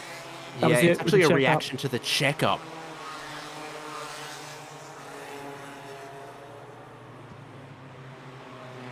There's so many blind corners here. We saw that in the previous race. We're seeing it here. And, you know, the car, 3 cars up the road, brakes a little bit on the exit. The next car behind has to brake more. The next car behind has to brake more. And then someone comes around one of the corners trying to keep up with the pack and finds us all going a little bit slower than that even. There's a chunk from the left front corner of that guard as well. Something a little bit supportive in nature. Keeping that guard intact and in place. Well, it won't stay intact and in place for any longer. Safety car boards still out. 2 minutes and 50 seconds. We might be enough time for 1 racing lap, perhaps 2, to come our way. We're on our 4th lap at the moment of a potential up to 6. Permanent yellow flag zone now in operation between turn 3 and turn 6. It's come from the stewards. Here's some cleanup efforts down at their hairpin that date back to the super pickup race from this morning. And a bunch of oil and a bunch of junk on the road. That also might be a contributing factor to what's led race control to wave those permanent yellow flags in a larger zone than we've seen in years gone by. Still waiting on confirmation from race control that we'll go back to green flag racing. We actually might be at it where we're looking at the moment. And another confirmation that the safety car is actually going to remain on track. And that says to me, David Haynes, we might have seen it all for the Corolla Altises and the ladies categories. Very, very unfortunate in that way. Safety absolutely has to come first. And the conditions are still a little challenging in places. You see the puddles, and amongst that weather, we've been a little interrupted and upset.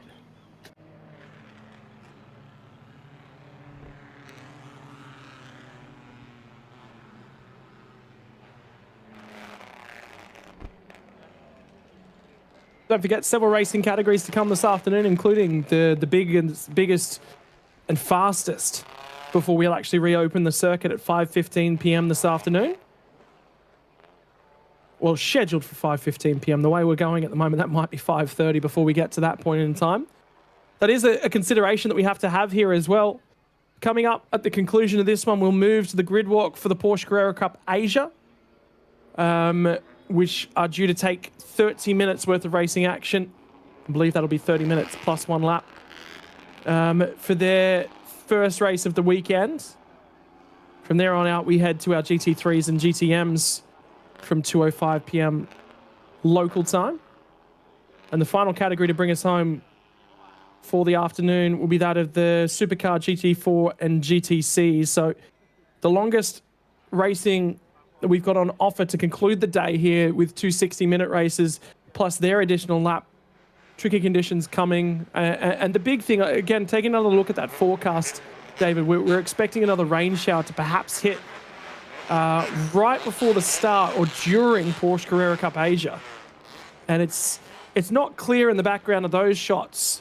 It is still not heavily, not looking present as if we're about to get bucketed down on by rain. But it's not looking as if it's all that far away as well. It's just not looking threatening, I would say, is probably the best word at the moment.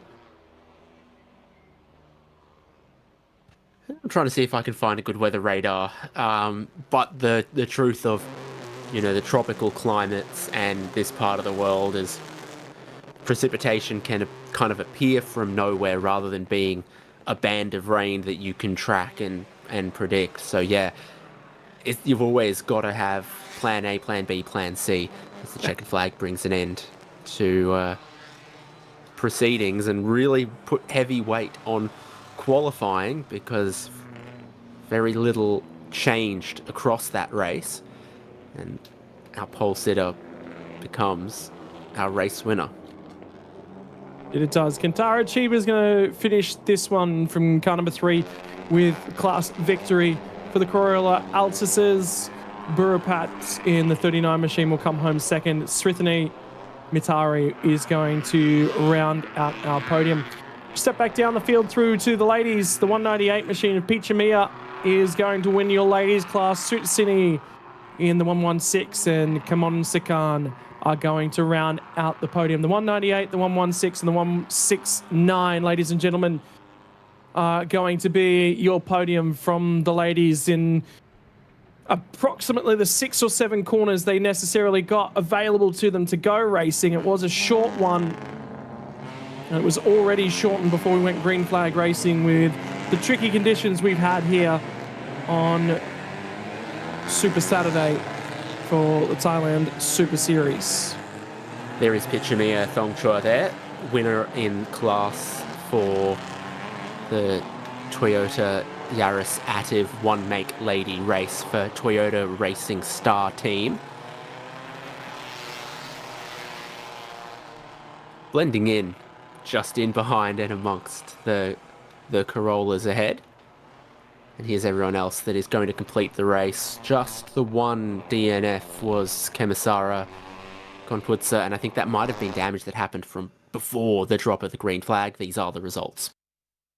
Confirmation once again, Kentaro from Burupat and Srithana going to take the podiums in the Altuses.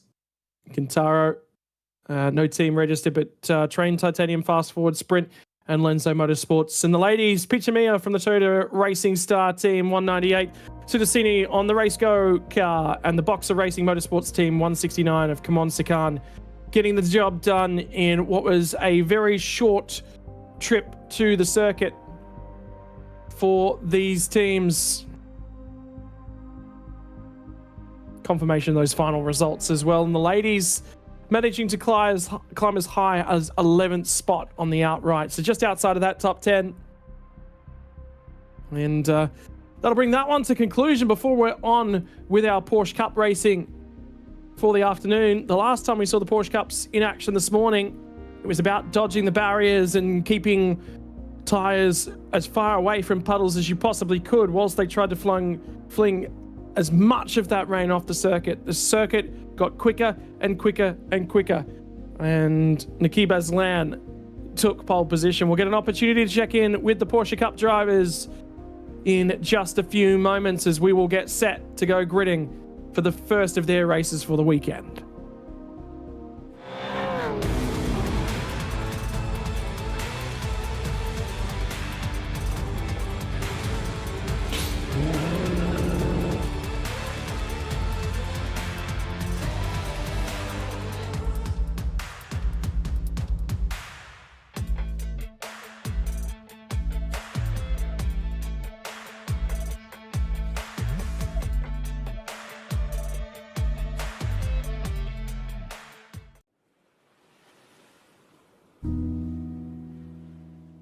Years ago,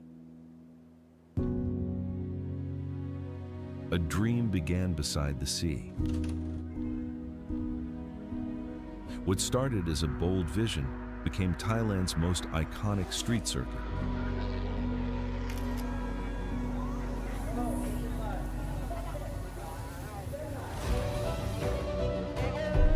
Through 2 decades, generations of drivers, teams, officials, and fans have written history together. More than a race, more than a circuit, a celebration shared by an entire community. Here, champions were crowned, legends were made, and memories became part of motorsport history. Now, the story continues, bigger, faster, stronger than ever. Bangsaen Grand Prix, where street racing history is written. Race to the horizon. The next chapter begins.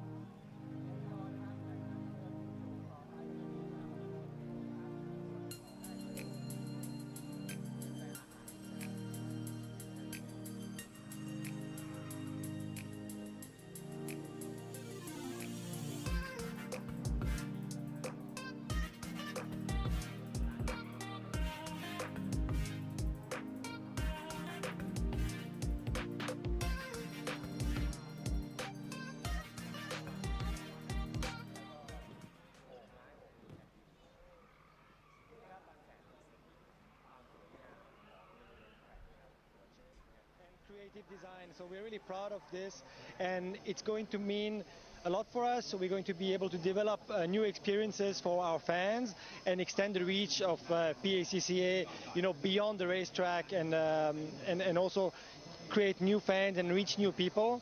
We have a lot of activities planned, and the first of those will be to create an exclusive collection of PACCA cars. We're going to recreate the grid, and that way every fan will be able to get a piece of the drivers of their favorite teams and bring it back home for their enjoyment. So we're very proud of this. Must be really exciting, especially we can see the community in especially Thailand is massive. By the way, we are now officially at the half of the season. Can you tell us how's the championship going and what can the fans expect for the second half of the season? Yes, it's been a thrilling year so far with the new 911 Cup. The car has been fantastic. We've gone below the lap record at every venue that we visited so far, including here in practice yesterday. So the potential is really on full display. The car, the drivers and the teams love the car. We see we have a beautiful grid this year with our 30 drivers, a very strong talent pool as well. So we're very happy with this. It's been close competition. Now we're coming into the money time. So things are still very close in all of the classes. We have a very dynamic calendar from here on out with 3 races next time in Sepang, including a night race, including a longer format race with a rolling start, and of course we'll finish in style in Singapore. So a lot to play for before we can crown our champions, but now things are, the pressure is mounting. Yes, definitely. We can expect a very intense battle, especially on this circuit. Super challenging. Let's pass it over to our commentators.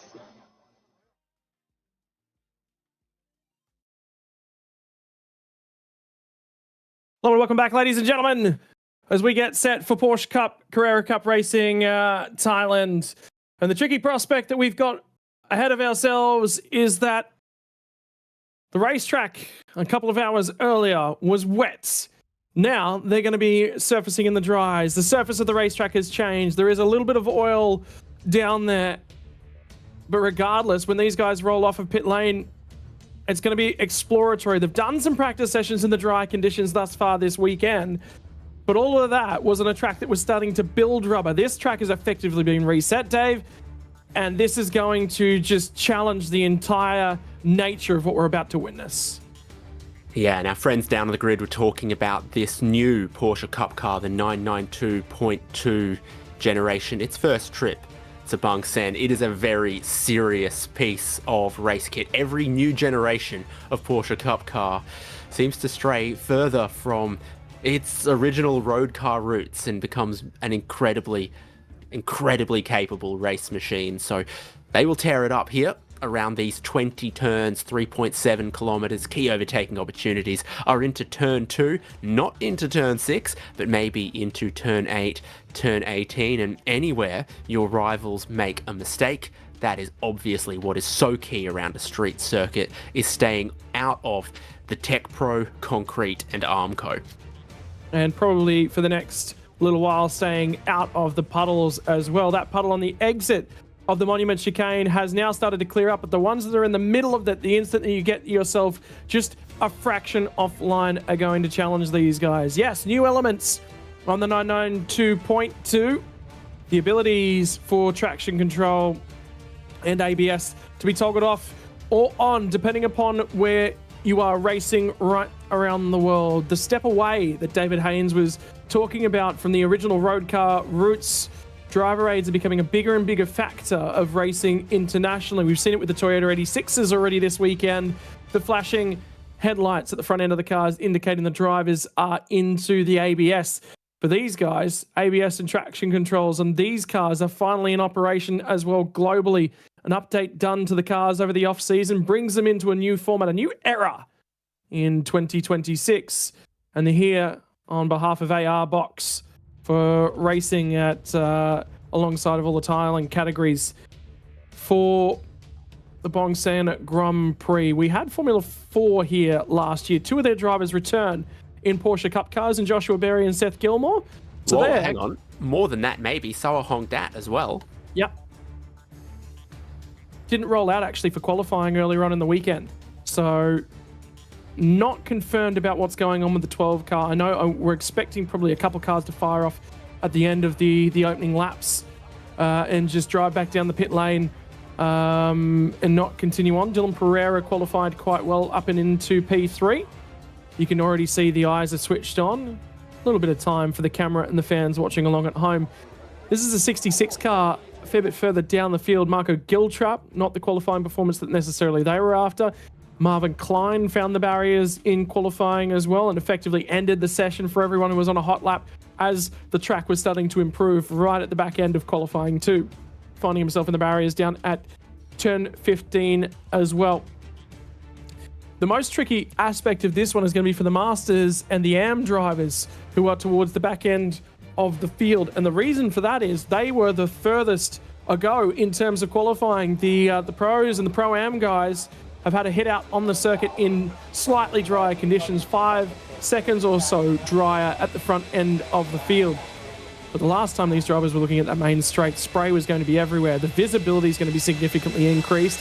And the last time that we were released in racing conditions, Dave, we were permanent yellow from turn 3 to turn 6.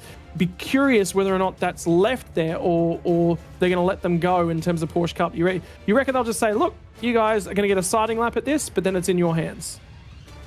Everything I can see from race control suggests that we're just going to get the normal standing yellow into the turn 6 hairpin, not any extra restrictions. And there are some really experienced and really, really talented drivers in this field. When it comes to the one-make racing, they need a little bit more protection from themselves and aren't quite as experienced. But there is some elite talent here in Carrera Cup Asia, particularly this weekend.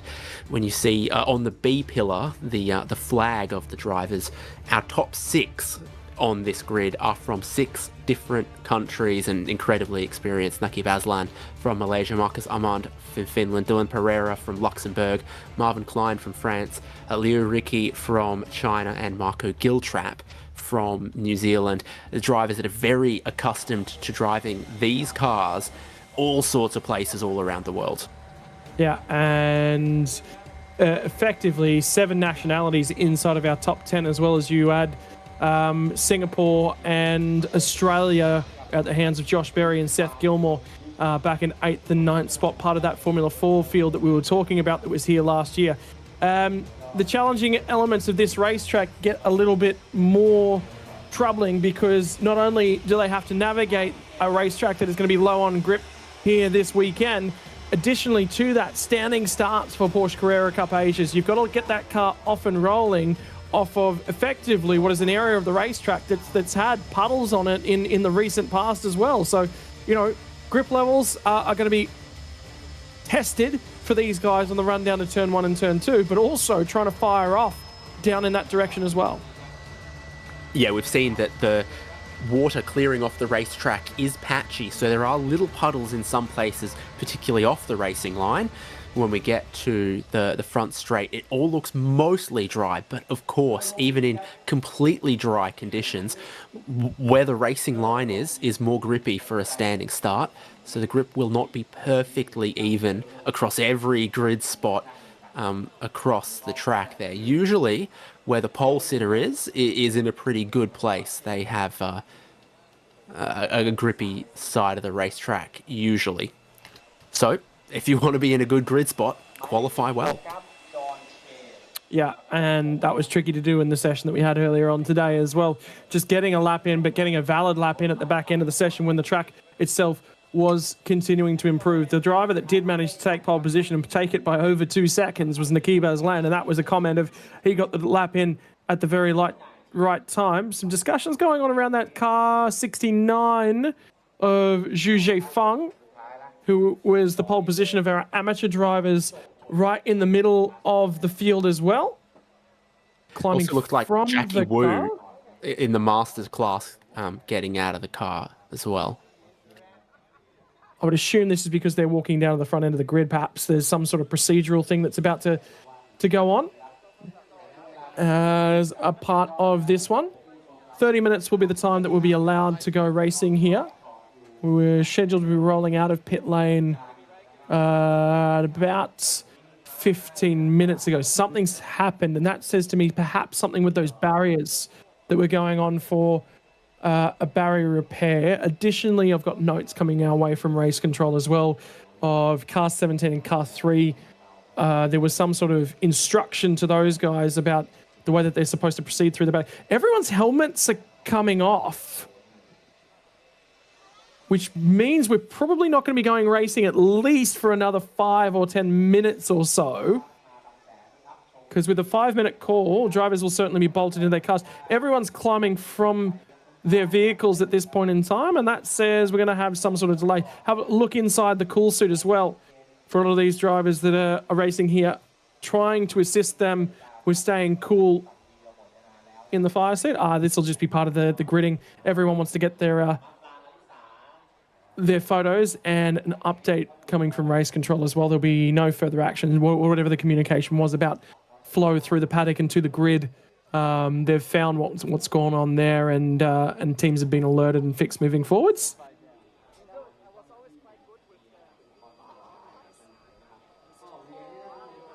A lot of activity on our gridding as well. Everyone having a lot of fun up and down the field. Kind of 55. Not least Al Kubaisi there, who's got a much larger fan than a lot of the spectators have. So a driver with F1 Academy experience. Just qualified 13th in a 26 car field. And another nationality represented with, I think that's United Arab Emirates. So it's a truly, not only across Asia, but across the world championship, particularly here for Bangsaen GP. This series is going to a lot of really awesome races across the year, and they're going to be at the Singapore Grand Prix as well, I believe. So not only full season competitors, but also a lot of sort of one-off entries at different rounds because of the stature of the calendar that Porsche Carrera Cup Asia is, hitting all of the major events around the continent. I mean, the thing is, at the end of the day, everyone knows Porsche Carrera Cup racing globally and wants these guys to be a part of those events as well. It's a great opportunity for guys who are looking to grow their profile in international racing to get out there. And there's that. Okay, so that confirms what's going on with the barriers. So after the one make racing, they've got an opportunity to get out there and have a little bit of a bigger look. That will be where I believe the first of our Yaris one make races got into the barriers up and at the top end of the hill, and they were just sort of managing that through the Corollas and the Ativs, which is why everyone's climbing back from their cars once more and settling themselves down on that grid. And the reason for a little bit of relaxation and enjoyment on the grid, barrier repairs, but the biggest winners to all that are, of course, always the fans. You paid yourself to get down there and be amongst a part of the dummy grid experience, and the benefit is that the process has been extended.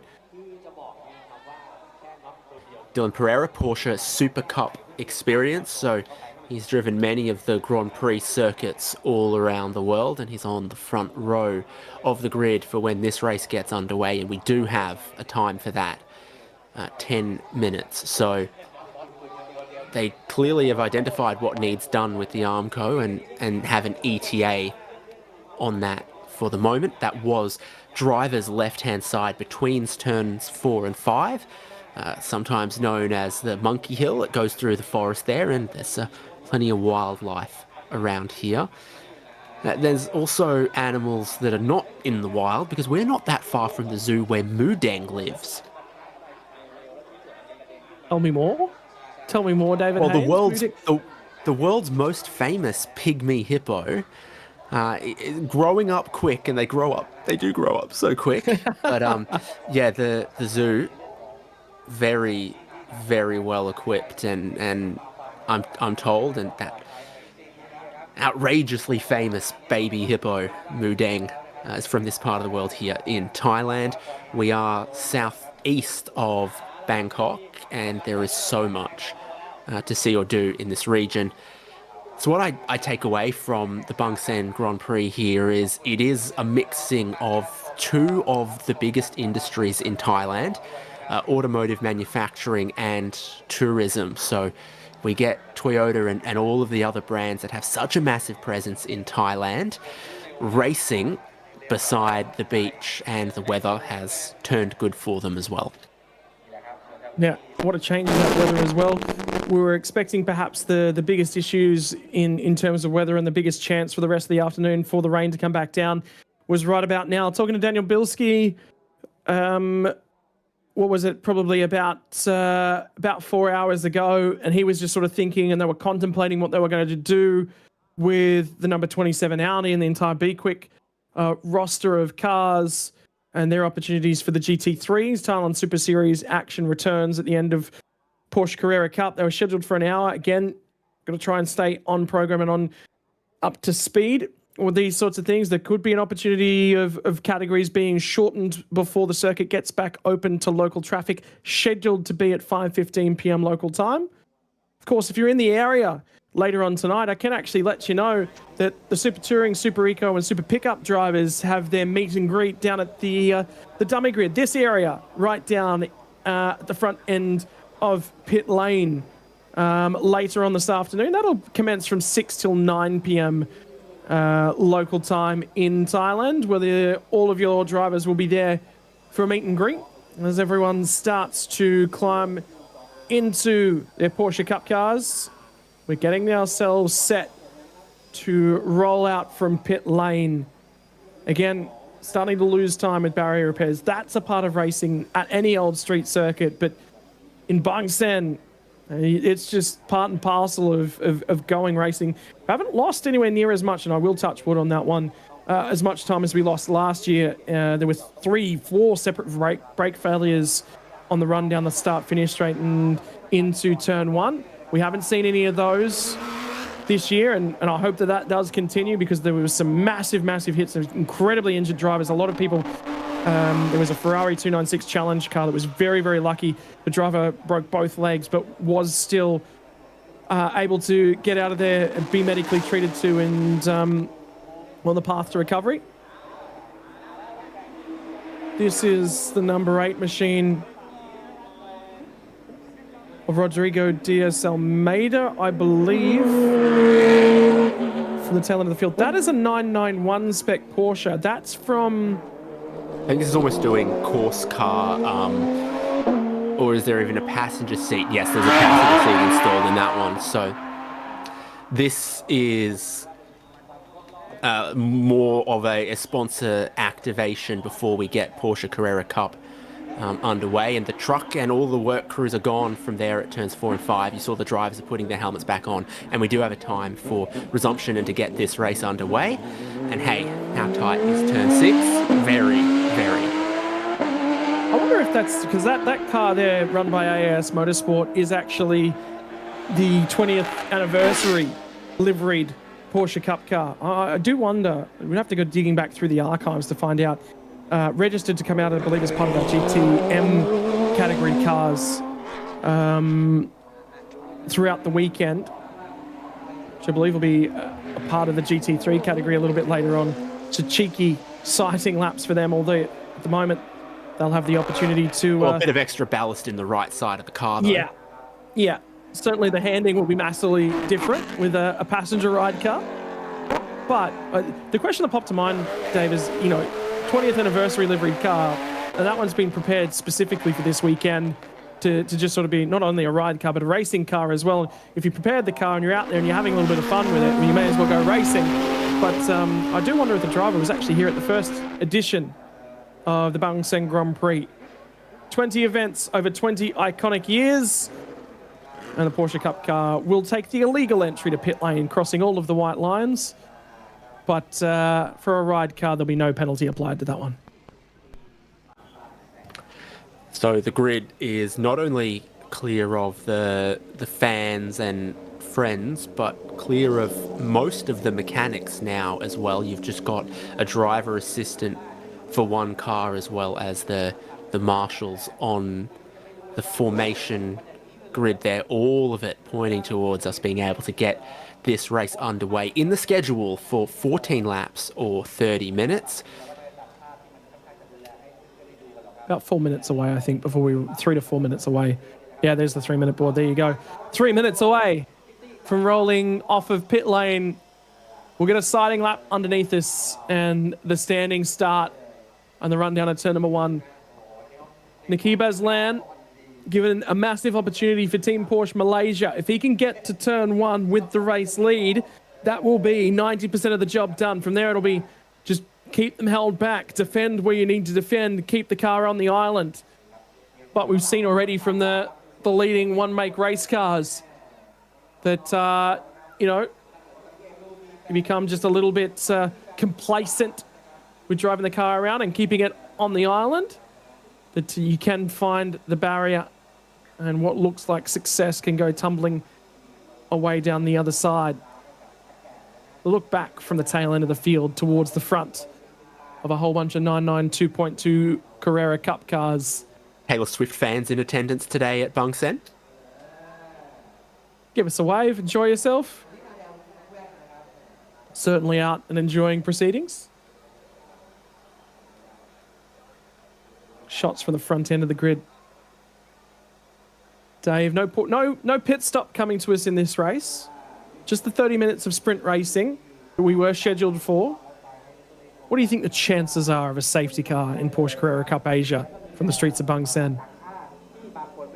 Well, in Carrera Cup Asia, I give it a 25% underlying chance of safety car, but then you add that to the Bangsaen street circuit's standing 50 to 60% chance of a safety car. So for this race, I'm going to start off pessimistic and leave room to be pleasantly surprised. 75% chance of safety car. 75% chance with the pessimistic warning applied for David Haynes. I don't think you're too far from it. 50-50 sounds about right for me. We might get ourselves a clean race in this afternoon from a session that ended with a double-waved yellow flag at the end of qualifying earlier on in the day. 24 Porsche Carrera Cups in attendance for race 1 of the weekend. Some extractions from the field of the 26 that were registered to go qualifying earlier on. And I note that Sawa Hongdat has been removed from the field. Pole position for Niki Baslan from Marcus Amann will be starting alongside the BW2 Shanghai Yonder. Dylan Pereira for Absolute Racing will be alongside of Marvin Klein in also the Absolute Racing car. Lou Ricci, Phantom Global Racing, Marco Giltrap's Team Porsche New Zealand, Chris Chia will line up alongside Josh Berry, I believe. Seth Gilmore and Liang Kang, Zhu Zhengfeng with the first of the AMs, Yan Chuang back to the AMs in 11th and 12th.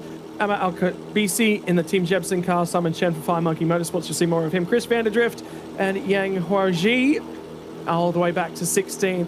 17th, Tuen Fu Roy Tang, Henry Kwong, Lee Karong and Adrian De Silva all the way back to 20th in the Alabama Motorsports machine. John Shen for Medina Motorsports, Dale Wood, the Viper Nitsa racing car, Wang Zhongwei and Jackie Wu back to 24th spot. That's the grid of 24 cars across 4 categories. 2 cars not joining the tail end of the field from what we know. Rodrigo Diaz Almeida and Sawa Hongdat. There could be damage to the number 8 car. It did bail out of the outside of turn 2 at the tail end of qualifying and did not drive its way back to pit lane under its own power. So the field will roll from the last corner. And more dust has been laid down on the circuit to clear up some more residue stains as we get out there for the formation lap, David. Anyone in that top 10 you've got an eye on at the moment? How about Jian in 7th, the only driver in the top 10 who is Pro-Am, not Pro. You can see the 4 classes that the drivers are categorized into. All of their cars are identical functionally, but we've got Pro, Pro-Am, Am, and Masters class drivers. So I've got my eye on who can be up the top of those different classes, and the highest qualified Pro-Am driver is Jian in 7th. The highest qualified Am is Zhu Zeifeng in 11th. And then there are 3 drivers in Masters. So that's something also to keep an eye on. if we have time, because I feel like with the talent at the top of the field in the first couple of rows of the grid, we will be absolutely spoiled. Have a look at the aggressive attempts to get any sort of temperature into those tyres. Well, as soon as the water is boiled off the race circuit, straight back up to 30 degrees Celsius in Thailand, as it always is, right around the tropics. Run down to turn 8. The last time they were down here, it was gloomy. Spray littering the area. Massive puddle on the entry to this corner right here. You can still see it if you're a wheel offline. You don't need to be very far offline on the entry to the Monument Chicane. You're in trouble. The puddles that have plagued us on the exit have now disappeared. And the formation and the tyre warming processes to finalise as we get down to turn 15. We wait with bated breath to hear all 6 cylinders of all 24 of these cars sit on the grid and look to feed clutches out, find gears, find braking markers. The first time they'll have hit braking markers from a standing start to turn 1 across the weekend, that lends itself to opportunities for mistakes. Anything can and will happen when you're on the streets of Bangsaen. We've seen it from Super Pickup. We've seen it from every category that's gone to the streets this weekend. Moments of mistakes. The wall will reach out and bite. And if your race goes the way that you don't want it to, the seaside, just the other side of those barriers, up, over and across, and sit on the sand whilst you listen to your compatriots go racing in the background. They'll form up into their starting grid slots here in just a few moments from the front end of the field. No, we're going to go for an extra formation lap. Just a siding lap with the amount of barrier repairs that are ongoing at the moment. Another opportunity to put some heat into the tyres as well. Yeah, so it looks absolutely dry here, but you've got the powder down, the cement dust type stuff way up the back. I think that's far enough back that it's not any of the grid slots, but around the fountain it's still quite wet in that section. And unlike qualifying where they had the Michelin wet weather tyres on, everyone is on Michelin slicks, and that's a tyre that needs more work to get ready, and probably runs a slightly narrower window than some of the road-derived tyres that we have, for example, on the Toyota Corollas and Yaris's and some of the other categories. Monkey Hill looking significantly drier than it was only a short time ago.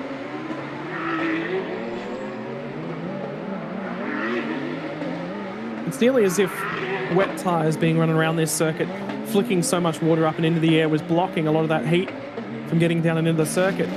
Earlier on, we wanted to move that water. We take race cars away from the track, and all of a sudden the track has dried out significantly.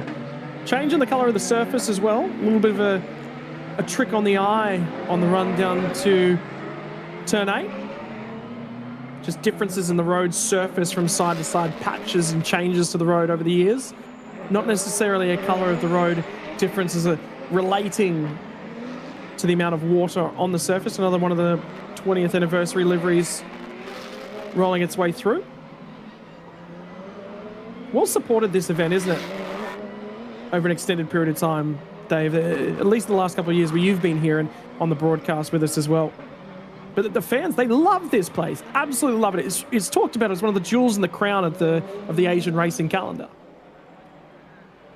Yeah, known to be a little bit mental at times, and that's part of the attraction, and it's not all that far from Bangkok either, so it's very easy for the suits of many of the companies to come down here. Very easy for all of the racing fans of Thailand's largest city to get down here.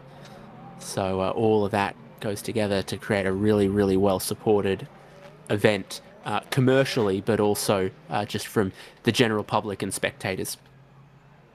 More fans set up in the grandstands down there at turn 15. They'll have a great opportunity to view any cars heading their way. One of the bridges, the EST Kohler Bridge, in between turn 16 and turn 17, allowing fans access to the inside and the outside of the track. Moving within the facilities right the way they're around. And the overhead shot showing fans that are on the bridge as it currently stands. Newer thing in motorsports is to block out both sides of those bridges, so the watching public will have to find themselves a seat. I believe that's also done in the realm of driver safety as well, making sure things can't be dropped onto the racetrack from above. Always doesn't hurt to protect our drivers. The 88 and the 89 of Pereira and Klein, the absolute racing pair, will line up alongside of each other on row number 2. There'll be always a discussion and consideration in the back of everyone's minds. Don't make contact with your teammate, but at the same time, you never want to be the driver that finishes second out of that stable. Yeah, and you've got more racing to come tomorrow as well. I think that might have factored into some of the decisions around some of the earlier categories as well. And now we will line up on the grid. I'd want to be on that left-hand side because turn 1 is a fast kink to the right, but the first serious corner is tight turn 2 to the left. Give me the left-hand side of the road any day for that. And that's what Naqib Aslan has got there in the number 17 car. It'll be outside for the run to turn number 1. We wait for the 969 of Jackie Wu to file into his grid slot from the tail end of the field. Mixed qualifying session, wet conditions that were drying, drivers that were able to put a lap together, drivers that weren't. This will be the challenge for some of the drivers who have got speed on board and they need to make their way through the field. You need to be aggressive. Still waiting for the 969 of Jackie Wu to file into his grid slot. We'll wait for the green flag to be shown from the tail end of the field, and there it is. There is one blank grid spot back there. I think it might be Dale Wood that's not lined up on the starting grid. Red lights are on. Porsche Carrera Cup Asia is in operation, and the two teammates get about an even start, just about 3 wide, a little bit further back there. One of the red cars in the middle of the field looking to cut their way through. Might have been at about 9th or 10th spot. It's a scramble on the run to turn number 1. Marcus the man covers to the inside of the road, just about has a car in his back window. That'll be Marvin Klein, who looked like he got a better start than his teammate. And they climb up Monkey Hill for the first time in real anger. Porsche Cup really starting to show a difference of speed compared to the Toyotas that we've just seen. Well, I said I wanted to be in Naqib Aslan's shoes on the race start, but Marcus Armand has danced his way to the lead. Great getaway, great car positioning, and now he leads this race as the field exits the turn 6 hairpin, and Armand still wants more tyre temperature. More tyre temperature. Give me as much as you can. In about 10 minutes' time, you're going to be asking for less tyre temperature, less pressure on board. Aslan loses the race lead on the run down to turn number 1, but now he's going to try and hang on. He had the best time in the session at the right time. He's going to come under intense pressure and scrutiny from Dylan Pereira, who got the better getaway in behind him. I think Marvin Klein's going to try and find his way down in there and look to apply some pressure. Giltrap slotted into 5th spot as well, looking to gain spots. Leo Riki's managed to find himself a whole bunch of time as well. Gilmore, Ling Kang, Jian, Josh Berry, the 10. Well, a great getaway, and there's been some shuffling in some of the spots behind as well, but there's pressure on 2nd, 3rd, 4th place. So exciting to watch. Your pro and leader Jian's dropped back 1 or 2 spots, meaning that Gilmore and Ling have gone forward. How about the brakes into turn 2? And all of that dust that was on the groove just out of turn 20 being flung up and into the air, and the racetrack will start to settle. Grip will come to it. Wide at turn 1. Nearly presents an opportunity for Marvin Klein, who was just trying to fill his teammate's rearview mirror, trying to close up. But I tell you what, at the moment, the fire-off speed from the 89 machine of Dylan Pereira, quite strong. Right there, and in operation underneath the rear wing. He'll have to be patient. Aslan found the fence at the end of turn 5 on the run down the hill. How bent is the Porsche 992 Cup car? How much damage has been done to the left front corner of that car? We'll get our first opportunity to have a look. The wing mirror is still on it. It might have just been the wheels that hit the barrier, but is there a little bit of camber? Well, the racing's already starting to heat up, and it's a place that doesn't generate an overtaking opportunity. They are pushing so hard, and you can tell that that grip is not quite completely there yet. Through the monument section, right up against the barriers, flicking through there, and then it's so fast through all of these little kinks coming around the track, trying to get your way towards the braking zone to turn 15, where things tighten up and then open up again. Turn 17, little left-hand kink coming up here. Position the car put the weight on the nose, turn through there and try to carry as much speed as possible, because it's another big braking zone at turn 18 that second place in the keep Aslan tries to defend, so Dylan Pereira tries to go around the outside, set him up onto the start-finish straight. Yeah, not going to present another opportunity. And I was trying to have a little bit of a look down the outside of that car of Aslan's. He might not have gotten the barrier. He might just have cleared some leaf litter away. He was wide up and across the crest at 4, 5 and 6. Well, that might have been a massive moment that he's walked away with. Now, continuing to come under pressure from Pereira. He will harass and harangue. Keep your eyes in the background, though. Marvin Klein's just sort of lurking, but he's not pressing up on this one, Dave. I thought he might just be trying to keep the heat out of these tyres, look after them a fraction better, although I think the drive off the corners is where he's struggling. Well, it says time in the top left-hand corner of the screen, but it's 12 laps to go, and at this pace, it might in fact be the laps that we get to first. These are seriously quick race cars on seriously high-performance tyres, as we talked about. Over 500 horsepower on slick tyres, and they keep putting more aero and more advancements on them generation to generation. Apparently there's been an overtake down into turn 6 as well. Somebody's made an overtake down there, perhaps on lap 1. And again, that's against the supplementary regulations. It's deemed as too narrow, and it's to take risk elements out of this one. But it leads itself onto such a great opportunity down at turn 8. And this corner right here, that you certainly want to be presenting yourself with an opportunity to get great drive. At the moment, the 69 machine, Zhu Zhengfeng, was our leading AM driver, and he still is at the moment. Now coming underneath the pressure of Yang Shuang. He was better in terms of the wet pace on board car 69, but Yang Shuang has found a way back. And the Al-Khabisi is right there and harassing as well. She'll be trying to go with these front two and continuing to harass as best that she possibly can. Run down to the final corner, already starting to see a little bit of field separation from those front groups, but we are just getting a fraction worth of pressure from amongst the different categories. That dust is already gone. Yeah, the cars are committing across it, spraying it around and going at super speed. So there's Zhu Zhengfeng, Yang Shuang just behind him. Amna Al-Khabisi trying to look for a move into turn 2. Young lady from the United Arab Emirates, and we're going to get to a replay of that race start. It was all Marcus Armand.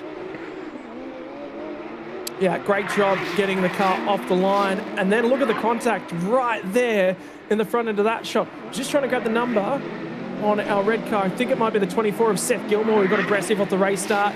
Had a massive moment here that you were talking about, David Haynes, last year in open wheelers when he was trying to go for that race victory. But on this occasion in Porsche Cup operations has done a significantly better job. Strong getaway from him. It was nearly too good a getaway. I was sitting there for half a moment going, yeah, he might have jumped the start, but it was the connection from that second phase of the getaway, wasn't it, where he just carried that traction through the best part of the torque curve of the Carrera Cup. Lap on lap, they keep going faster, so PBs flying in thick and fast as the drivers become accustomed to what the track state is at and build up temperature in these relatively durable tyres. There's that turn 17 kink. You've got to be so brave to be ludicrously committed through there. And now this group heads into the double apex hairpin. Often you're looking to set up that exit, but I think Zhu has done it pretty well. Al-Khabisi just sort of 2 car lengths back heading up the straight here. Then the number 10 of Simon Shan. I think he's leading, third in the AM class as well. So all sorts of drivers. Oh, there we go. Opportunity potentially at turn 2. It was covered off and noticed very, very early. Yan Chuang had a look through the rearview mirror. I had a feeling that Amna Al-Khabisi was going to be defending in the 969 car. That's out of the final corner. It's gone for a massive slide on the start-finish straight. The field has only just come through the timing line at the end of the hairpin down here. So there is enough time to try and get that car spun around, but they need to be quick about it for the 969 of Jackie Wu. Yeah, there'll be no one behind him, so he'll have the whole lap to sort it out. And he's, gone further to the left-hand side of the road in the very final corner. Found that there is a little bit of a slippery section out there. And he's gone full 360, but none of those hits on the Armco particularly damaging. So hopefully that car continues. The problem I have with that is that's contact with the supporting section of the concrete barriers as well. There's not necessarily a major part, and you saw the fence move as his back end of the car attached to that one. They'll have to have a look at that. If we go to a safety car, they'll have a look at those barriers for sure and do an inspection radio. Yes, it's all okay. Yes, it's not all okay. For meantime, it's going to be a visual inspection only on the barriers down through that section of the racetrack. Marcus Amand has skipped clear to a 3.1 second lead. There is the 969 car. We will not need to go to yellow flag. That car is rolling away from the front end of the field. Here comes 69 of the 27 out of the final corner, which means our race leaders are a touch further down through the field. So that one was quite tight. You know what? I think half the field actually got through on the 969. Yes, they certainly did before he got rolling down towards turn number 1. Here's the front end of the field. Again, Nakiba's Land still holding off at the moment. Dylan Pereira. Both of these guys on their last lap dropped into the 38s. And that'll be due to that yellow flag through the front straight section into the Monument chicane. The road's starting to take a little bit of temperature as well. Continues to work away those puddles just to the outside of those lines. Once they're clear, we're effectively a fully dry circuit. The grip continuing to come through it. You'll see that when we go to GT3 racing in the next race as well. But for the meantime, Porsche Carrera Cup Asia. And this might be the opportunity that Dylan Pereira is looking for. Well, he's had a great run through 17 there. So again, Nakib Aslan is going to defend all the way to the outside. Expect Pereira to try to bomb around the outside of the hairpin. Aslan's going to rotate. Too much jandal from the rear end of the number 17 car. And he was hanging on to a podium position. And now, no longer. That'll elevate both of the Absolute Racing cars. And Pereira is going to grab that one away. Applied pressure to Nakib Aslan. And as they so often do from the rear end of the Porsches, the pendulum style effect. From a phenomenal qualifying effort in his first pole position, certainly from this racetrack in this series, in this category. A driver that's experienced around this circuit in a number of the Thailand Super Series categories over the years, loses out on a podium opportunity. So Dylan Pereira gets that second place. Marvin Klein is up into third. We kind of had two groups forming, Marcus Armand and the rest, and that cork in the bottle, eventually it's popped out and the champagne flows at the moment for Pereira and Marvin Klein. Michael Giltrap also had closed in on that group, and with the mistake from Aslan, he's moved up into fourth. And Klein might be just looking at teammate Pereira now, just going, I know you were using your tyres quite aggressively to try and get after Nakib Aslan. He might start to press up a little bit as the 89's tyres might have been starting to take a little bit away from peak grip that was available to them. Last time by 37.016 for leader Marcus Amand, was skated off down the road to a 5-second lead at the moment with the battling that was going on. But peak pace has started to go out of these cars, out of these tyres. Does that present itself an opportunity? Simon Chan starting to make time. He set his personal best lap last time by. There's race leader on the 969 car. So it looks as if Jackie Wu has managed to stay out there, but it's an ailing Porsche at the moment from the Masters category. He's just looking to put points on the table. It did almost look like part of the toe on one of the rear tyres was a little askew, and Jackie Wu remains out there but not circulating at the speed of earlier. Meanwhile, an unleashed Dylan Pereira lays down a new fastest lap of the race. Almost identical, to be honest, to what Marcus Armand just did, which was a personal best. But it goes to show how critical that initial getaway off the race start was. Dylan Pereira has the same pace as Marcus Armand, but there was 4 or 5 laps there that he couldn't get past Nakib Aslan, and Marcus Armand was building this lead that is a serious number of credits in his bank now. Yeah, Nakib Aslan's fallen down to 5th spot now, and he'll have Leo Riki will be trying to apply some pressure. There'll be some temperature issues certainly at the rear end. Nakib Aslan, particularly with the way he aggressively flick-spun that car back around. Seth Gilmore will start to clamber back in on both of those guys as well. He's done a 37.229 last time by, best of a 36.9. So again, capable of closing in fractionally on those cars ahead. Mistakes coming his way from those couple of cars that are down the road. This is down towards the tail end of the field. Yeah, well, it's the front. It's the battle for the lead in the Masters class between John Shen and Adrian De Silva. So I think De Silva has been closing this up. There's no passing at the turn 6 hairpin. It's way too tight. If someone gets down the inside, you are causing a traffic jam. But last lap, It was actually John Shen slightly quicker in the leading car by 1/10. So they're going back and forth, and they are very much equals to each other in this Masters class. Great opportunity to continue going Porsche Cup racing. Yeah, that's a white flag. That says to me that there was a very, very slow car somewhere in the sector. So we might have a car somewhere that's clouded. It's just going to be warning for Jackie Wu, who's surely in this sector of the track now. And here. Yeah. So that's very good stuff from the marshals. Now you know there's a slow car in the next sector. And there was, and they avoid it just perfectly. Everyone's doing the right thing here from the marshals to the drivers.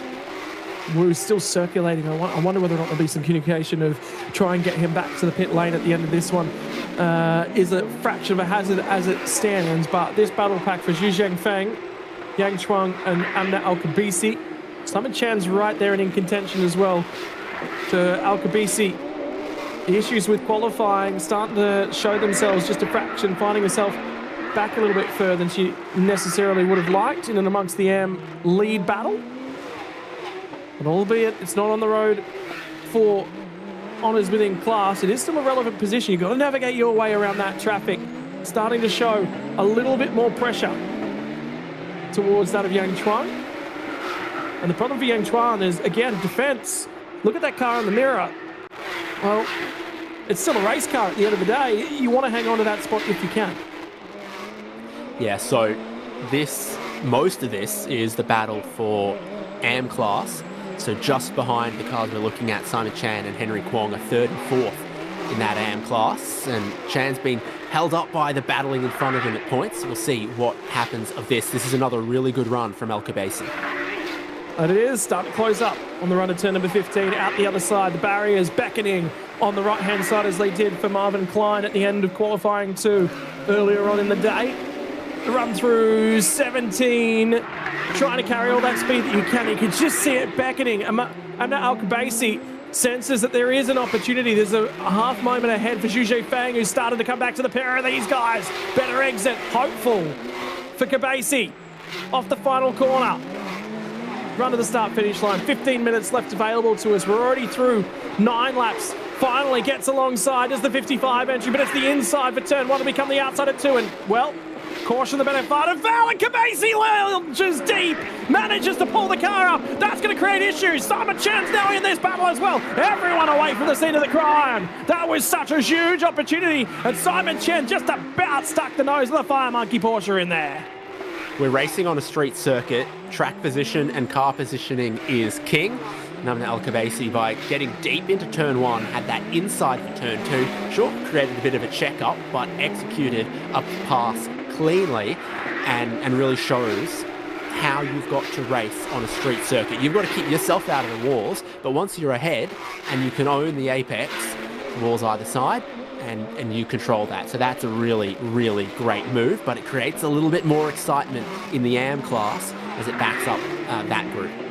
We'll check back in at the front end of the field as well. That's Dylan Pereira, and since he's made that move and made it stick on Nikki Aslan, 33.791 was his most recent lap. The previous one before it at 33.740, so he's only about 500ths away from his fastest lap of the race. He is eating into the margin of Marcus, the man who's becoming a little bit quicker, a little bit clearer in that pink liveried BWT Shanghai Yonda Porsche just down the road, but it's still a massive margin at 4.5 seconds. The critical factor is Klein's not been able to go with him at all, Dave. I was thinking maybe he's sitting back just looking after those tyres. No, that was just the pace advantage Pereira had. I mean, these are two superstars, Amand and Pereira, that you're going to see a whole lot in sports car racing all around the world. Very possibly with Porsche badges on those cars, but it's awesome to see these global spec cars here at Bangsaen GP with this level of drivers just millimeters from the concrete and the Armco in every single place and showing us what is possible. And they've been showing us that Dylan Pereira has been quicker over the last 2 laps.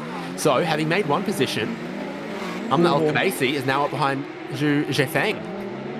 You're right, until she made a little bit of a mistake down there at turn 6. I thought she might have climbed the barrier. No, she just bounced and couldn't get back to the throttle, couldn't find a gear, couldn't find momentum out of the turn 6 hairpin. It's just interesting just noting from the little bit of differences, and you just see from Zhu Zhengfeng, he is making mistakes Kabasi was a lot further back when they got down to turn number 8, coming through and out the other side. Zhu Zhifeng didn't necessarily get back to the throttle as smoothly as necessarily would have liked. That's allowed an opportunity for Amna Al-Kabasi to again start to close in. They're making a touch worth of time on Yang Shuang and Simon Chen, Henry Kwong, just in behind these guys in the 27, 10 and 91 cars of Fire Monkey Motorsport, Bergwerk and Origin Motorsports all as well. The 69 machine still on the run down to turn number 18 for Open Road Racing, your amateur leader at the moment.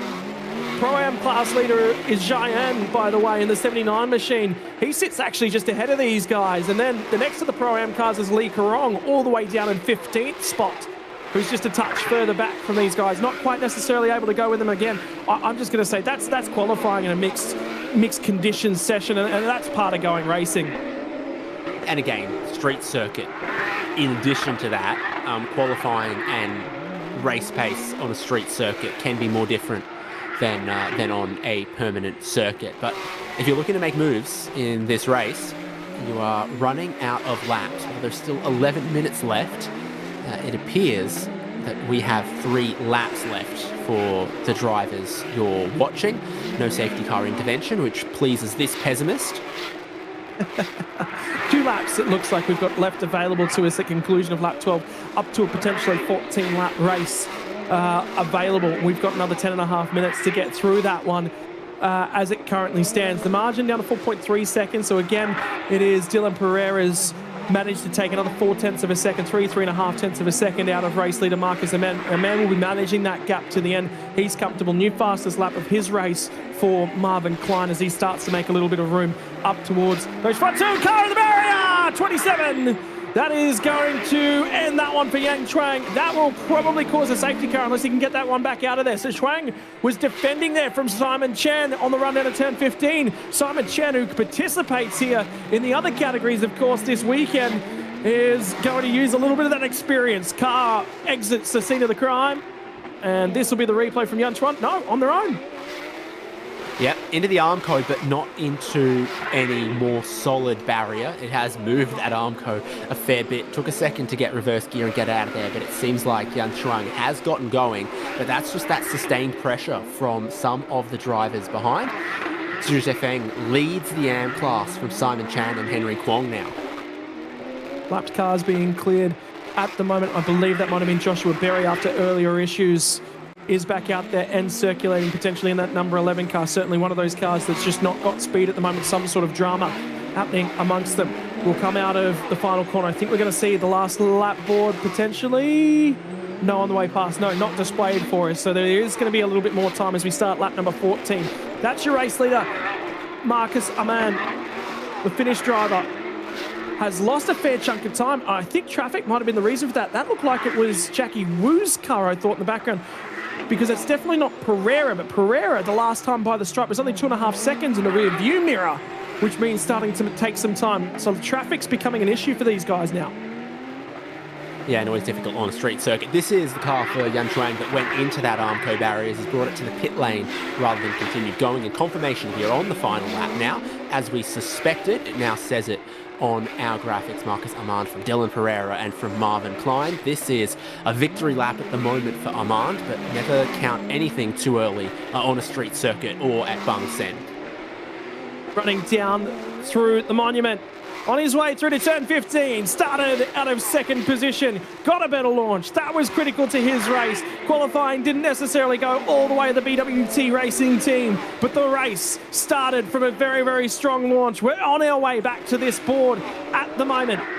For Marcus Aman from Finland, at the end of 13 laps, 19 corners, make it 20. He is going to be Porsche Carrera Cup Asia winner of this race here from the Thailand street circuit of Bangsaen. Yep, phenomenal getaway. All came down to that race start. Dylan Pereira has shown what kind of pace can still come this weekend, and Marvin Klein has taken third. Up and across the finish line, the Frenchman was on a flyer, and that potentially could have been a race win that's gone begging for car 88. was stuck in the barriers at the end of qualifying 2 earlier on in the day. Last of the cars coming down and across the start-finish line, just waiting as well for that next group that included Zhu Zhifeng and Amna Al-Khabaisi to see how they resolve their battle. Jian will be your Pro-Am winner. It looks like John Shen might have ended up with the Masters win.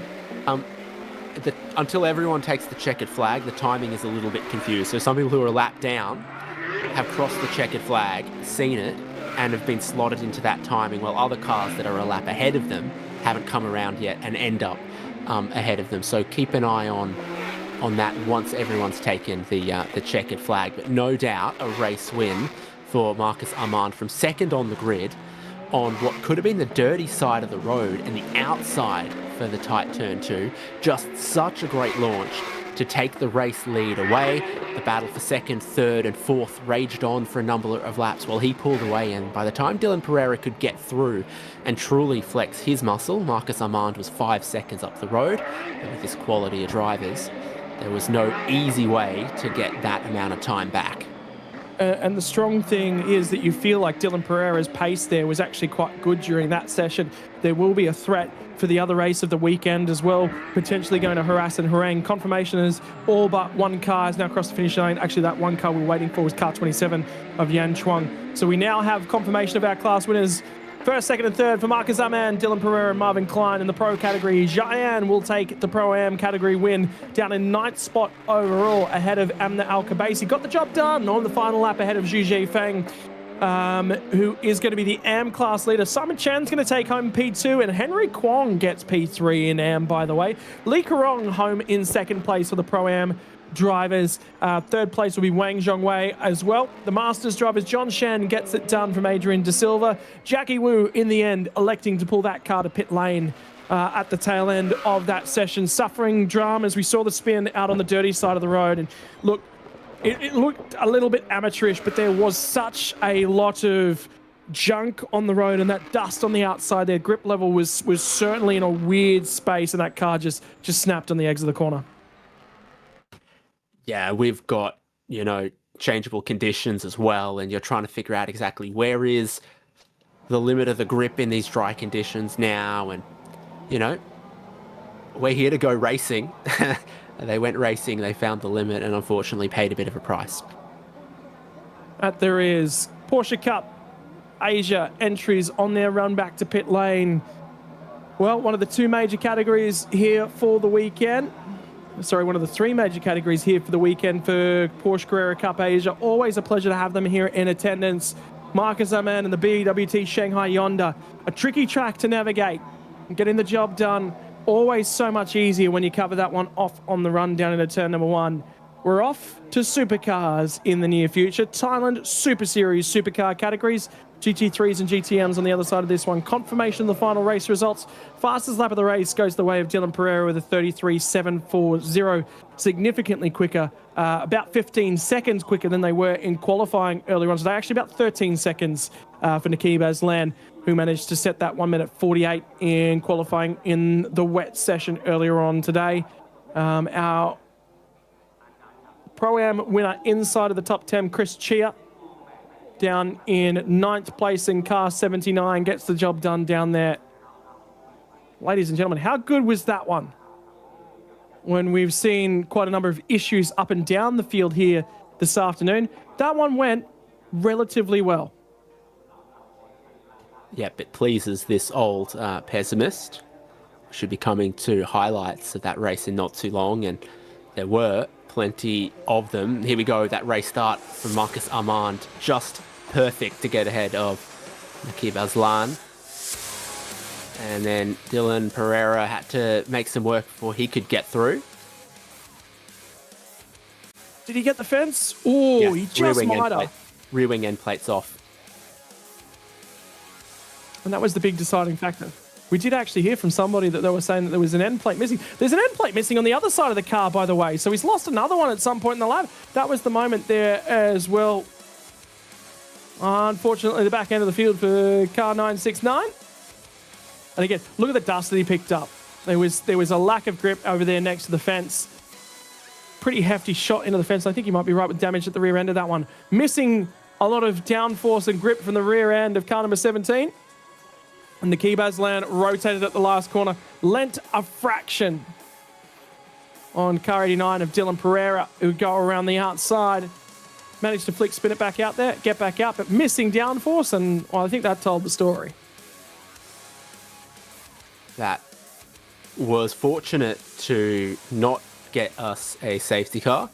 The 27 drove out of the Armco at turn 15, and Marcus Armand drove towards a checkered flag and a race win in AR Box Carrera Cup Asia, the first race of the weekend for this category on the Bangsaen streets.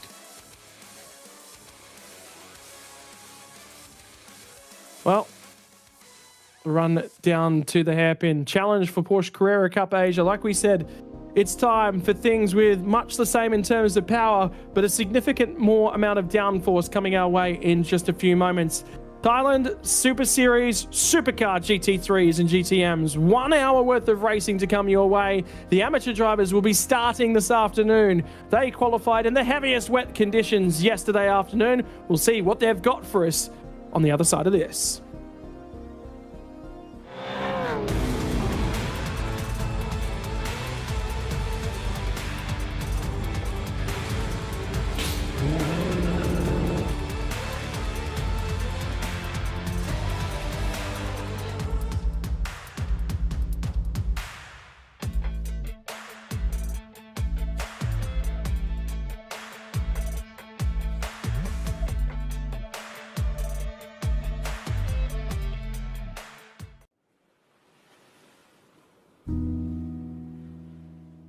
Years ago, a dream began beside the sea. What started as a bold vision became Thailand's most iconic street circuit.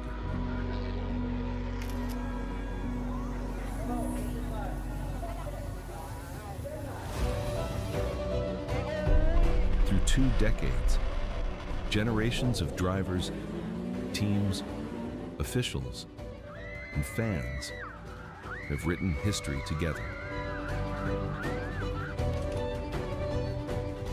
More than a race, more than a circuit, a celebration shared by an entire community.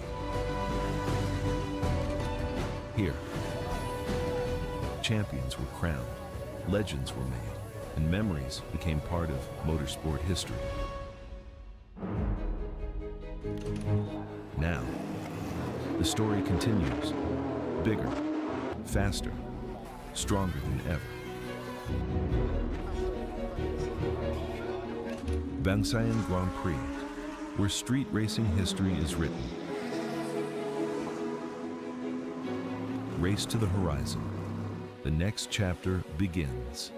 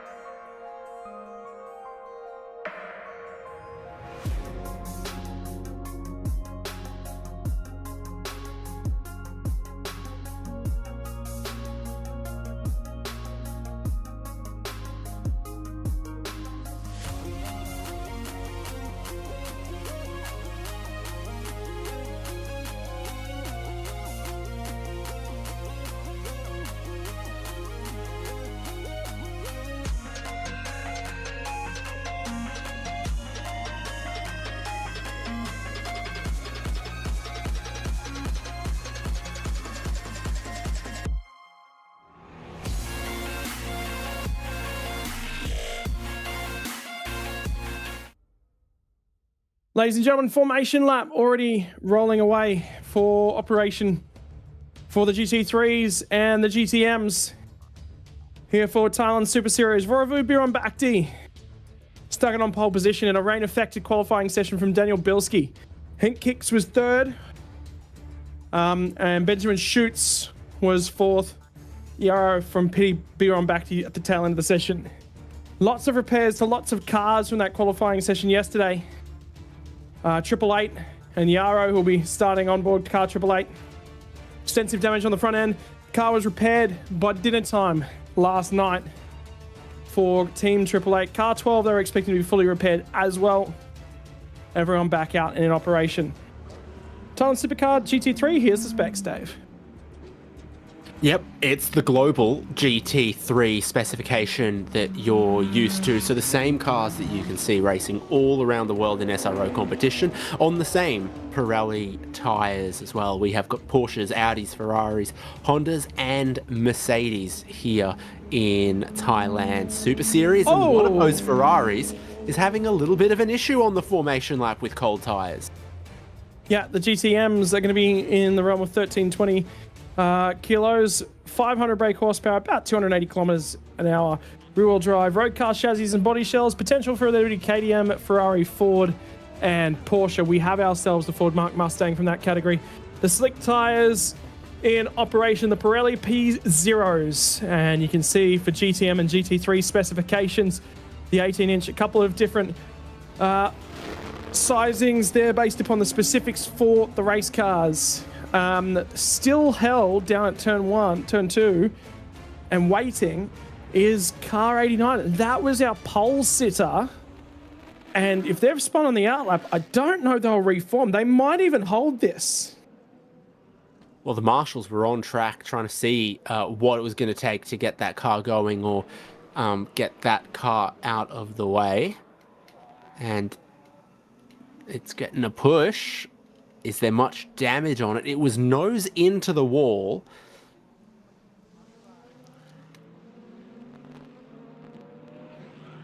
Well, that's Vorovud Biron that's supposed to start on the left-hand side of that pairing. Daniel Bilski was supposed to be off the other side of row number 1. Henk Kicks on row number 2 alongside of Benjamin Schutz for the 16 Black Wolf Motorsports Mercedes. They have managed to get car 89 rolling. The rest of the field's coming around the back half of the circuit now. This is the rest of our GT3 grid.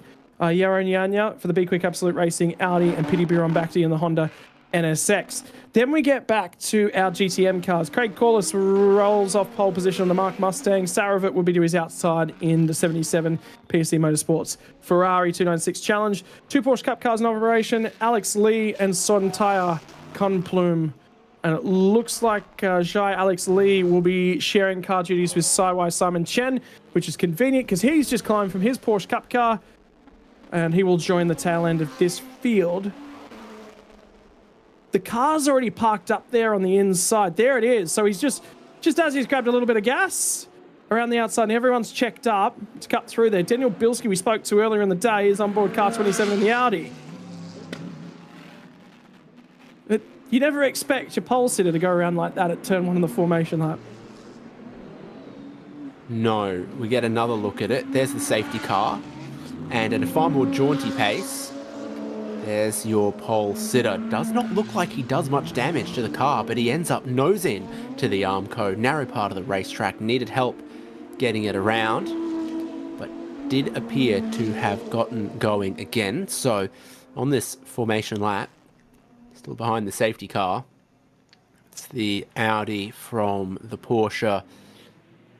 Benjamin Schutz there in the Mercedes. Is Vorovud Biron going to be able to catch this group and be allowed to get to the front?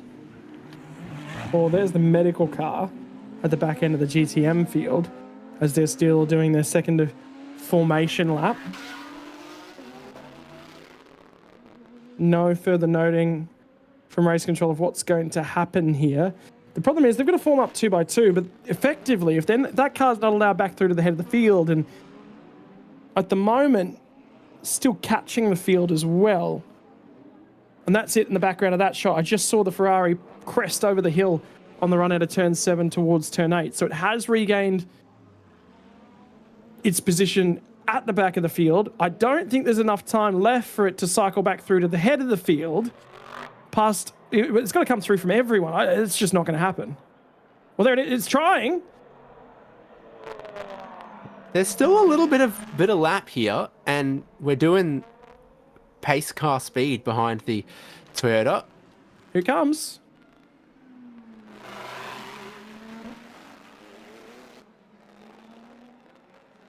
He's trying to take that spot back. He wants to jump back up to the head of the field. Oh, that Mercedes did not see him.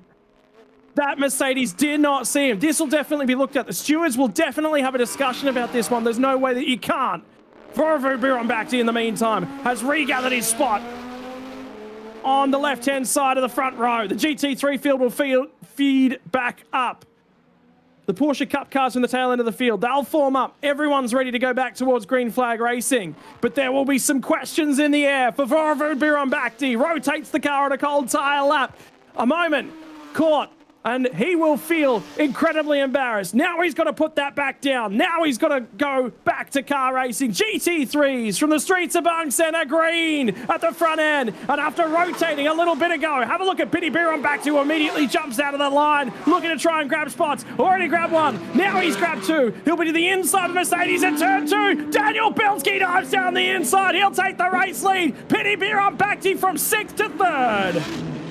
Bit of wheel spin from Daniel Bilski exiting turn 2 there, but keeping that position. It's into 2nd and 3rd from Singer Racing Team Thailand cars. Everyone seems to have gotten away well in GTM Pro, and we are already shoulder to shoulder racing hard for this race lead. That they are. And it's teammates now. The Team Singer Motorsports Thailand entries. The Ferrari and the NSX. Line astern. Piti Bironbakti nosed it into the barriers yesterday. His teammates just made a mistake today. Now they're trying to bring the tyres in nice and gently. And that will challenge these guys. It looks like the Ferrari had a moment of understeer at turn 8 as it was a fraction wide out the other side. To the monument that has caused so many issues thus far across the weekend, when historically it's not been a major point of concern on the racetrack. And Piti definitely looks aggressive, definitely looks like he can challenge for this one. He's been quick, massive improvement in their growth to this Acura NSX, championship winning NSX from last year as well. They'll be looking to try and do something about it. But Daniel Bilski would love to earn himself. And remember, this is all amateur car that leads the race at the moment. The amateurs in every car in the field out of the driver pairings to start this one. But Daniel Bilski will hand over at the moment in about 20 minutes' time to South the Pond. And he'll be handing it over if all continues as it is with the race lead. This will present a challenge, and one the Singer Motorsports crew will have to solve. 2 formation laps on a hot day, and it still seems like on the race start, everyone's struggling for rear tyre temperature. Bilski moving all around. Vorvo Bironbakti struggling as well, and Piti Bironbakti all over him. And there's still patches of wet track up and across the top of Monkey Hill as they bounce their way up and out the other side. Bilski will lead us away down the central straight of the circuit. Hank Kicks has lost a little bit of ground to Benjamin Schutz. He'd love to make some ground back up if he possibly can before heading over to pro driver Alessandro Gueretti on board the number 26 Porsche. Cutting their way through the monument once again. How much more secure these cars look with a little bit of tyre temperature underneath them on this lap compared to where they were last time by. Yeah, absolutely. Not too much field spread from GT3 just yet. You can see that your 4th and 5th are still just in the back of shot, and Daniel Bilski not able to build more than a 1-second race lead.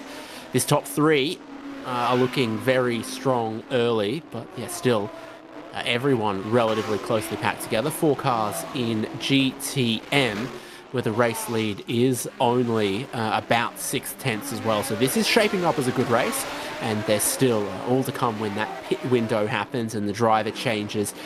See us install the pro drivers for the back half of this Saturday race at Bangsaen.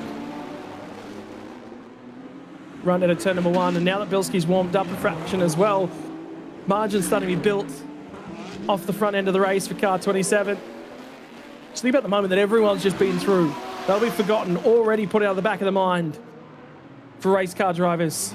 The last corner does not matter. The next one is significantly more important as you've got to try and focus forward. Kicks are starting to get a little bit closer as well to Benjamin Schutz. And that'll be an interesting battle to watch develop for the German marques, Mercedes versus Porsche. In fact, the bulk of the field made up of German marques of differing types. Team Singer Motorsport Thailand, the only ones bringing non-European marques. One from Japan, one from Italy.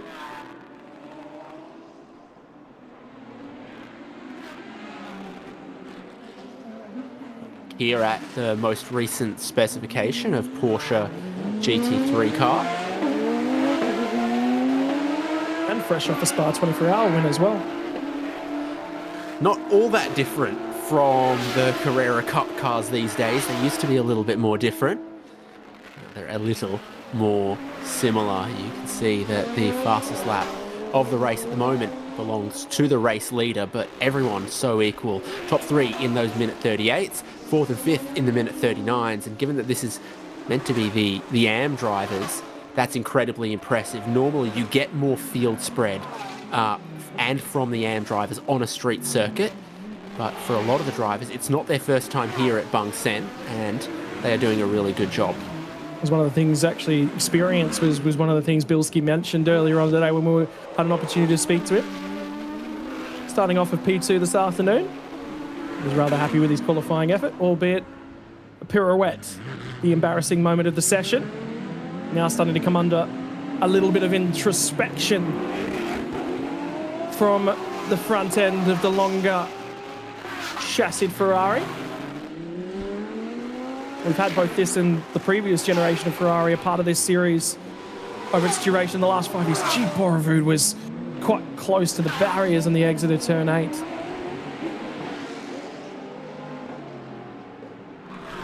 That's what the Honda NSX looks quite good there, David, through the middle of the circuit. Yeah, certainly a traction out of some of the slower corners looks good for the Audi. Some of the other parts looking good for the Ferrari, but not quite at that part of the lap. The Honda NSX all over him.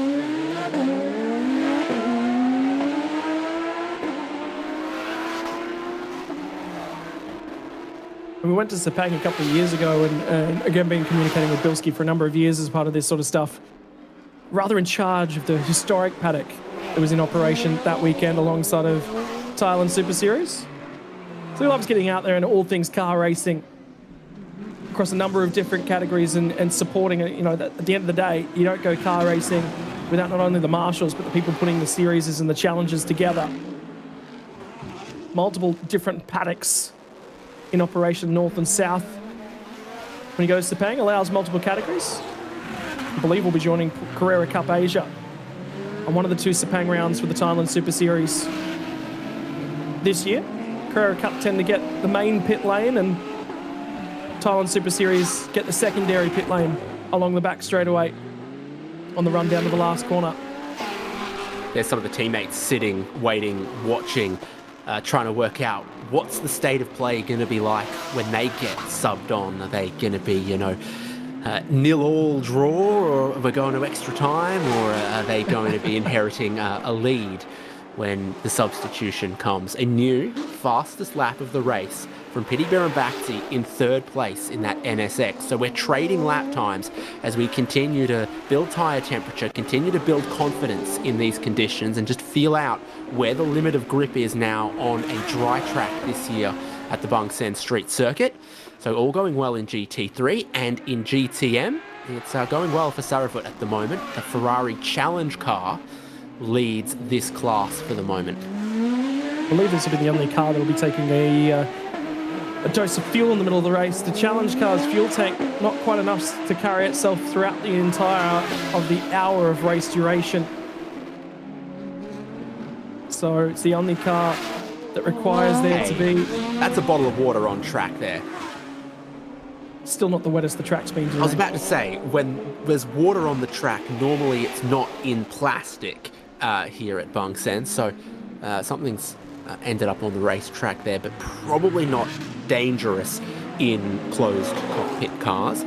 2 weekends ago, I was looking at one of the Ferrari Challenge cars. I believe they come with a 100-litre fuel cell, which is a little smaller than some GT3 cars, smaller than you can get in this Mark car, very much designed for endurance racing. Races longer than 1 hour is what it's very often built for.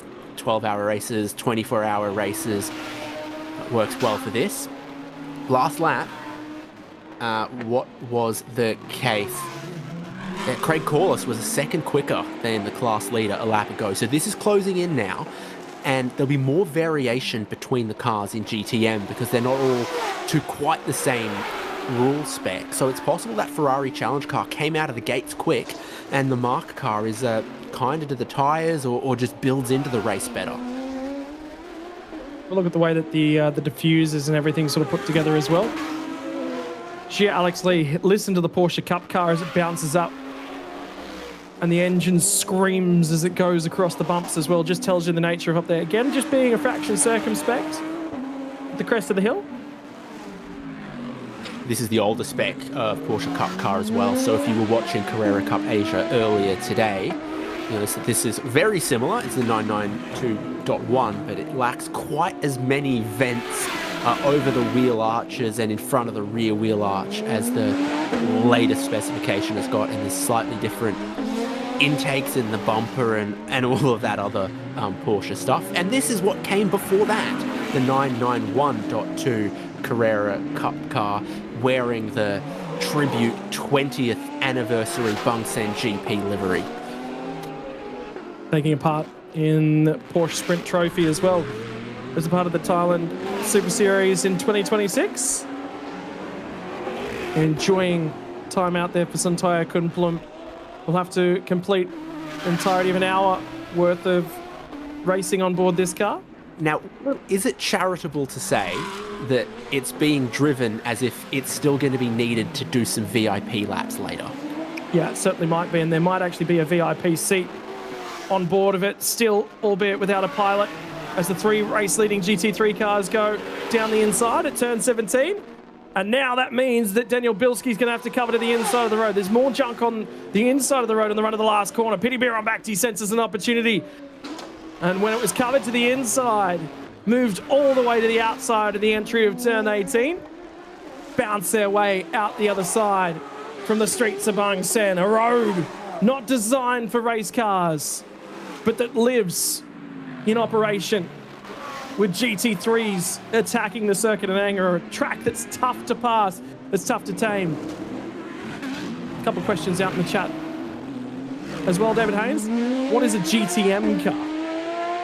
Anything that isn't a GT3. So all of the cars in GT3 are homologated SRO GT3 cars running to those rule specifications, but in GTM we've got a hodgepodge, a little bit of a licorice, all sorts of cars that are similar pace to GT3 cars but don't fall within the homologation. So you've got a Mark car, a Porsche Carrera Cup car, and 2 generations of Porsche Carrera Cup car and 1 Ferrari Challenge car. They're all very quick race cars, but they don't belong to the GT3 rule set, so they don't belong in GT3, but they're in this race as GTM.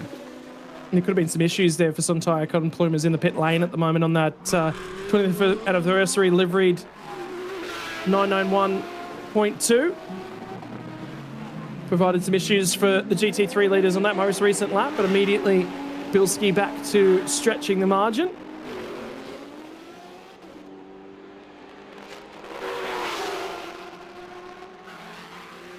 It's important to note as well, simpler diffusers for a lot of those GTM cars as well. They're not generating, don't have all the vanes, the dive planes, every possible aero device. These are a race car based on a road variant. They're very much an aggressive car. Look at all the dive planes at the front end of the Audi, looking to maximise grip at both the left and right front corners. Much the same for the Ferrari 296. By the way, Ferrari, I believe, looking at the front corners of that car, that is the 296 Gen 1, Ferrari. They've moved to the Evo spec in 2026. Simon Chen's teammate, Alex Lee, the next car to be picked off. The second of the AM class cars as well. Race leader, and then 4th spot, the Mercedes in the background. Pit lane will open in about 11 minutes time as soon as we tick down to 46 minutes to go. If you're someone who's about this sort of stuff, you can spot the Ferrari 296 Evo by the fact that the rear wing uprights have some hollow sections in them. If it's one solid piece rear wing upright, not an Evo, and the Evo's also got 2 more openings in the bonnet that feed the air conditioning and some other systems. So not a whole lot of external differences to the Evo. Mostly it's under the skin, but there are a few little things you can pick out. The Honda NSX also went through a couple of Evo updates, which didn't do a whole lot to the external appearance of the car, but just tweaked things as far as the reliability, serviceability, and the performance window of the car. And the Audi R8 Evo has been through 2 Evos, and those have been far more drastic, following the facelift and then the Evo 2 adding that reverse swan neck rear wing that is so aggressive and unique. How many evolutions do you have to go through before you get yourself a Mitsubishi badge attached to the front of the car? Oh, bring back the Evo 10, I say. As they bounce their way up through Monkey Hill once more. The other thing to look at for the surface, I was actually looking at this as a part of the Spa 24 Hour and enjoying coverage last weekend as Vorevud lets Daniel Bilski know that he has gotten ever closer than the preceding lap. Bilski's definitely struggling for turn in down at the hairpin, and Piti Bhirombhakdi's starting to show the nose in the run down to turn number 8. Is he going to get alongside of the braking zone? No, he will not. Vorevud carries a little bit deeper and just about at the back of Daniel Bilski once more. 3 drivers that have been in this series, in this category for an extended period of time, now starting to go back to war on the streets of Bangsaen, as they all have time and time and time again. Well, Vorevud Bhirombhakdi's being very aggressive into some of these braking zones, but Daniel Bilski's getting the corner exits a little bit stronger, so it leads to them being very close, combined with the concertina effect at turn 6. Then it also led to them being very close at turn 8 as well. So they're driving their different cars with their confidence in some different areas, and that can come down to all sorts of things like maybe you put too much tyre pressure or not enough tyre pressure in the front or the rears, and your balance is shifting around. So expect Vorevud Bhirombhakdi here to be strong on the brakes in this first sector again. And you can see he definitely touched him at the hairpin. There is a mark on the front end, although I don't recall that one being there the last time we came through. It was the other thought that went through my head is perhaps that's from contact with the barriers down at turn 1 on the formation laps. By the way, Race Control have not looked at that one further, which says to me that the race start and the race starting procedure is all A-OK. He was happy to rejoin where he was supposed to be at the front end of the circuit because he got there in time. If he hadn't have done, then there would have been some questions raised about that one. It was this car that nearly had a moment with it as it weaved its way back through the field. Didn't see the car come in the rear view because you don't check your rear view mirror on a formation lap. You're not really all that interested in that. You're focusing on everything that's around you, building up to that formation cycle. Through the other cars in GT3, so that podium battle is so exciting, but you've got the Mercedes in 4th place. You've got Henk Kiks driving the Porsche, the Quick Absolute Racing car back here in 5th. And then the other Audi in the race is in 6th at the moment.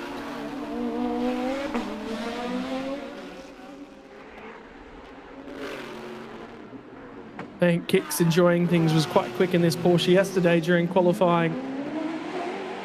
Supreme traction in the wet, just with the engine being located behind that rear axle.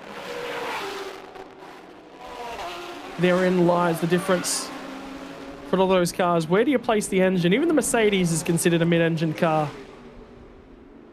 Front mid-engine.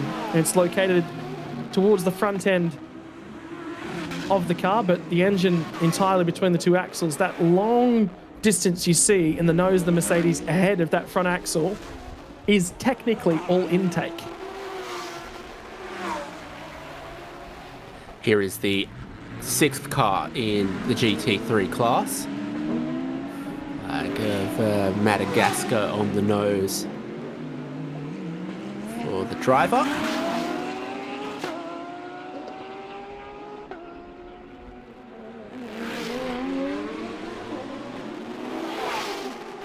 Triple Eight is going to have Sandy Stuvik in later. He's the other driver you can see on the graphic. This is one of the GT3 Pro cars, so an AM driver and a Pro, whereas there are a few that are GT3 AM, and that's 2 AM drivers. So you don't see a whole lot of difference between those two in the first half of the race, but then you expect on this street circuit that in the back half of the race, after the driver changes, that the GT3 Pro-Am cars are going to look a lot stronger. We go to a few permanent circuits in Thailand Super Series this year, so Buriram and Sepang. And I feel like on a street circuit, you get a larger difference between Pro and Am drivers than you do at those permanent circuits where it's just a little bit easier, the sight lines are a little bit better, the room for forgiveness is a bit greater. The street circuit multiplies the challenge of racing and creates a larger difference between, you know, gold or platinum rated pro drivers and the drivers that aren't as experienced, didn't start racing as young, and are funding these entries and GT3 racing. Initial compensation time signed off on by James Taylor at 8:30 this morning. Make sure that one lands in your inbox here in just a few moments as well.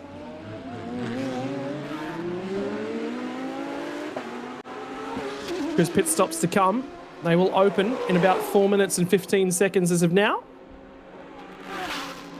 Tell you what, we were talking about this battle between these two guys and GTM coming back together a while ago, but there was still about 2-3 seconds between them. That's coalesced into what we see on track at the moment. Corliss continues to be just that fraction quicker. They were actually within half a tenth of each other last time around. 47 thousandths of a second difference between these two cars' lap times. Oh, Corliss was in hot then to the hairpin, and that's going to not allow him to perhaps get out the other side. Big honking diffuser on the rear end of that Mark car. Not as simple as the Ferrari. Well, it'll generate a lot better front end downforce, you would expect. Well, the Mark car's got a large diffuser, but not a particularly complicated diffuser, whereas the Ferrari Challenge car doesn't have a massive diffuser because of where the gearbox and everything is there on the road car. But there's a very complicated 3D shape to a lot of the aerodynamics on the Ferrari. So we're seeing strengths definitely in some different places, and it's very different engines. It's a 120-degree twin-turbo V6 in the Ferrari 296. And it's a significantly simpler Ford Coyote V8 in the Mark Mustang. Pit lane compensation times, race win at the previous round went to car 27.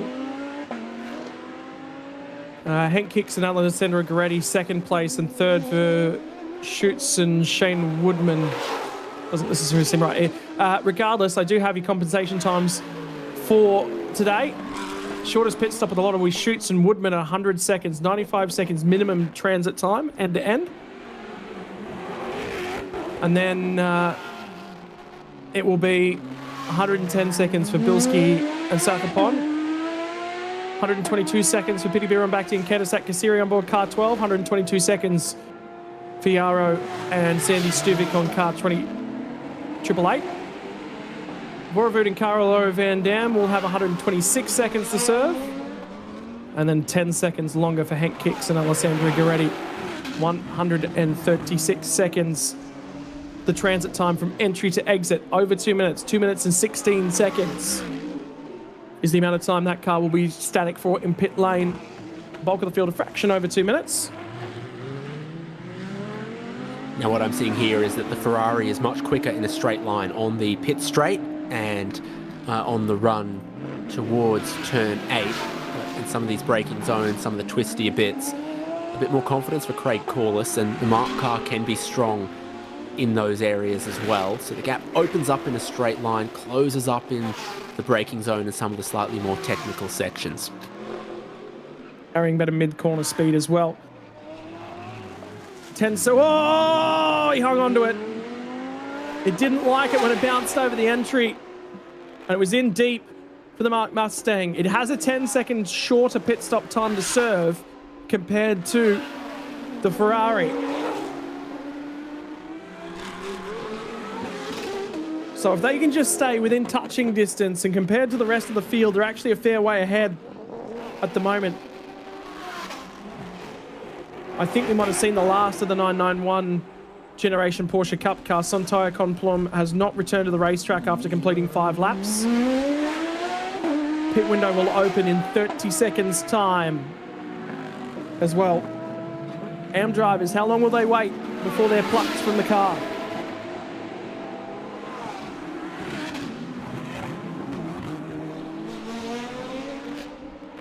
Almost immediately, for a number of reasons. One, you think if you've got a quicker driver, you put them in as soon as possible. But here on a street circuit, if you delay and a safety car comes out, that also really, really bites you. There's the confirmation. Pit window is open. And our leaders are halfway around the lap here. Is this going to be the in-lap for Daniel Bilski, Horvath Birnbakti and Piti Birnbakti? So close between our top 3 GT3s. After 25 minutes of green flag racing, there is still nothing to separate them on track here. Bilski's just done his fastest lap of the race the last time by 2, so he's still finding speed on that car. There's only a couple tenths in it for that fastest lap battle. Piti Birnbakti, a little bit of a mistake perhaps on the last lap. Fell back a fraction. Horvath carrying speed at the moment as well. First time of asking, pit lane entry is open, and the 89 and the 12 both say, yep, we've been chasing that 27 machine for far too long. Time for us to cut our own hole in traffic. The 77's in early as well. Yeah, the GTM pit stops underway, and you could see first and second in the lane. So I think Ikan is going to get in, and not only might there be a little bit of fuel for this Ferrari Challenge car, there's also a couple of new tyres going on a few of the cars, and certainly we're beginning with the right sides on the number 26 here. Henk kicks out, and Porsche factory driver, as you can tell by his overalls and everything, Alessandro Gueretti is going to get in. He is really, really quick, but so are a lot of the other drivers that we're going to see. A bit of communication going on through the bonnet of the 89 Ferrari. Everybody in the pit lane except for Daniel Bilski and Simon Chen, the only other car, Jaya Alex Lee on board for car 10 in the Fire Monkey Motorsports machine. At the moment, the only 2 to come down to pit lane.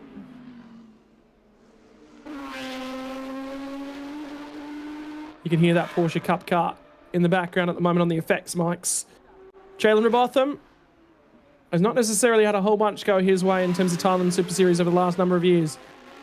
The guy, if there's something that can go wrong just about every weekend I've seen him go racing, it's gone wrong, and it's just not been his fault. So for now, this will be his opportunity. The first of the cars to roll away with one of the shortest stops of the race is that 16 car. Everybody else has got to... You don't have to say static, but you can't roll out of pit lane any earlier. They're going to be side by side on the pit lane entry between the 2 Team Singer Motorsports entries. That'll be an interesting debate. And Carlo Van Dam will win the war over Kantasak Kassiri. Well, he's got the inside line for the hairpin in the pit lane. The problem will be, you'll hope for both of those cars that they've met their minimum time, because if Van Dam hasn't, and he's holding up Kantasak Kassiri, immediately Kassiri gets a better drive off a pit lane and looking to the outside of his teammates. How often do you see teammates throwing at each other on the exit of pit lane? That'll be a moment of the race. Gee, I'd love to be a fly on the wall down in that garage at the moment. So a couple of new tyres going on a bunch of these cars. We saw that, particularly right-hand side tyres, it seemed. might have been the concern. So then they just go down the straight and they feel out where's the tyre temperature, where's the balance of the car, and then it'll change over the next couple of laps. Everyone except Daniel Bilski has pitted, so he actually remains out there, and I believe there's a whole lap up on the entire field. And these are the cars that are going to try to undercut the number 27. Must have been issues for car 88 at the pit stop, because it stayed in a heck of a lot longer. That's 77. Now remember, they were basically line astern when they entered the lane. Yeah, there's been a 3-minute pit stop for car 88. They've had some sort of drama getting that car out of the pits. Now, 77 was required to give us 2 minutes and 17 seconds. They've actually given us 2 minutes and 23 seconds. So they're over by 6 seconds. But what I expected to be a rather rapid Jalen Robotham, who would be potentially leading this category, well, it hasn't played out the way that I thought it might. You know what? I think Simon Chen might be... No, sorry, Simon Chen still owes us a pit stop. We're still waiting on the number 10 to come to pit lane. Yeah, no stop from, I think it was Alex Lee that might have started that car. So the quick pit stop time from the number 16 has them up in second place. They're the highest running car that has made their pit stop, but they're a GT3 AM team. And now the pro drivers are in these two cars behind them. You're going to see Carlo Van Dam, Candice Kassiri and Alessandro Goretti trying to hunt down that Mercedes that currently sits in second place and could, depending on how long the Daniel Bilski pit stop takes, end up in the race lead for just a little bit of time. You get the graphics that come across the screen, best time, but it's last lap that will become quite important once everyone gets up to speed. You know, this graphic. The one that we're just waiting on to tick over. 29 minutes and 20 seconds into the race at the moment. Daniel Bilski still not coming to pit lane at the moment. And as I say that, I believe I just got a notification he had entered pit lane. So how about that one for manifestation? 29 minutes on the clock. Southapon to climb behind the wheel. That Audi should emerge with the race lead over, you would expect, the number 16 Mercedes. It looks like now Carlo Van Dam has managed to clear the number 16 Mercedes, and he might be in a race for net lead at the back end of this one. Scrub set of tyres going on the 27 Audi. And an advertisement for that particular brand of power tool. This looks like it's all four going on as the driver change takes place. Sutherporn Verici gets in to replace Daniel Bilski. Shane Woodman got in to replace Benjamin Schutz in the car that looks like it may have been passed on this last lap by Carlo Van Dam and Candice Kassiri. Yeah, both of them have now gone through on the 16 Mercedes. They're still doing something on the passenger side door of this car. Are they just double checking belts? They might be just double checking. No. That was a request, I think, for that to go back up on jacks. No, checking the radio. Still within the pit lane window for car 27. Still should be A-OK to get back out there. A check of the steering and a firing out the other side. Got to leave a smoke cloud for your fans in pit lane. New fastest lap of the race comes in for Sandy Stuvik in the 888 Audi. So very excited to see these GT3 cars get pushed even harder to their limits by some of these new drivers and some of these incredibly experienced pro drivers. Sandy Stuvik knows his way around the Bangsaen Street circuit in a number of different cars, and he's been a revelation in GT3 lately, but also excited to see what Alessandro Goretti in particular can do, because he's laid down a new PB for that car and a new purple Sector 3.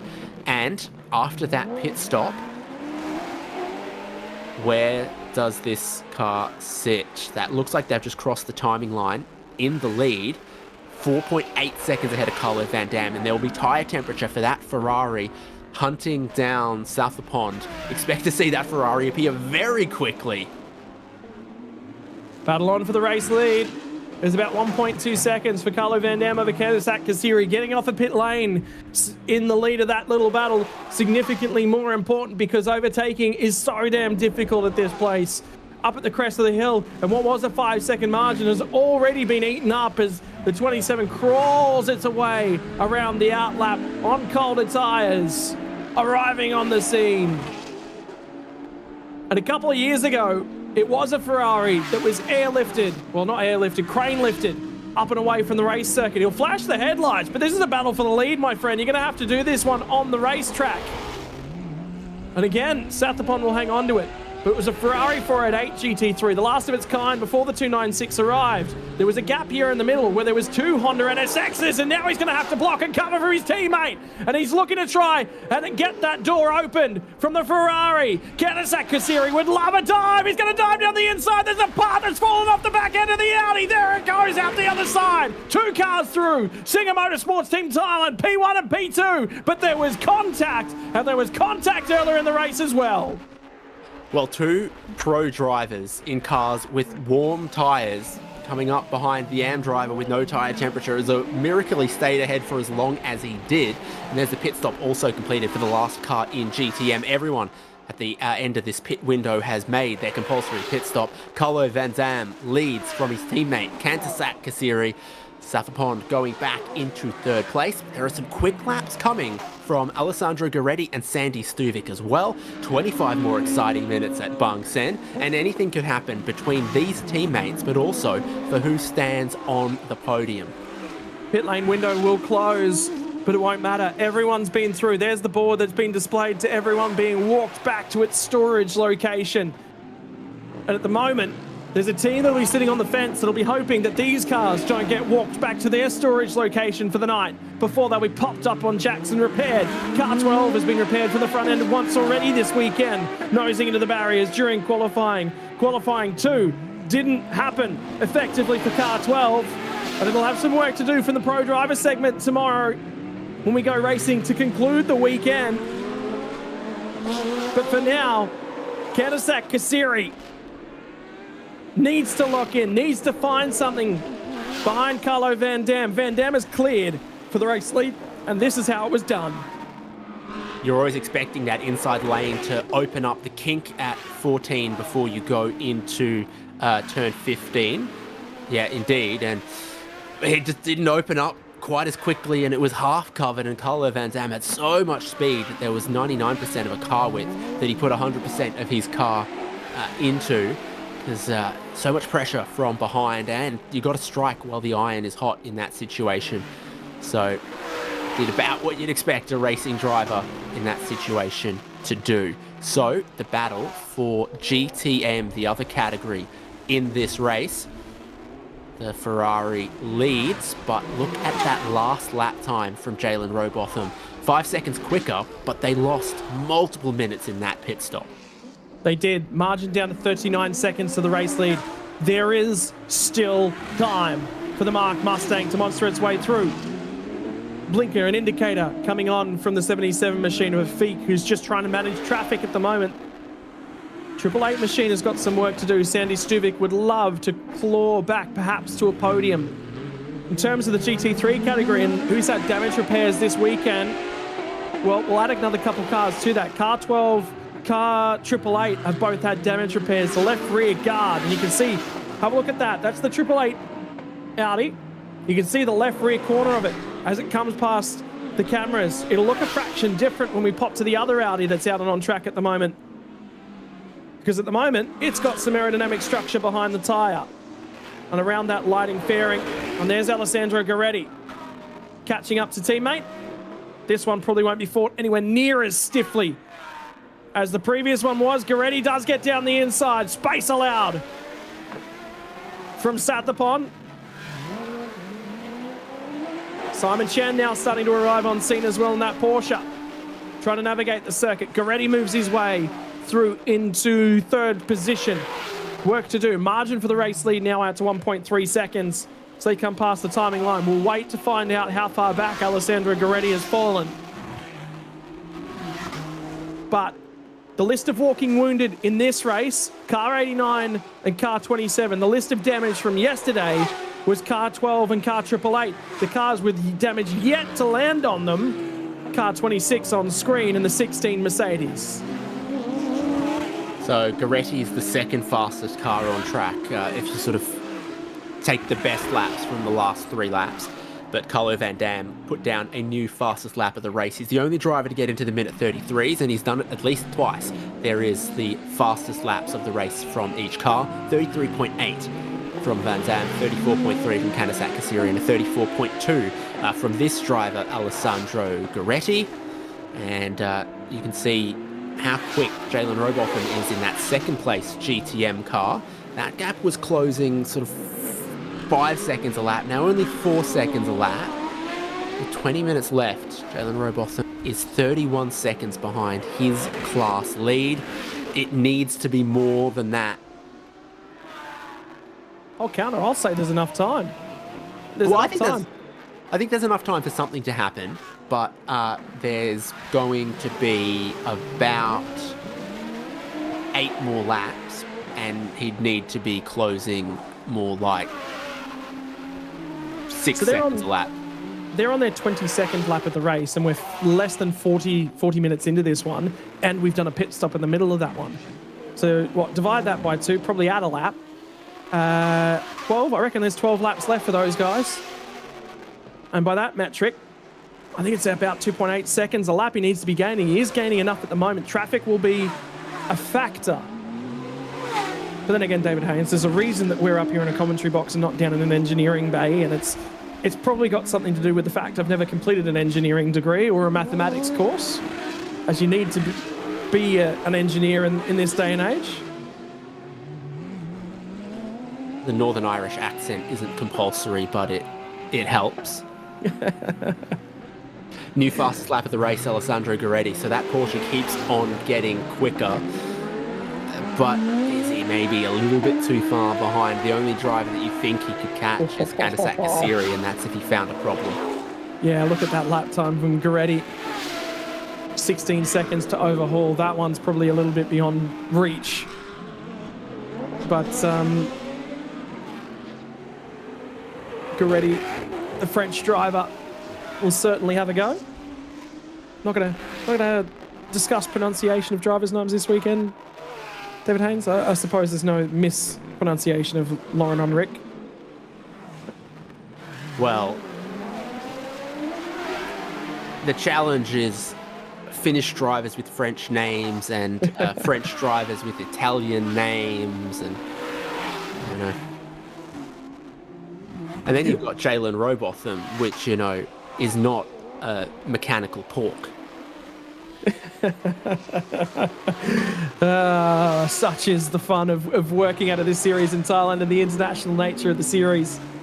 We've seen anywhere up to mid-20s in terms of nationalities at events over the last 5 years in attendance.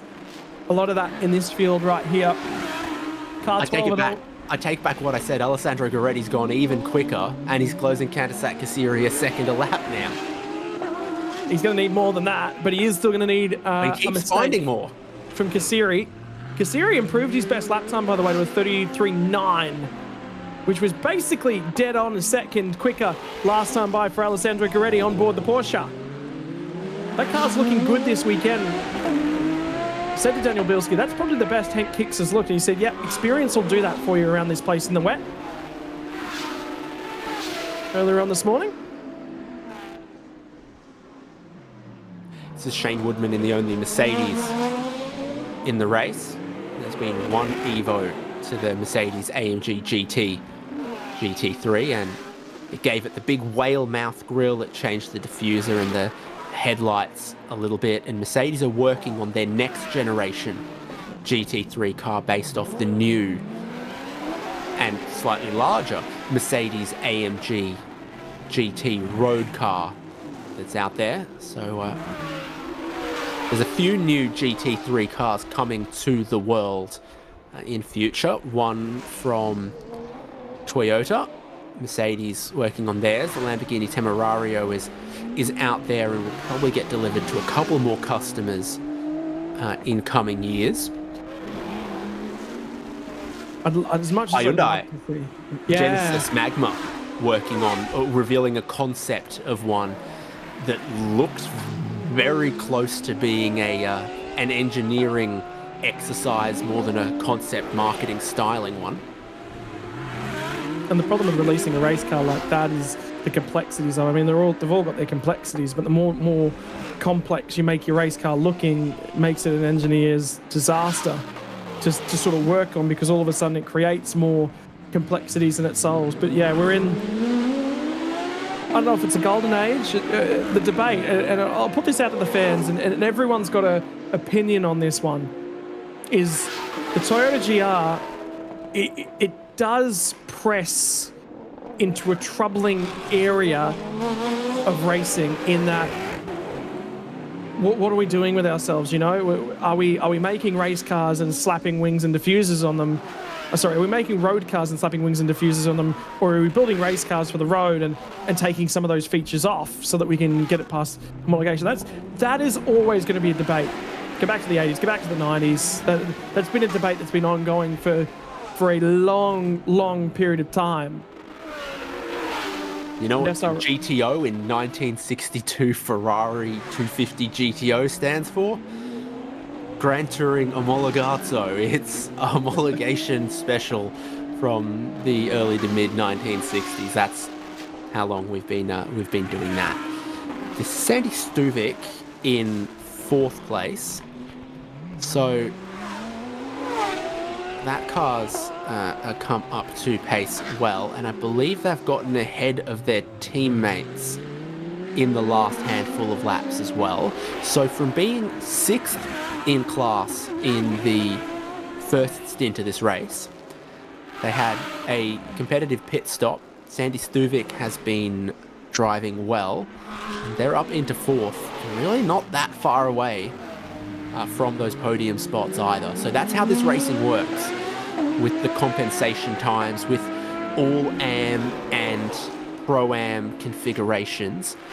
At the halfway point of the race, things can start to look a little maybe spread out, but very often it comes back together at the pit stop, and it comes back together after the driver change.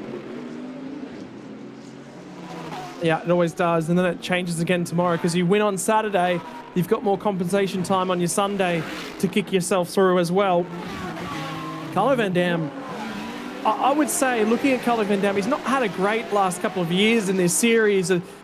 He's struggled a fraction. Perhaps that was walking through the complexities. We talked about it just a moment ago of new race cars. Well, they went through that cycle for the Ferrari 296, and they're the only ones bringing that car to this racetrack.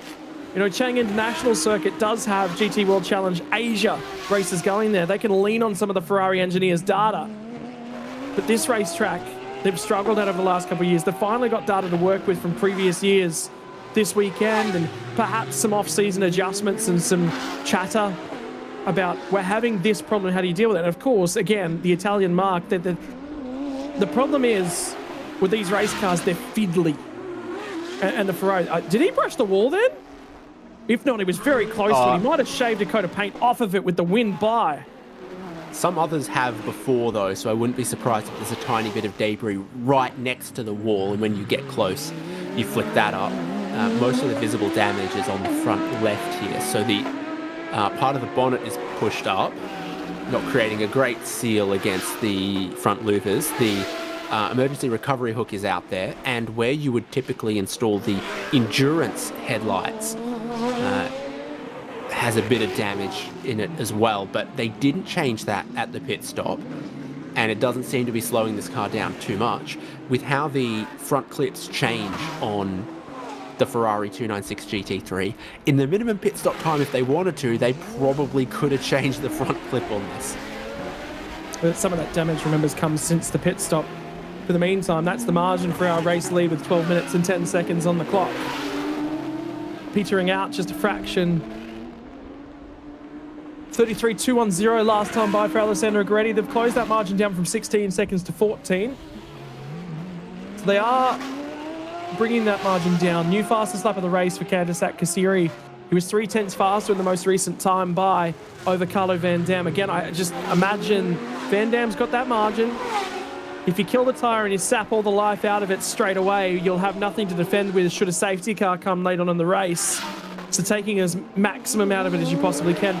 Something's happened to Robotham now as well. That early pace we saw from that car has eroded away, and the margin that was above 40 seconds fell down to 30 in short order. And then it's sort of stabilised. Last lap times on the board now, Afik was actually 1.2 seconds faster than JUL and Robotham, so that one's not going to come back to them. They'll rue that as well. It's Afik Iskan finding the... Afik Ikwan finding the pace there, in fact. So left the pit lane and was kind of doing minute 42s, minute 43s, but then has built into it and just laid down a personal best for that car, faster than Sarafut had done in the first half of the race. So Afik just starting off slow, which JUL and Robotham didn't, but has then found pace to match the Mark Mustang. Plunging down the hill once more. Team Singer Motorsports Thailand, sky blue and black liveried, a dark grey liveried Honda NSX and Ferrari 296 that's ahead of it. How good does the Porsche sound as it jumps through the gears behind the Frenchman's hands? Alessandro Gueretti right up to the intended shift markers, right up against the barriers as well as it pulls itself up. Is it just me, or is that might be some scuffing on the road, but I just imagine that road surface isn't looking amazing down at turn 8 here. They'll probably have a look at that before tomorrow. Could be a mark on the road, could be something that's just tracked along it, that's just the surface of the road. I hope it is. Now you can see the debris and leaves and stuff on the road there at 15. Very easy to kick that up. Then fast kink of 17 with a couple of things on the track. This final sector around the hairpin is where Gueretti and this Porsche has been quicker than everyone else. Purple sectors for them there, even when they weren't laying down the fastest lap of the race. So slow corners and traction out of them, a strong point for this Porsche, and Gueretti does it again and puts down a new fastest lap of the race with a purple final sector. You love to see cars like these being pushed to their absolute limit on a street circuit. Yeah, because it's the challenge, isn't it? And the rise up and through the hill, there's still damp-ish sections, and that's the technical terminology, by the way, of the course up and amongst Monkey Hill, underneath the trees, where the sun just cannot get onto the road surface and warm it up a fraction. That's Notice okay. from race control, the track contains some damp-ish sections.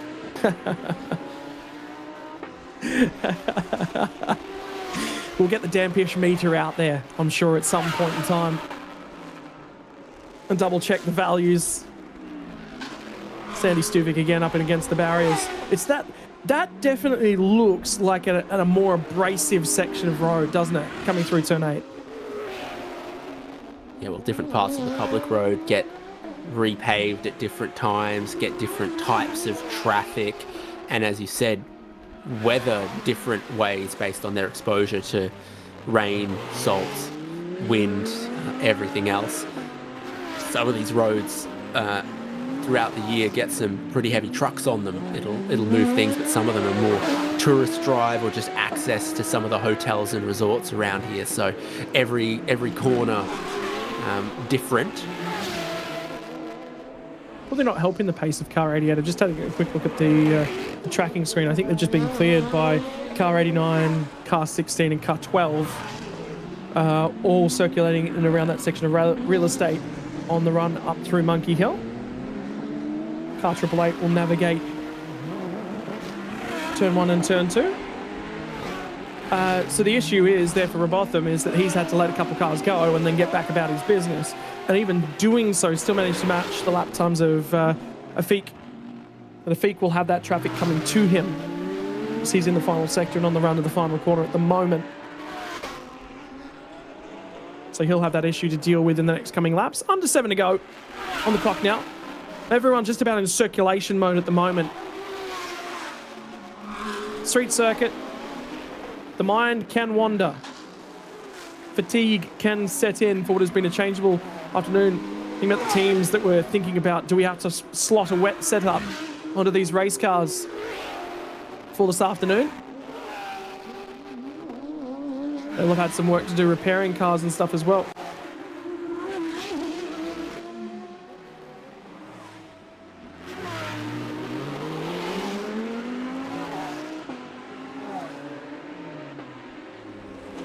Well, the pace is and remains relentless. Last lap time is on screen. And a 33.8 from Carlo Van Dam, 33.5 from Alessandro Guaretti, a 33.3 becomes a 33.1 for Sandy Stuvik as he crosses the line. The only outlier there, Kantasak Kasiri driving back to a 35.1.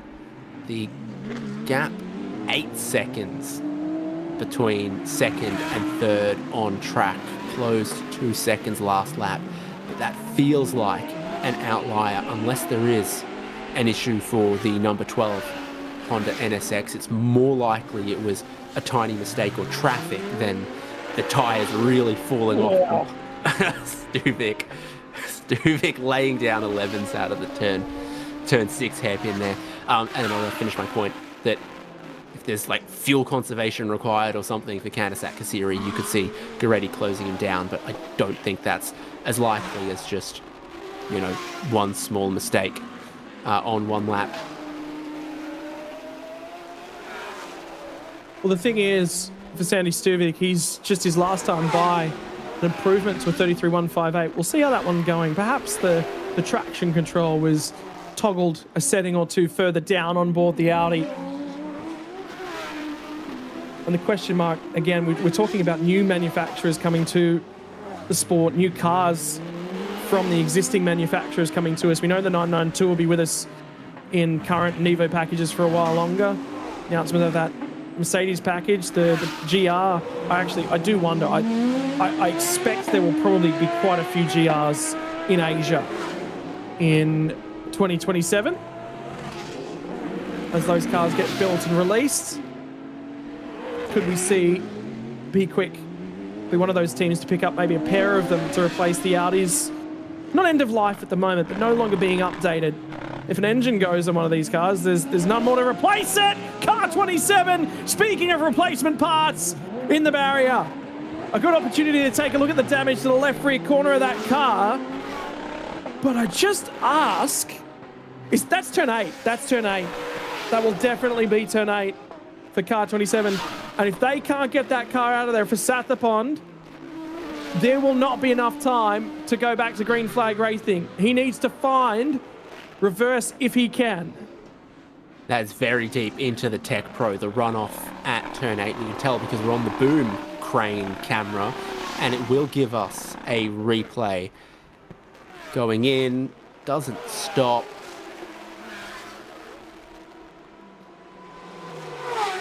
Boom, confetti, yeah. So was there an issue from earlier on there? Because I didn't think that's the line you'd normally go for. And if they were in hot, the right thing is to not turn into the corner. They've gone straight on and into the wall. Thankfully appear to be okay, but that is very frustrated body language. Is that some sort of brake failure? They might be able to run under local yellow to the end of the race here with only 2 minutes and 50 seconds running. That will remove one potential overtaking opportunity. It's not one we see taken a lot. Blue flags in operation. Been no word at the moment as to the conditions, and they'll approach this section of the racetrack. Double wave yellow flags. Carlo Van Dam actually is not eligible to overtake a car until they're out the other side. The problem was Simon Chan tried to make that room for him and slowed significantly. That may be looked at as okay. Just Simon, the way Simon Chan's handled that one. For Carlo Van Dam, he knew he wasn't allowed to overtake there. And Simon Chan's sort of been the guy to go, okay, I'm going to back out of this one. I think that'll be okay. Yeah. It was kind of complicated that, one flag stand had the blue flag and the very next was waved double yellows where you can't pass, but by the time they were post the corner and they were looking straight at the green flag at the next marshal's post. A green flag applies to that. So it does seem like that's just going to be a standing double yellow for the remainder of the race. The thing is, Carlo van Dam crossed the start-finish line there with about 1:36 left on the clock, and his last lap was 1:36. Touch and go on how many laps we get, but the race pace will be slowed up just a tiny bit. Well, hopefully by a bit, by having a double yellow down at turn 8 and everyone respecting that. Might be 2 laps, you know, because he's done a 36.6 whilst navigating Simon Chen. So unless this, I think this is a 16 car, is it? No, it won't be the 16 car. It's the Ferrari Challenge car. I don't think he's going to get to that car in time. Yeah, that's road surface breaking up there. I got a really good look at it that time for the first time. The camera wasn't whizzing around. We weren't trying to look at something. That surface of the road is indeed breaking up down at turn 8. There might be enough time for one more. We'll wait and see what's coming to us. And now car 16 has found the barrier. That's at the hairpin. So the car's just not rotated in there properly. Still in reverse gear, my friend. Well, if you get any amount of understeer turning into that turn 6 hairpin, you're not going to make the corner because it is so tight and you need all of the lock. So it would be very easy to have that happen. Okay. I didn't see any board at the start-finish line. I saw 10 more seconds still on the clock, but maybe race control might call this fractionally earlier because we're looking to the end of the race with that double yellow flag. Yep, just understeer. Yeah, nothing he could have done at that point in time. Pulling it up, particularly the fact that Jalen Robotham was right behind him as well, is probably the safest decision for all involved.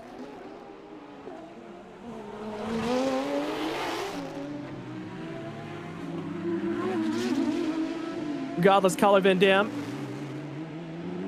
out of the turn 6 hairpin, the run through the kink at 7, on the run to 8. Expecting this to be one more lap. Car 27 still stranded in the barriers. Add another car to the list of repairs. Couldn't find reverse on board that Audi, which is a difficulty in these race cars sometimes with temperamental gearboxes. Don't necessarily like it.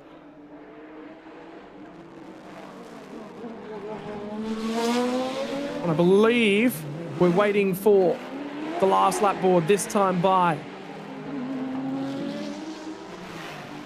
Sandy Stuvix also had some sort of drama. My timing showing that car's crossed in a pit lane. That's a piece of junk on the road.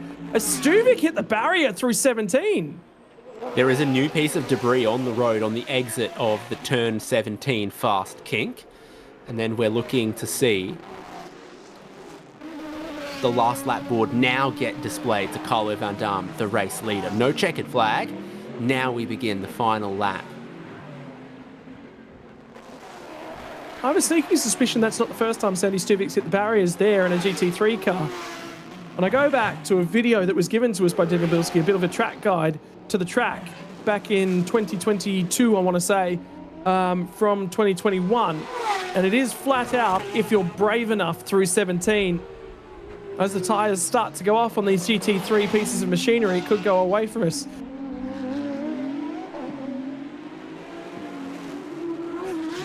Something happened to Robotham here? We've got the splash screen as if it was going to be a replay going into 1 and 2. He's second in class at the moment. I think Yukan finding the pace as he got into the stint, and the Ferrari Challenge car continues to lead that class. So it could be an all Ferrari lockout of both classes here today. Certainly could be. Carlo van Dam, though, on the run to home. Out of the final couple of corners, through 17. And there's rubbish on the road down there, not just of a water bottle. Something else from a race car has fallen. And he'll come home to get it done. No, something's happened to the 12 car as well. I've got Alessandro Goretti's now moved into P2. But Carlo van Dam in a tight battle off of pit lane means that Singer Motorsports Team Thailand is going to get the job done. That's the Porsche. That's the next car across the line. Something's happened to the 12. Kennesack Kassiri's gone missing on the final lap of the race. There it is. That's the NSX. But something's definitely happened to that car. The lap previous was competitive at 1:34, but that final lap of the race was 1:39. And you've also got your GTM finishers crossing the line. So second and third have changed places. Drama for everyone. Yeah, Kennesack Kassiri, 1:53.7 Yeah. on that last lap race. 18 seconds off the pace. We're going to have to wait for the highlight reel because that's happened off camera. Whilst we were following the story of Carlo Van Dam's run to glory, teammate Kennesack Kassiri has had some sort of moment, an issue.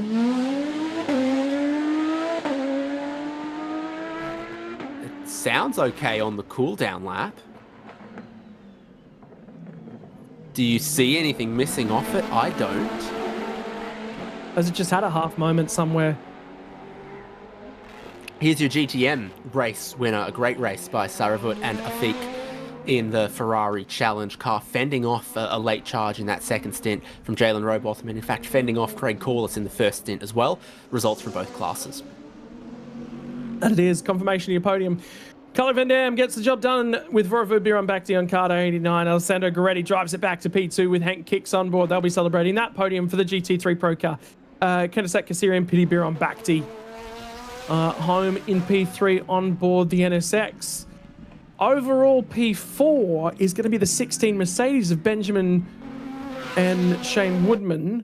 This is the GTM results. Afik and Saravut get home with the win over Jalen Robotham and Craig Corliss. Alex Lee and Simon Chen home in P3.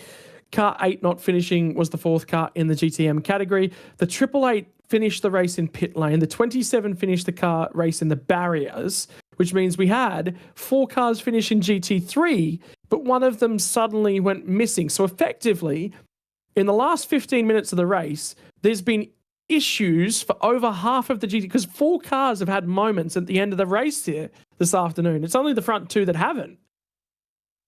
Yeah, what a great race, though, by Vorvo Biron Bakhti and Carlo Van Dam to take that race, and they were really competitive. Alessandro Goretti, the longer the race went on, the more pace he found in that Porsche, and he put down the fastest lap of the race at 1:32.849. That is motoring. Don't tell me somebody told Kennesack Kassiri the race was over a lap early. The reverse Dorian pin. Because he wouldn't have seen the last lap board, but he would have seen the timer expire. And he might have just... It could have been that. The problem is... look, anything's possible. The one thing is that at the moment, we don't know what happened to that race car. What we do know is that it didn't finish in P2 as it was expected to be, and expected to be there by a long margin. It's not a problem that their teammates had, though. Not a problem that Carlo Van Dam had. Now, the final lap graphic did come up on the TV feed 1 lap too early, but it didn't happen on the timing screen. Never take your instructions from a TV feed is one of the things I would always say. Always keep your eyes out for official feedback and instructions from the officials. TV directors are not race directors. No, that they are not. And, well, the question marks, there has been more questions than answers from the tail end of the GT3 and GTM race as the chopper flies away from the wharf of Bangsaen. And we get an opportunity to have a look at the surrounds of the area. GT3s are wheeled back towards the tail end. Celebrations from Carlo Van Dam. Discussions with him and Henk Kicks down in the podium area. Is that about the contact going into turn 15? That's why I'd have a chat with these guys if I was Henk Kicks. It's a much more friendly chat happening between the guys. Well, that's Vorevud on the right, and that's Carlo Van Dam on the left of that shot. And Henk was definitely talking to Carlo, which he would not have been racing against. Alessandro Goretti, fastest lap, and taking that second place away on the final lap of the race. Well, they'll take it for now. In the meantime, they're going to celebrate that one down there. We're not hearing much from the teams, and I believe there's a little bit of potential confusion down in pit lane as well. As we try and solve that one, the final race of the afternoon is coming our way in the very, very near future, scheduled to roll off for a green light in about 8 minutes' time. Obviously, the entire day has been delayed, so that one will be quashed and will be starting sometime in the near future. Ladies and gentlemen, GT3 and GTM was won by the combination on board the Ferrari 296. Look at this. They just showed a symbol. That's the Vuderkorn doing the hand signal for I don't slow down until I've seen the checkered flag. He was miming waving the checkered flag. So it was, yeah. Well, I mean, they were relying on a last lap board, and that last lap board does get displayed before the checkered flag. Time was up at the end of that one. They're wheeling the Honda in towards the celebrations area, and I'm very, very curious to find out the board that's at the front end of that one. I have a sneaking suspicion it'll be the third place board. Well, Kenta Sakasiri will learn a very, very important lesson today. You only ever do that once in your career.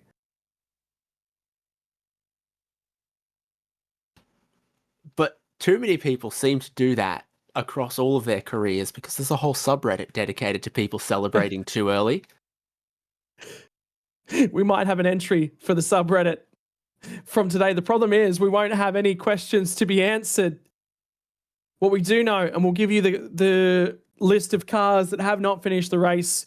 We know that the number 8 machine did not make the checkered flag. We know that the 888 and the 27 both did not take the checkered flag and finish the race. Good, he might have more for us down there now. GT3 และ Thailand Supercar GTM นะครับซึ่งผลของการแข่งขันในรุ่นของ Thailand Supercar GT3 ผู้ที่เข้ามาเป็นอันดับ3ต้องแสดงความยินดีกับทีมสิงห์มอเตอร์สปอร์ตทีมไทยแลนด์นะครับสวัสดีครับสวัสดีครับสวัสดีครับสวัสดีครับดูตลอดเวลานะครับตั้งแต่ตอนที่ออกมานะครับตามมาเป็นอันดับ2อันดับ3จนเข้ามาทำอันเดอร์คัตแล้วก็ออกมาแซงนะครับจนเข้ามาเป็นที่1และที่2ทีนี้ตอนปลายชั่วโมงเนี่ยฮะเราพอดีภาพอาจจะไม่ได้ตัดมาอยากให้แบงค์เล่าตรงนั้นให้ฟังหน่อยครับครับก็อย่างแรกเลยก็ต้องขอโทษทางทีมงานก่อนนะครับก็ทางทีมงานก็เตรียมรถกลับมาจากเมื่อวานที่มีปัญหาจากเรื่องอุบัติเหตุนะครับก็เตรียมรถออกมาได้ค่อนข้างดีมากนะครับก็จากเหตุการณ์เราก็พยายามรักษาเพสแล้วก็คุมตำแหน่งของเราไว้ให้ได้นะครับแต่ว่าทีนี้เกิดจากรอบสุดท้ายเข้าใจผิดในเรื่องสัญญาณป้ายรอบนี้อ๋อครับเพราะจริงๆระยะห่างก็ห่างเป็นหลายวินาทีอยู่นะฮะอ๋อแต่จะเป็นเรื่องความเข้าใจในการสื่อสารกันเล็กน้อยนะครับก็ถือว่าแต่ถือว่าวางแผนมาดีแล้วทุกอย่างทางทีมงานเตรียมงานออกมาดีมากแล้วครับก็อันนี้ก็เป็นความผิดของตัวแบงค์เองด้วยครับอ๋อครับไม่เป็นไรครับแบงค์เพราะว่ายังไงทุกคนให้กำลังใจเชียร์ตลอดแล้วก็มีความรู้สึกว่าตลอดในเวลาที่มีการเตรียมพร้อมตั้งควอลิฟายมาถึงวันนี้มันเพอร์เฟกต์ในสำหรับสายตาคนดูครับนะครับพี่ต้อยครับเป็นยังไงบ้างครับก็เป็นไปตามแผนที่วางเอาไว้นะครับเพราะว่าเมื่อวานก็ตอนควอลิฟายก็มีปัญหาชนกำแพงไปนะครับก็ยางฝนน่าจะต้องอินเวสติเกตกันว่ามีอะไรเพราะว่ามันมีปัญหาค่อนข้างเยอะมากนะครับไม่มีกริปเลยก็เลยทำให้ควอลิฟายอยู่อันดับ6นะครับแต่สตาร์ทมาในโค้งแรกก็สามารถขึ้นมาอันดับ3ได้ใช่ก็ขึ้นมาเป็นอันดับ3แล้วก็พอผ่านเข้ามาทำอันเดอร์คัต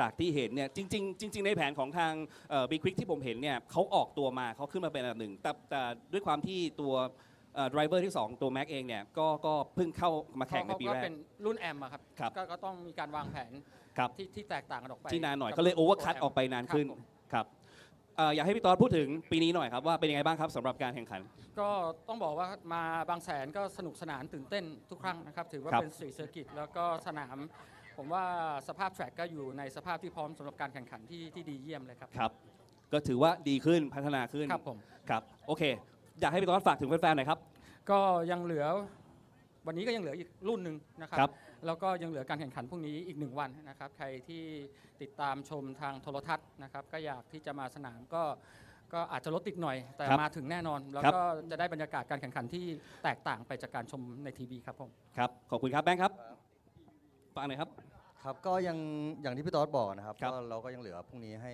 แก้ไขอีก ครับ ครั้งหนึ่งนะครับ ก็จะพยายามทำทุกอย่างให้เต็มที่เหมือนเดิมครับ ครับขอบคุณมากครับ ฝเชียร์ด้วย ขอบคุณครับแสดงความยินดีอีกครั้งนะครับสิงห์มอเตอร์สปอร์ตทีมไทยแลนด์ที่พี12นะครับอันดับ2นะครับเป็นของ B Quick Absolute Racing congratulations สวัสดีครับ wow okay congratulations how do you feel today Well, we're in Bangsaen. Yes. We're racing. I Yes. mean, there's nothing better than this, right? Yes. Nothing better than this. I'm very happy to be Yeah. second. We like to win also. Yes. But second was all we could do, I think, today. And this guy did an amazing job. I mean, and the quickest lap of the race. Very amazing, very fast to driving and have the strategic planning. So, the first time here to race in Bangsaen. For him. Yes. How do you feel? Yeah, so first of all, big thanks to Be Quick, to Hank, and to all the team for the mega job. The car was just superb today. And yeah, at the end we do P2. It's a good position, especially for the championship, some good points secured. And yeah, the car was really good. And first race for me here in Bangsaen, so I'm happy to be on the podium. Yes. It's such an amazing place, so I thanks everybody and all the people around. It's just mega to see. Yes, amazing for the first race. Okay, so about the next race. Tomorrow we're going to Yes. win. Tomorrow we win. Okay. Tomorrow. Let me keep it short like that. That's All what right. we do. Yes. And, Okay. Last question. The Liverpool commander Thai fan who's supporting you. yeah, well, I mean, it's great, right? I mean, even the whole day already, everybody on beach side, everybody in the grandstands. I mean, and if you're not here, reconsider. It's only a few hours drive. You're going to be here. Nice food, nice weather, nice people. Enjoy the race. Yes. Congratulations again. Thank you very much. Kapkunkap. Okay. Congratulations. และที่หนึ่งนะครับเป็นของสิงห์มอเตอร์สปอร์ตทีมไทยแลนด์สวัสดีอีกครั้งครับสวัสดีครับโอ้โหสุดยอดจริงๆท่านผู้ชมต้องบอกว่าไม่ว่าจะเรื่องของการวางแผนในเรื่องของการขับแล้วก็ในเรื่องของหลายๆเรื่องเลยการว่าดีมากๆเลยพี่จ๊ะโอ้โหอาจจะตอนแรกนิดหนึ่งแต่โชคดีที่ว่ามีเอ็กซ์ตร้าไทม์แล้วก็วนกลับเข้ามาอยู่ในหัวแถวได้พี่จ๊ะรู้สึกยังไงบ้างครับ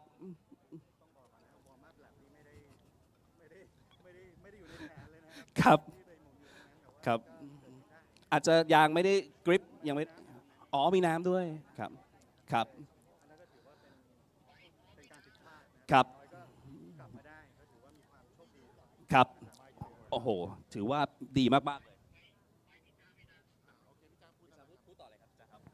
พูดไปถึงไหนแล้ว ถือว่าดีมากๆเลยในเรื่องของจริงๆก็ดีครับคือ ครับ แต่วอร์มอัพแลบนั้นไม่ได้เตรียมการไว้นะต้องบอกก่อนไม่ได้อยู่ในแผน ครับ นะครับแต่ ครับ ว่ามันเกิดขึ้นได้นะ ค ค รั รั บบ มันฝนมันตกด้วยนะครับก็ ครับ ถือว่าเป็นการผิดพลาดของผมเอง ครับ แต่อย่างน้อยก็กลับมาได้ ครับ นะก็ถือว่ายังมีความโชคดีอยู่ โอ้โหแล้วพูดถึง Ferrari 296 GT3 เหมือนพี่จ๊ะเจออะไรบางอย่างที่ทำให้รู้สึกว่ามันขับแล้วได้ง่ายขึ้นด้วยหรือคอนโทรลได้ดีขึ้นด้วยหรือเปล่าครับ คือจริงๆก็ต้องชมทีมงานทุกคนนะครับ วัน ครั นี้ บ เรามีทั้ง head engineer แล้วก็ engineer เองแล้วก็ทีมงานนะครับแล้วก็ช่วยกันเซตอัพรถขึ้นมา แล้ว ครั ก็ บ BOP ในปีนี้ของเราก็ดีขึ้นกว่าปีที่แล้ว ครั จ บ ริงๆการแข่งขันรถมันก็ขึ้นอยู่กับ balance of performance ด้วยนะค ครั รับ ปีนี้ Ferrari ได้ดีขึ้นมานิดนึง ครับ แฮร์พินครับก็ทำให้เราเกณฑ์เวลาได้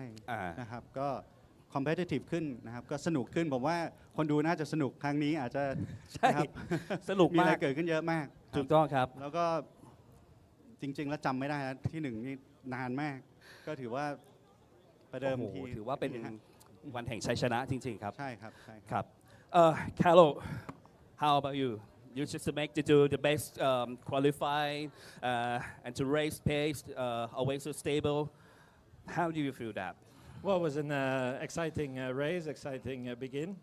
Yes. Luckily, we both did a great qualifying in the rain, so starting in the front helped. Yep. And I think we showed a very good show here, even not a lot of cars is always excited. I managed to take the lead from the 27 car and then just manage the gap and bring it home to the finish. So I think that just not the good show, just not the best show today. So everybody just look and keep watching all the times, Yeah, it's amazing. I've been racing TSS 10 years, thanks to Voravut and the whole Singer team. I get this chance. We didn't win a lot, but we show we don't give up, and eventually, thanks to all the team, to do such a great race here in Bangsaen. Yes. And we do hope more drivers, more teams are coming, and it's always a big joy, always a big smile to drive the Bangsaen circuit. Right. So after this and the next race tomorrow, how do you prepare for this race again? Because you have the first driver. Sleep early. Okay. No, I just we always go through the routine. I have quite a bit of experience, so I'm very confident about tomorrow that we can do another race. Of course, we have the compensation time in the pit stop. Yes. So for sure, I need to pull a gap, but I'm sure we can do it, and hopefully every day we're a little bit better. โอเคพี่ช้าครับปิดท้ายฝากถึงแฟนๆหน่อยครับ ครับก็ฝากติดตามรายการ TSS ด้วยนะครับโดยเฉพาะรายการที่บางแสนถือว่าเป็นเฟสติวัลที่ใหญ่มากนะครับแล้วก็มีรถหลากหลายให้ชมกันเลยนะครับก็ฝากติดตามทีมสิงห์มอเตอร์สปอร์ตด้วยนะครับทั้งทางเบอร์ 89 แล้วก็เบอร์ 12 ด้วยนะครับก็เดี๋ยวพรุ่งนี้มาลุ้นกันอีกรอบนึงครับครับสิงห์มอเตอร์สปอร์ตทีมไทยแลนด์ครับขอบคุณครับแสดงความยินดีอีกครั้งครับแน่นอนนะครับเรามีเวลาเหลือน้อยแต่มีเวลาที่จะพอสัมภาษณ์นะครับสำหรับอันดับ 3 ในรุ่นของ Thailand Supercar GTM อันดับ 3 นะครับเป็นของไซมอนชัน Congratulations for the third position today. Are you in field to try? You still try? You just for the race through series. Yes, a little bit tired. Okay, congratulations by the way. Thank you very so much. How do you feel for race for this Thailand Supercar GT3? Tired? No? No, the track is. Yes. We got lucky today. This morning it was heavy rain and it was flooding everywhere. Yes. But this race, the track condition was really good. So I think everybody is having quite a good time driving on the track. Yeah. So how about you? Yeah, feeling great. Yeah, great. Finally feel great. Yeah. How about tomorrow? We have the first driver, right? Yeah. Simon start first tomorrow. Oh, first. You first. Okay. Yeah, okay. You first. Me. Okay. So tomorrow, how you prepare? I try to keep up with those guys because tomorrow is the pro start. I'm the only M, so I'm trying to keep up with those guys and come back with a better position for Jia. Okay. Say thank you to Thai fans. Thank you very much for coming. Hope everybody have fun here. Okay. Say to Thai fans. Thank you for your support, everyone. Congratulations. Thank you. Okay. So อันดับ 2 นะครับเป็นของ Craig Collins and Chelin. Congratulations, you guys. Okay. Okay, first. สวัสดีครับ สวัสดีครับ Firstly, big hello to my staff up in the Hippo Cafe. They're all up there. Hope you enjoyed the race. To Annie, Bella, and Brian. Yeah, great day today. Fantastic. Big thanks to TSS. Wonderful event. Yes. The rain created a few issues, but basically running on time. Yep. So big thanks to TSS and the team.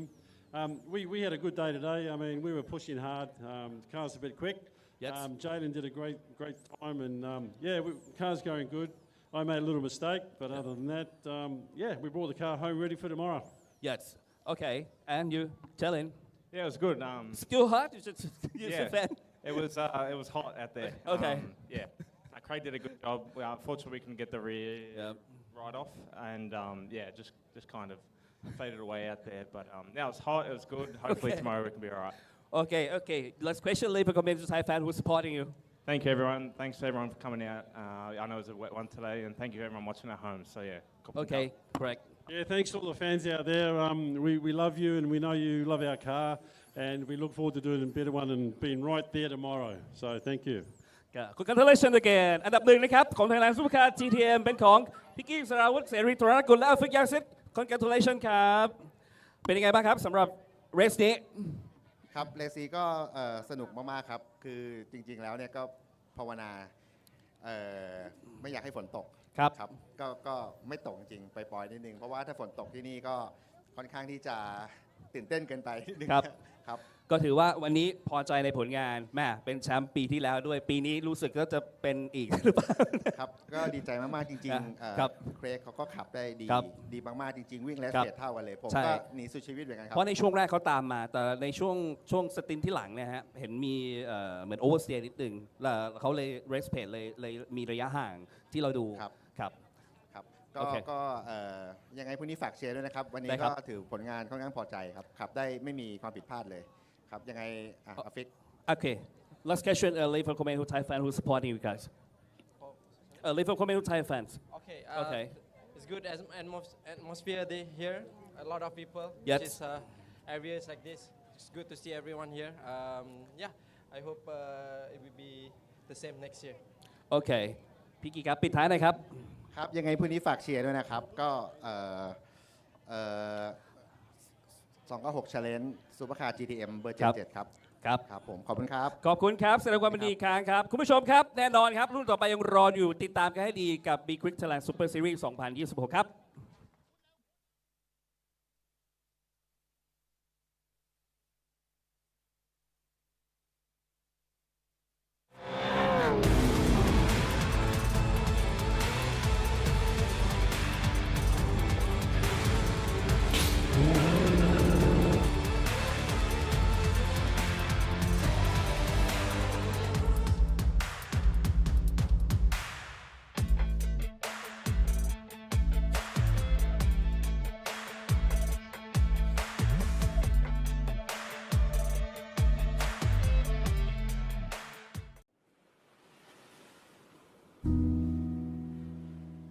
20 years ago,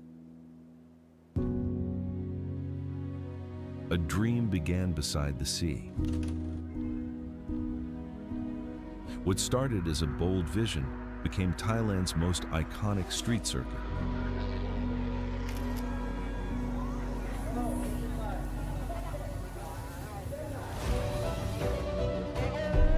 Through 2 decades, generations of drivers, teams, officials, and fans have written history together. More than a race, more than a circuit, a celebration shared by an entire community. Here, champions were crowned, legends were made, and memories became part of motorsport history. Now, the story continues, bigger, faster, stronger than ever. Bangsaen Grand Prix, where street racing history is written. Race to the horizon. The next chapter begins.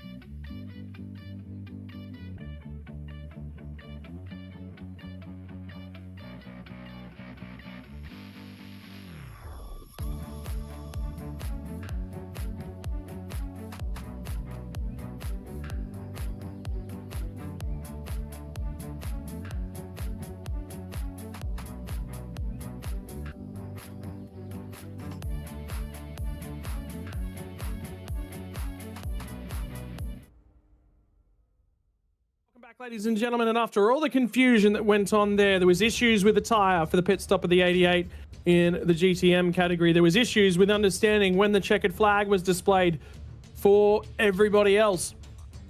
That's what led to some moments at the tail end of that one. Craig Callers wanted to let everyone know at the cafe, thank you very much for serving people and being in participation here this weekend. It takes a lot of people to make sure that everyone is served up a lovely range of food. But in the meantime, the GT4s are going to get their opportunity for their first race of the weekend. 60 minutes plus 1 lap to take us to the end of the day. We are fractionally behind, which means I don't know how close we're going to go to getting out of here by 5:15 p.m., which is when the traffic is due to open back up to the circuit. But we'll do the best that we can. 1 minute board at the top. And we learned a lot from those post-race interviews, David. Yes.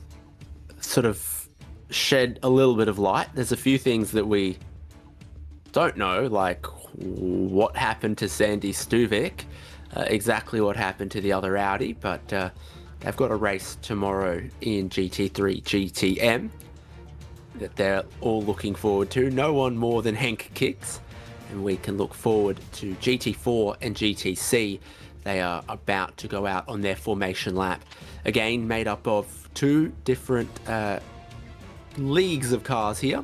GT4 for SRO GT4 homologated cars, and GTC for some other cars that are similar pace but don't fit into that category, so they get lumped together in GTC. It's the Toyota Corolla Altis GTC, the Toyota GR Supra GTC, and a Ford Mustang Trans Am TA2.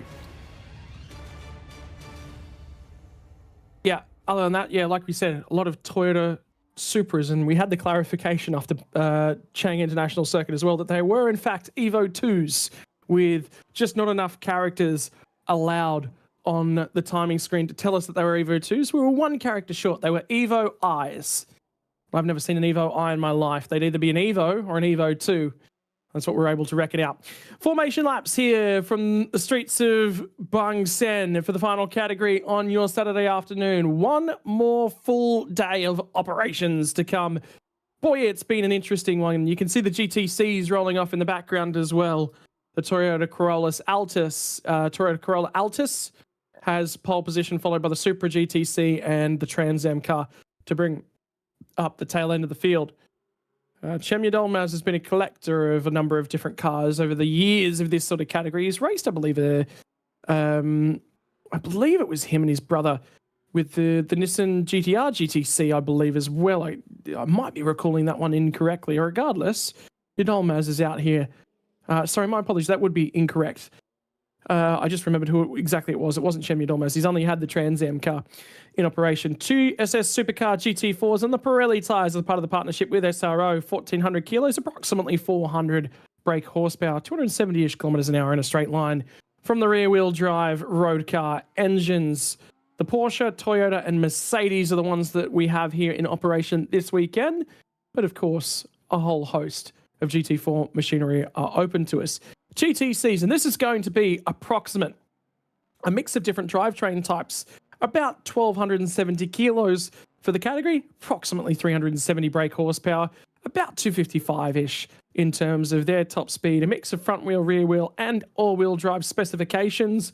And this weekend, 2 Toyotas and the single Ford Mustang Trans Am car in operation.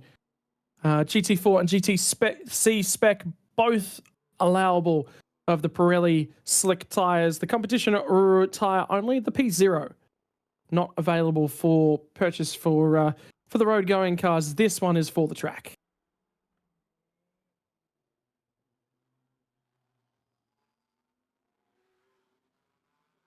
For the final time on Saturday afternoons as well, the streets of Bangsaen and what they look like highlighted on the map in the anti-clockwise direction. The rundown of turn 1, turn 2, been exciting here today. Created overtaking opportunities, but has also created moments in tricky conditions, as has the Monument chicane.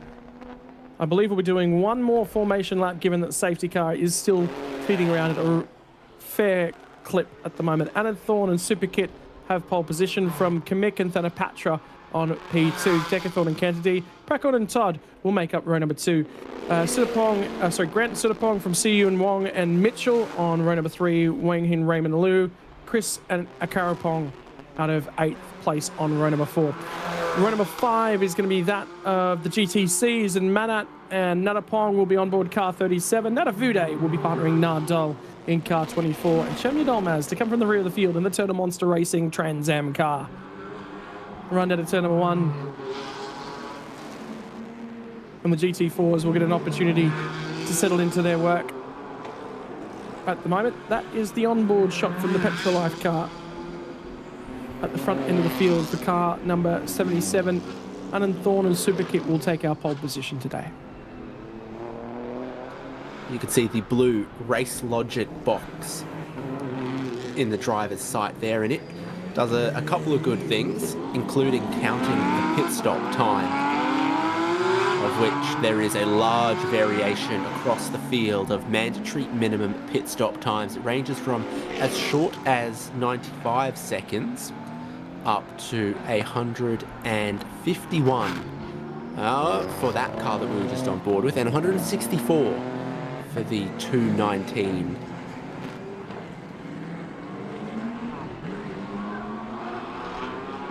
Run down the back straightaway to turn 8. And those marks on the road have definitely grown across the day. Challenges for the road surfaces before the end of the weekend.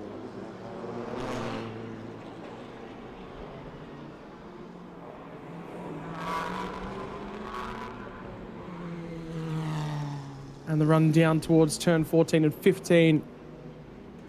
Opportunity to lock brakes, get down the inside and make mistakes on board these GT4 machinery. They're a little bit less tractions control and ABS support as well in this category. Well, just a little bit less aerodynamics support, a little bit less tyres. They're on slightly smaller tyres than GT3 cars or Porsche Cup cars are. You saw the list of tyres that were eligible from Pirelli, both their DHF and DHG constructions.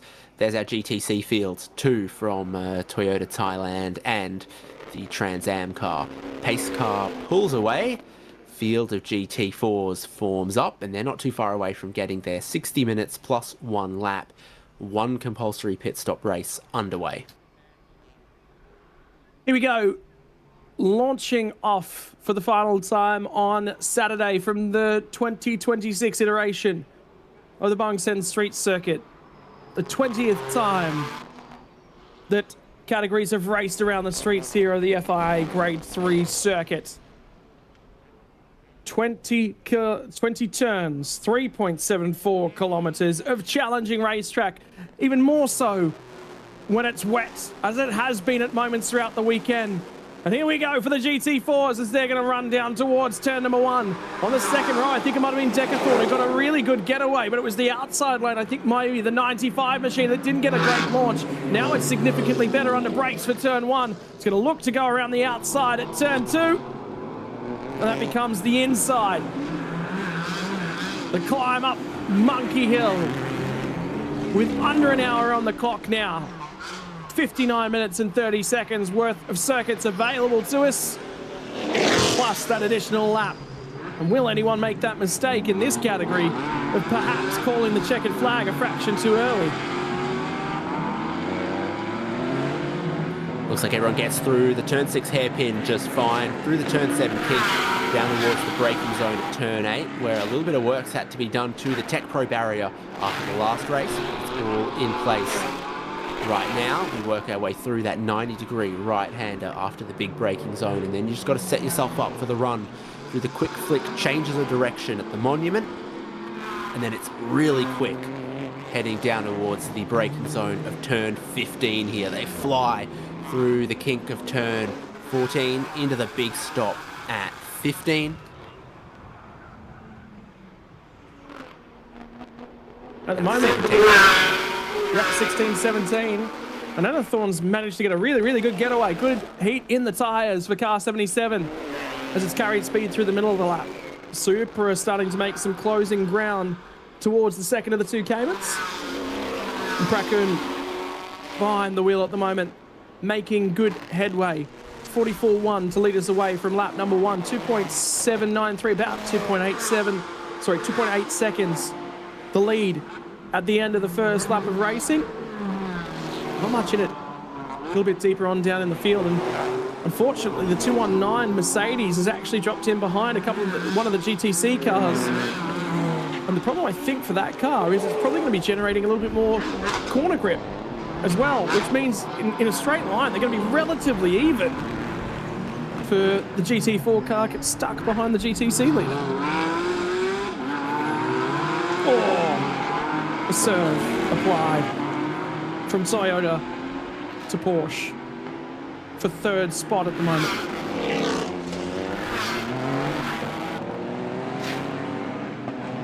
Really long braking zone for these cars at turn 8, tightens up on the exit, and then you need to get back to the correct side of the road to then go through this partly blind part of the racetrack, past the monument.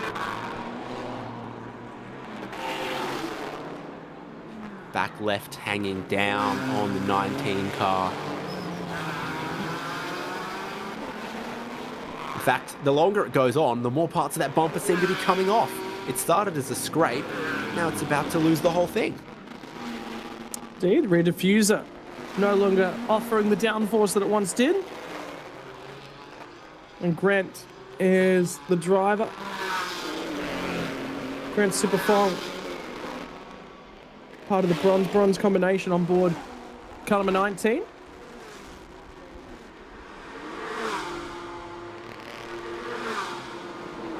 Run out of that final corner. We'll just watch and wait whether or not that will break free, or if it's going to continue causing dramas for the Supra Evo 2. Definitely heard it scraping on the ground that time through turn 2. Yeah, it's almost looking like a bit of plastic trim, so I don't think it actually affects the car all that much, but still, you'd rather not. So they might have got a little bit of a hit from behind earlier off that race start. Out of that, oh, someone forgot to attach it correctly. I'd far more likely suspect a bit of contact. Here is the 219, brand new entry for this season. It's one silver driver, so all of that combined gives them the longest pit stop compensation time for this race, but might settle for race 2 tomorrow. There they sit and look like they have gotten ahead of the Corolla Altis. Yeah, and indeed they are clear of the whole GTC field now. So Wenki and Raymond Liu moving up a spot somewhere along this lap so far. Starting to make headway as well.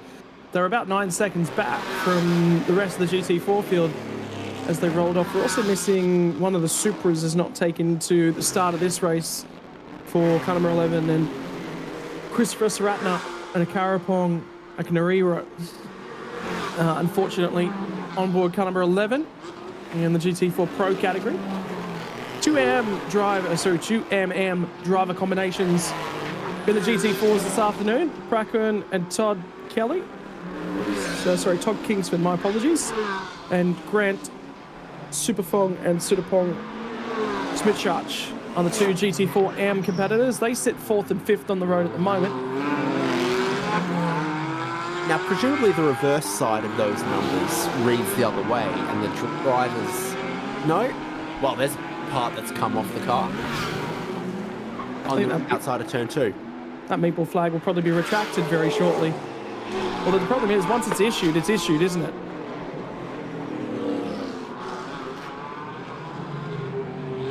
So these are bespoke race cars prepared by Toyota Thailand. So they are not a global configuration car. They are specifically Thailand engineered, the Corolla Altis and the GR Supra GTC. The Supra, an evolution of some of the things we had seen before. So I believe there's a V8 engine in there in the Supra.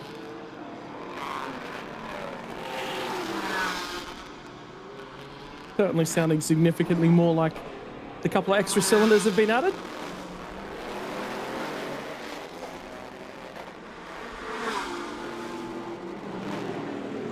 Definitely sounds like that is the Altus GTC running fractionally ahead. And we've actually just had a technical directive come through from race control as well.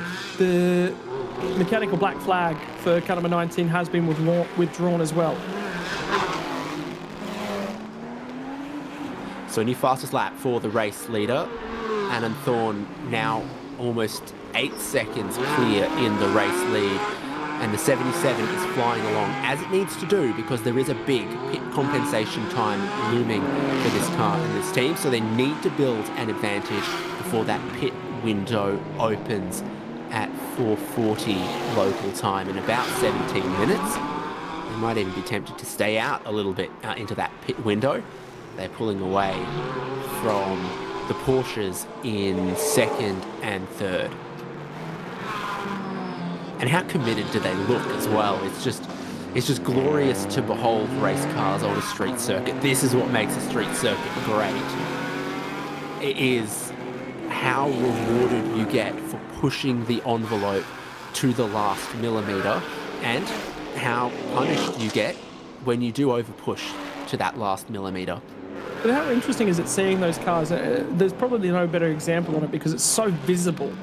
Whenever we see cars navigate through the left-right flick at 17, admittedly it is 2 corners, but we've got it titled on all track maps as turn 17. And you use, what, 90% of the race surface available to you going through the left-hander, and you only open it up fractionally, flicking it back to the right.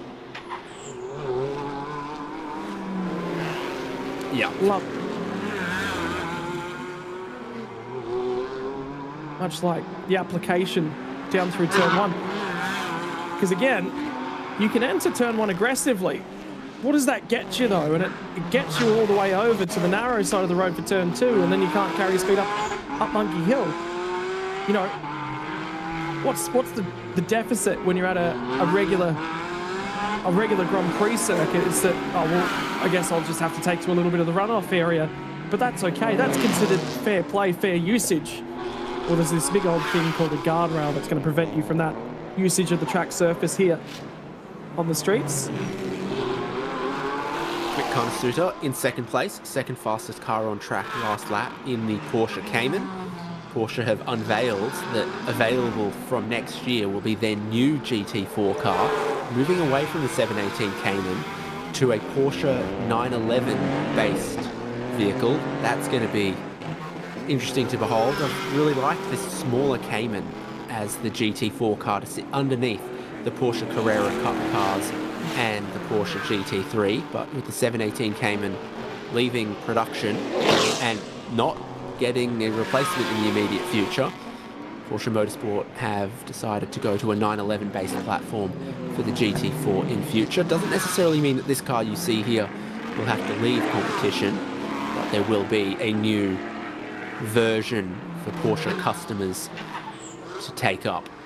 And their teammates in third, the other AAS Porsche number 91, with Decathlon currently holding in third, has a little bit more to worry about because their rival is just a bit closer behind them.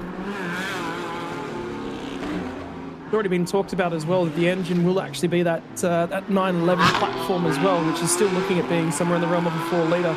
You expect that one to be shrunk down and indeed its performance trimmed back to fit the specifications of the GT4 class. It won't have access to everything that'll be available to it, and albeit the nose will be a lot more familiar with the GT4 car, and it'll nearly be a little bit of a second guessing. You'll look up and you'll look at the front end of it and go, hang on, where does that exist? Is that a GT4? Is that a Cup? Is that a GT3? Will be some of the question marks to be raised. But then again, at the same time, it gives Porsche really consistent branding, consistent framework when looking at their race cars. Of course, all the car specialists and enthusiasts are always going to be able to have a look at the front end of a race car and go, yep, that's a Cup car, yep, that's a GT4, yep, that's a GT3. you think Porsche enthusiasts are nitpickers for detail? No, never. They wouldn't care about a few kilograms either way, or a deviated trimming back. Yeah.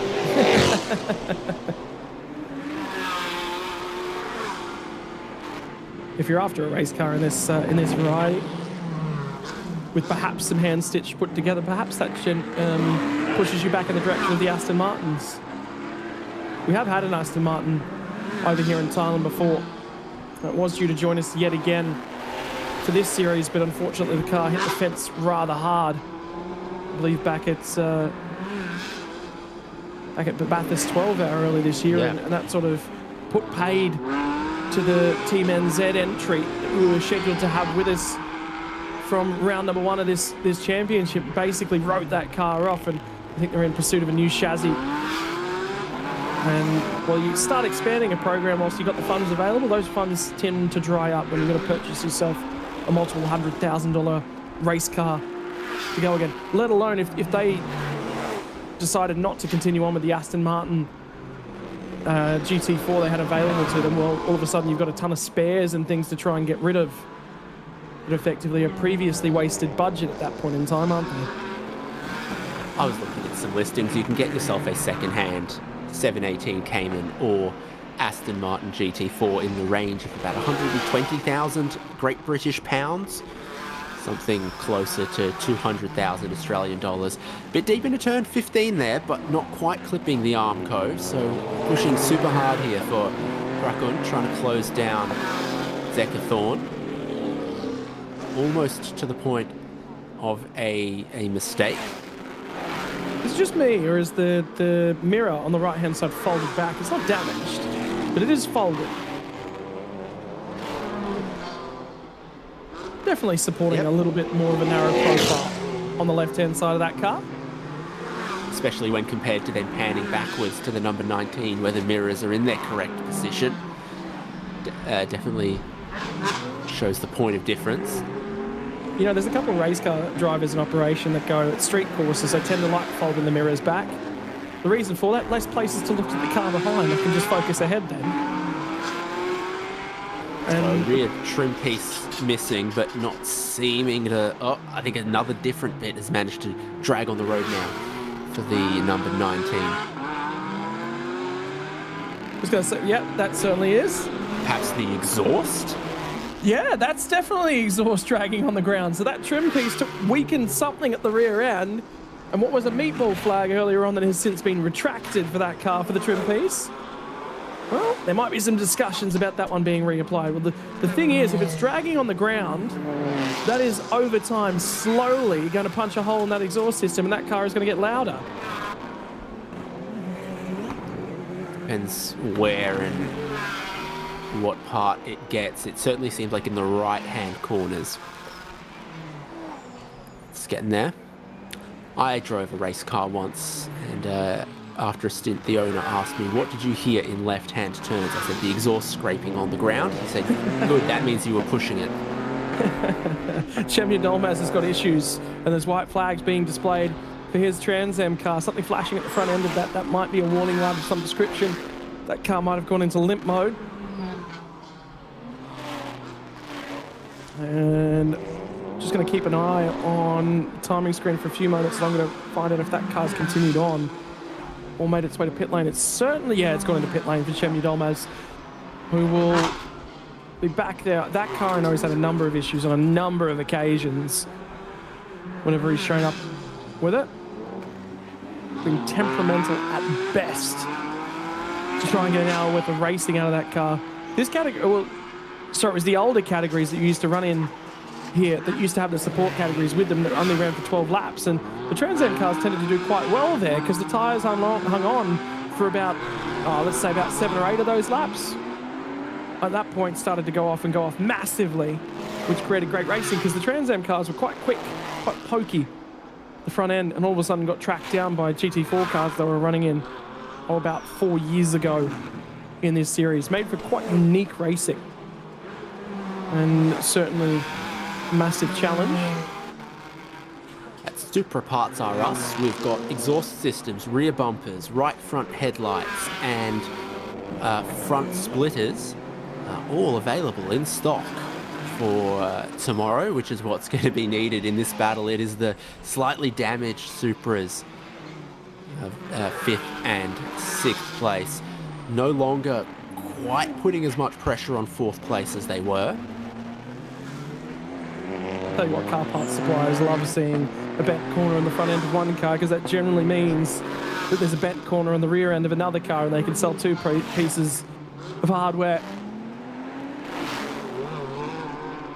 And then my favourite detail to this 39, the Malaysia flag on the left mirror, the flag of Hong Kong on the right mirror, representing the 2 drivers combined in this lineup at the moment in the 39. You know what's cool about this racetrack, by the way, David Haynes, is see those traffic lights in the background? That's what they do to signify that regular traffic should not be operating in this area at this point in time, and indeed the race circuit has been closed. Those traffic lights will flip back over to normal operation when the circuit opens back up again. But the trouble will be they're significantly more difficult to see behind the advertising banners down that main straight. First year I've actually been able to see them in operation behind the banners, so it's a slight change of that camera position over the last 5 years. Something of note pointed out to me yesterday. At the end of the day, it's still a street. It's got to return to so this afternoon. Now just noticing it has gotten a bit breezier out there. It's gotten a tiny bit darker out there, but I do not see any rain on the radar. But the fact that our TV director and camera crew are giving us a shot of it, they know a little bit more than we do when that comes to that. So I think it's the timing of the message more than its content that tells us something. I think they're looking for a story to tell, don't you? They always are. People with a camera looking for something to try and be told. Lurking in the background. Go ahead. There's smoke coming from the 37 here, and they have lost position to their teammates. So the Supra has gone into the lead of GTC, and the Corolla Altis has dropped back a little bit. Now, it could be just how they make their pace as well. The Corolla race car is front-wheel drive, to my understanding. This is kind of almost a GT300 Super GT mother chassis type of car. It's a frame underneath the Supra body panels with a V8 and rear-wheel drive.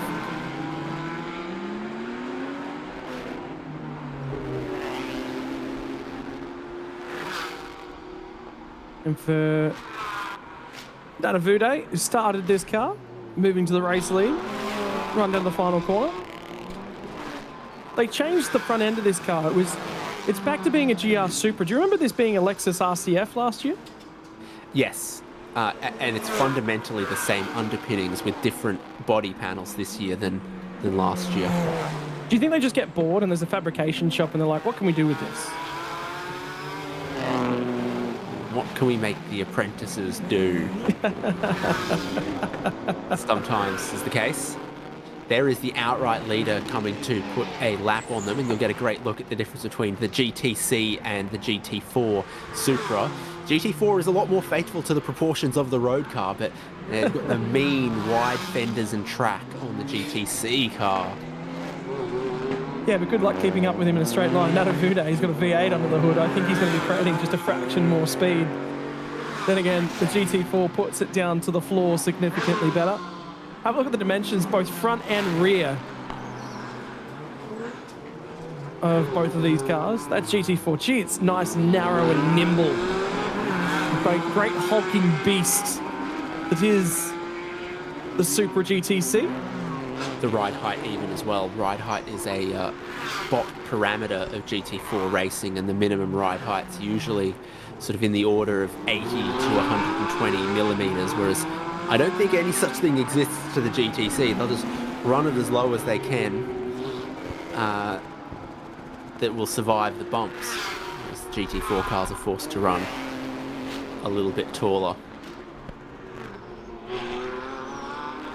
Late tip in from Nanavude. Very experienced veteran, has been here for over every race that I've ever commentated on as a part of this series. and goes back a long, long way in time. Very respected driver as well. I've never... Just always tends to be that when he climbs from a race car, there's somebody else there shaking his hand, patting him on the back, giving him a well done from the other teams and stuff that's around him. He's driven for Toyota Guzzi Racing Thailand a lot in that time. In fact, I think he actually might have been part of that team that headed off to the Nürburgring a couple of years ago for their class victory. That's a Toyota in the barriers. That's a Toyota will need to get it extricated from there, and has done so. That'll be down at turn 15, I am sure. Yes, I think so. It's gone nose first into the Tech Pro barrier and reversed out. Haven't seen how much damage there is on the front. A little bit, but not the worst we've ever seen. In fact, that headlight's in slightly better shape than some of the others. Yeah, it now matches some of the other cars that are actually out there and circulating. That's the tyre rubbing on a guard, and that is number 95 on its way to pit lane for Prakoon, who's made a mistake down there in what was the leading AM machine, I believe, has parted way for car number 19. Regrettably, 2 minutes before the pit window opens, so you can't even wait in the lane and have it count to your required pit stop. Clearly, when they go to turn or brake, the guard is rubbing on the right front tyre, so they need to either take that off or hit it with a hammer or whatever may be required. Team very alert, immediately jumping to driver's aid down along pit lane. Certainly guard and tyre an issue. Short run back to pit lane means that not so much damage has been done to the front right corner of that. We're hoping to try and maybe get an onboard shot for as long as we possibly could from onboard outright leader Anand Thorne, who's extended out 25 seconds at the moment with the AMs in the car. It'll be interesting to see what the pros are capable of in the lap times. To be memorable of is the 39.1 from this car, the fastest in the race. GT4's a little different to GT3 because there are some silver-silver combinations here, and there are no gold or platinum drivers. So your possibilities are 2 silver drivers, a silver and a bronze driver, or some of them are just 1 silver driver or just 1 bronze driver. So yeah, there'll be 1 driver who's quicker, but there are, in this race, you know, what's the difference silver to silver sometimes? Well, at the moment, it's that pace they've got out on track. Here comes the Mercedes, which is being tracked down aggressively. I've got a question mark now on the timer screen about the location of car number 95. So I think they've come back out of the pit lane. 35 seconds on the timer. That window's not quite open yet. It will be open next time by, or for anybody else that's in behind. Car number 95, confirmation of the window now opening from pit lane. Thank you to our marshal down there. This car not able to serve its penalty. Radiator. They've done the radiator going as hard into the wall as they did because that is fluid coming out of the right front. Not just the tyre rubbing on the guard, but some lines or pieces behind the front bumper have also taken a shock, and they are losing a lot of fluid that just looks like water, doesn't look like oil, doesn't look like you know, an antifreeze type of coolant or power steering fluid or anything.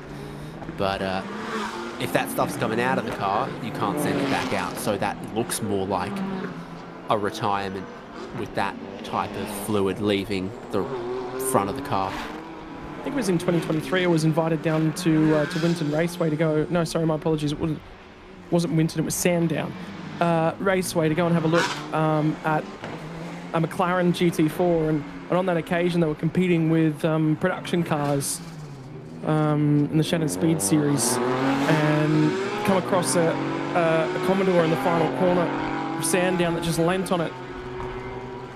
It was just prior, it was just starting the last lap of the race, a moment after the contact was made, and the McLaren GT4 actually has effectively a plastic radiator tank just in behind the door, and it's fed from a vent basically behind the door. Move the cockpit of that car probably another half a metre further forward relative to where the Toyota one was there, and definitely relative to where the Porsche one is, there's a little bit more room for stuff to be laid in. See the vent that's sort of in that Porsche just ahead of the rear wheel, similar sort of structure in McLaren, but it was just the slightest little bit of contact, cracked radiator, and it was very, very lucky that it happened prior to the end of the race, because he was able to just circulate around and finish off the race on that occasion. So herein is the problem with some of these race cars, is obviously you've got to put a package together, and I think that is 95 making the decision to retire from the race with a cracked radiator. They'll leave that car shut down. There'll be restrictions on removing it from the pit lane, so it'll basically be stuck where it is at least until this pit lane cycle is over in about 7.5 minutes from now. No new tyres, but just checking the tyre pressures. These GT4 cars don't have single lug nuts like the GT3 cars. They've got 5 studs per wheel. It takes a long time or a fair bit of equipment and personnel to do a quick tyre change in these cars, so it doesn't appear to be happening in these races unless you've really, really got a problem. There's a 39 coming out of the pit lane just ahead of the 91. Your race leader still hasn't pitted, and with the pace that they're doing, I do suspect that they plan on leaving this towards the end of the pit window before making their driver swap. And fair enough, there is no one even close to matching the pace of Anand Thorne right now. His fastest lap of this race has been a 1:39.1. The next best is a 1:41.5. So almost 2.5 seconds quicker than anyone else has been able to manage in this race. And you saw putting other GT4 cars a lap down already. That is electric pace and a great margin, and you'll keep that going for as long as there's still water at the well. Well, the other option is the halfway mark of the race will be coming up at the conclusion of this lap. So effectively 30 minutes will be left on the timer when he rolls back by through the pit lane. That'll be a great opportunity to jump in, split the race in two, hand on over to the co-driver. The trouble will be 34.5 seconds the margin. I think Mick has gone through to circulate for another lap, and that margin will continue to drift whilst ever they do so. Grant and Sudapong are due at the start finish line here in a few moments, and the fact they haven't run over the timing line at the entry to pit lane says that they will continue on. Indeed they have. The GTC leader taking their pit stop and driver change, and it shows another one of the differences between the GT4 and the GTC Supra. The GTC Supra is a right-hand drive. The European developed and homologated GT4 cars are left-hand drive. So yeah, a whole bunch of little differences as that pit stop goes on for the GTC class leader.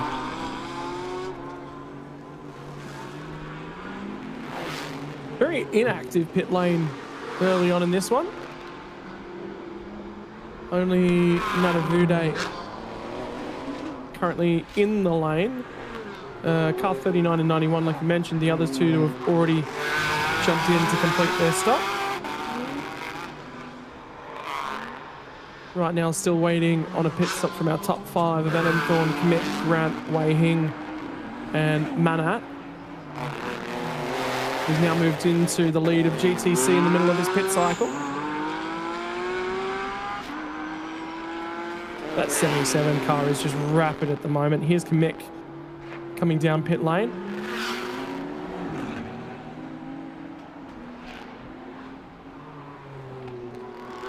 So we're going to check the tyre pressures. You've got the driver assistant getting the driver out, and then the new driver ready to come in. They'll just organise all of the race belts before the other driver sits down, and that makes it way easier to organise all 5 of the belts rather than realising you're sitting on top of one. Also got the drinks bottle. Radio plug goes in.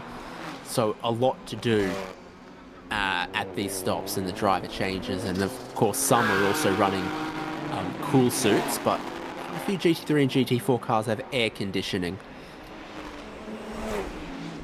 How much of that we'll be using today, how much assistance is actually going to be able to give you. The critical factor will be not sucking anything away from outright performances of these cars, but if you can get some creature comforts and settle yourself down, that'll certainly help. Here comes car 77, 28 minutes on the clock. still a reasonably healthy buffer. They waited for car 9 to come in, and then they come in the next time by just to cover everything off. True Life Racing team go to work. No driver assistant here for Annan Thorne. Hands over to Superkit. These guys will operate on their own. I always liked having a driver assistant when you could, because when you're this driver who's just gotten out of the car after a stint like that, you're so hot and tired, and then you have to pull yourself out of the seat and then stand there in the doorway doing everything for the next driver. So the belts, the radio, you can see that the window net even has to come across. But you are looking at one of the cars that is not going to do a driver change. It's a solo driver in the 219, and that actually incurs extra compensation time. So you'd sooner have 2 drivers and do a driver change than just run 1 driver. But they won't turn you away at the door if you are just 1 driver who wants to take on the full 60 minutes. My concern watching that 219 machine, did you notice where it was set in the pit lane? It was across a line, and that says to me that's... Now, it could be that they've got the very first stall in, which means they've got a little bit of leeway, but that might be a breach of regulations. It's deeper in the pit lane, actually, that Mercedes, and there was some communication earlier on in the weekend about making sure you parallel parks in the pit lane. You've got time. This pit stop's not rushed. You don't have to race through it. Pull it into the lane, roll forwards, roll back. They're doing some work at the rear of the Sudapong car number 19. As he jumps in, this was the one with the damage on the rear end. Yeah, the exhaust dragging, wasn't it? So what can they do about that? And is that one of their team or one of the series organisers watching what work is being done? Is that a technical delegate? I think that's a media person, to be honest with you. Is that a media vest? In black, it's a media vest. The black shirt? Oh, the black shirt. Yep, you're right. The black shirt says Bangsaen on it and has the series organizer logos and is watching what work is being done to attach. Have a good old sticky beak down at what's going on underneath the rear end of that car. Regardless, car 77 has returned to the racetrack. Go back after it in anger, and I think this has returned quite comfortably with the race lead. 77 Otis. Oh no! Car 77 Otis, 151 seconds. Well, the 151 seconds is 2 minutes and 31 seconds from entry to exit. Their pit lane time, 2 minutes and 26 seconds. They're going to come back into a stop and go for 5 seconds plus transit time. They're in trouble. I guarantee the stewards haven't even gotten to looking at that one yet. Here goes the Mercedes 219. Wei Hing. I think you're right. I've just tried to do those numbers myself, and I think the 77's pit stop might be short compared to the provisional compensation times we saw. The difference is they have an extra +5 for their 3rd place last race. Did they forget about the success compensation time on top of the base and driver pairing?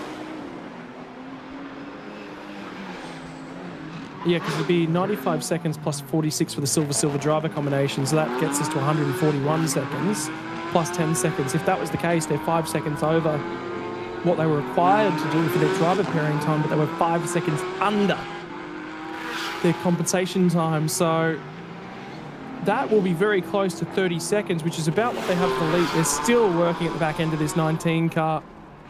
And how long will these zip ties hold on a hot exhaust?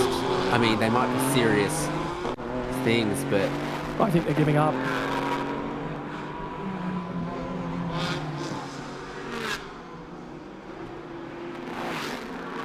Wow, okay. Off it goes. It's still dangling. It's still going to drag on the ground with the bumps around this place. How much they can do, that's the condition it's in, but they've definitely abandoned car 95. Yeah, stewards have just got back to us and let us know pit stop times are under investigation. So car 95 and car 19 were due to owe us 95 seconds in the lane. Well, they've both been in there significantly longer, and Prakrun and Todd Kingsford are not returning to the racetrack, let alone they were in the lane too early. So that will not be eligible to be their pit stop time, and they've missed the window entirely, so that returning to the racetrack won't help them. This car, the 219, the new single entry of the silver driver, is due to owe us 164 seconds, so 2 minutes and 44, gave us 2 minutes and 54. They're A-OK. Car 19, 4 minutes and 1 second. That's significantly more than anything they were required to give us. And to try to make you serve your minimum pit stop time in your pit box rather than blocking the fast lane, one of the more exciting race director's notes I read was that the minimum speed in the pit lane is 34 kilometers an hour, while the maximum speed is 40. So you can't leave your pit stall early and then dawdle in the lane at walking pace, blocking other cars. Yeah, because obviously it's not a fixed pit lane down there as well. They don't want people trying to overtake in the pit lane, as we saw in the GT3s. I've never seen that from Thailand Super Series, by the way. That was the first time I've ever seen two cars roll off like that in the pit lane in the last 5 years of operation, let alone it was teammates. It's just been this series tends to be weird, and every time you jump on to work on it, it's got a unique flavour to it every single time you show up at the racetrack. But today's just been supremely so. Now here is GTC changing hands. The Corolla Altis goes ahead of the Supra. GT4, sorry, no, that's GTC and GT4, where the GT4 Supra with the dragging exhaust is not at pace. It's got an issue of some description, doesn't it? It'll just be a matter of what that is. I'm actually expecting to see it feed off into the pit lane in the background, and it's not even quick enough to be in those shots. I think it stayed out, you know.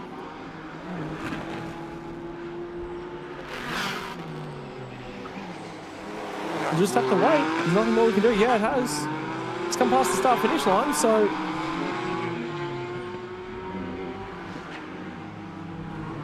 odd circumstances on Bangsaen Saturday. What we can confirm for you at the moment is that our race leader is Super Kit on board the Petrolife 77. The problem is, and the mathematics that we were running say that it owes us 5 seconds for its pit time, and Race Control have just confirmed that one. So we 5 second stop and go penalty for Super Kit. His leading margin last time by was 24.3 seconds. Nowhere near enough. Mitchell Cheemin-J is going to inherit the race lead here in that 39 car. And there's the confirmation. Car 77, stop go. 5 seconds was owed to us. What about car 39? Owed us 2 minutes and 2 seconds. Well, they gave us 2 minutes and 4 seconds. That is perfectly online. Car 91 owed us 2 minutes and 17 seconds. They've given us 2 minutes and 17 seconds. Gee, you wouldn't want to be a second short on that. But right to the marker. Car number 9 owed us 2 minutes and 26 seconds. They've given us 2 minutes 30. I think the rest of the pit stops from there will be A-OK.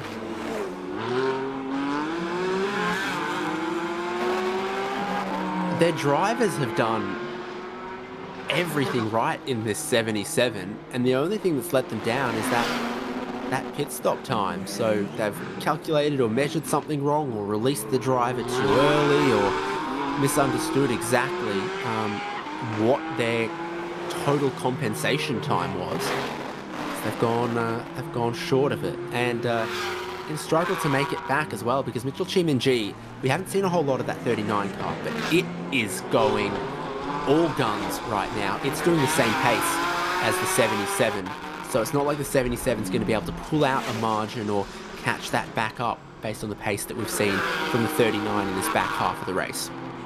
And the problem is, that's great. It's doing a phenomenal job at the moment, but now it's come under investigation for the number of personnel at the pit stop.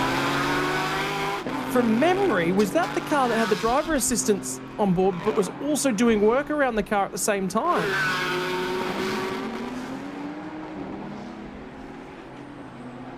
Wow.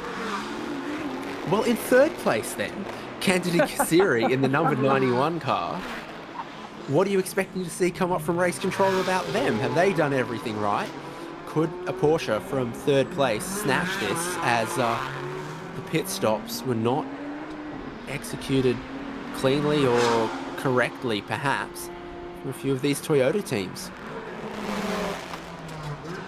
Yeah. Car number 91 could be the inheriting factor of a race lead. Car 39 will be. The problem will be, does it hang on to that lead? 17 minutes and 30 seconds on the clock, plus an additional lap. Car 77 owes us a stop-and-go penalty. It is coming to the lane to serve that one right now. Don't speed on the way in. You don't want to pick yourself up. Another one.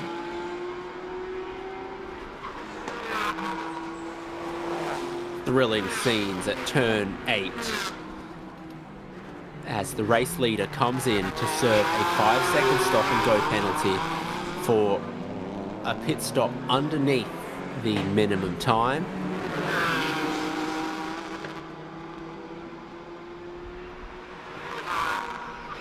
Don't speed. Don't add to the list of pain. Car 39's already gone through. It's taken the race lead. I have a sneaky suspicion car number 91 is about to go through and take P2. And indeed, yeah, it has. Now you see the mirror and the other damage on the right front for the number 39 car. Were they tempted to have a couple too many people in the pit stop over the line looking at that? You know, you got the driver change, you're doing the tyres, and then you want to have a look at the damage to see if you can then sort all of that out within the minimum pit stop time. But they have gone astray of it, and I'm sure there'll be something on screen shortly to tell you that the car 39 has a 15-second total race time penalty. So 15 seconds post-race for the 39, being held up a little bit here in traffic by the slow 19. Oh, what?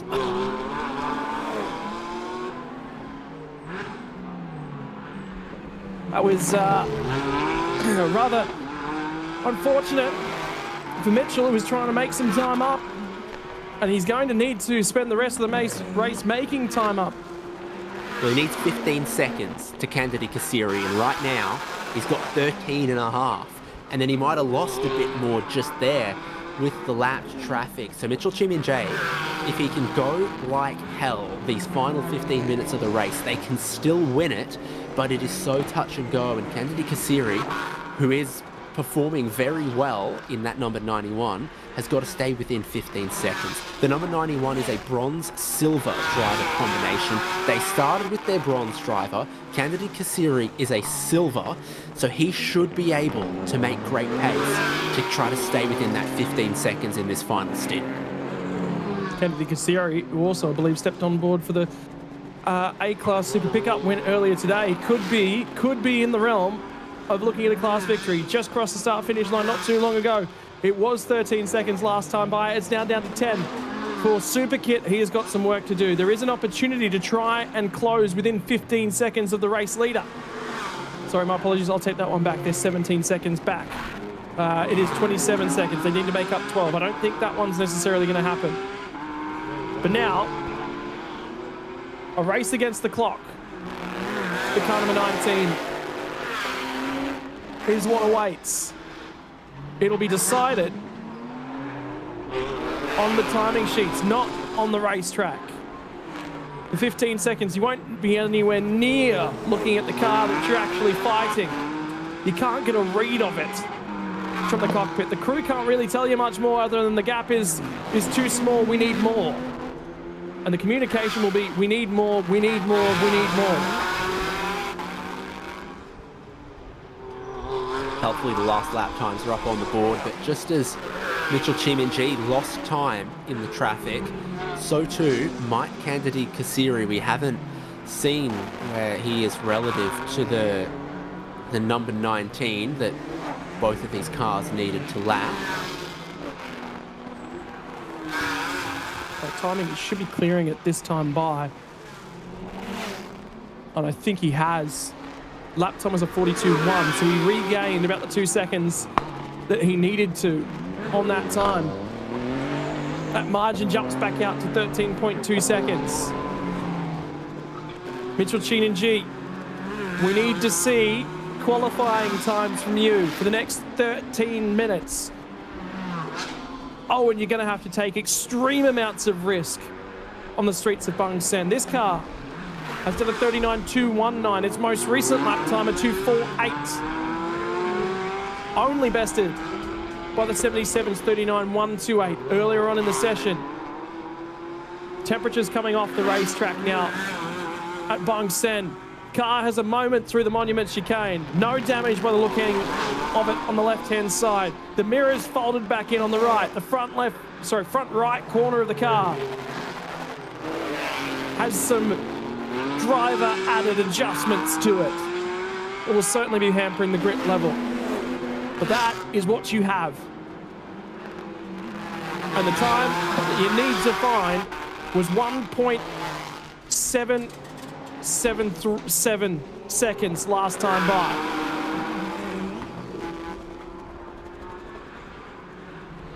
So another lap completed by your race leader, and then you'll have to wait for the column to update when Kandidi Kasiri comes across the line. Traffic could play a bit of a role in this, and Shiminji is on the headlight flashes early. Here is the driver in pursuit. Crosses the start-finish line, a minute 39.6 that lap. Lost 0.6 of a second as a new fastest lap went to the race leader, and the margin was 13.8. It needs to be 15 for the Toyota to hold on. Right now, Kandidi Kasiri is doing enough, but cannot rest on the laurels. And you hate to be the engineer that has to issue that command to either, well, you'd love to be the engineer that issues the command to car number 91. You say, hey, car ahead's got a 15-second penalty, but they're close to clearing us. They are 13.8 seconds, or they were at the start of this lap. You have to press on. Time coming to this car. New fastest laps of the race for both of our lead two cars. The 39 flat for Mitchell. Kandidi Kasiri, a 39.6. And it's time to wind the Cayman up and see what it's got for us. 10.5 minutes remain. And this Cayman is going to need to be driven at breakneck pace for the entirety of that, plus the one lap.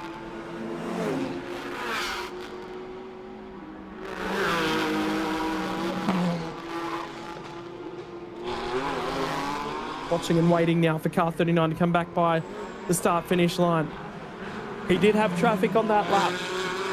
It's not as quick as it was previously. The swings and roundabouts go back in favour of car number 91, 40.817 for our race leader. Kandidi Kasiri, what is he capable of? 39.638. Misses out on improving his best lap time for the session by 24 thousandths of a second. The consistency is favouring car 91 right now, if not raw pace. Margin back to 12.5 seconds. A sports car commentator once said, traffic giveth, traffic taketh away, and that's exactly the story in this battle between first and second.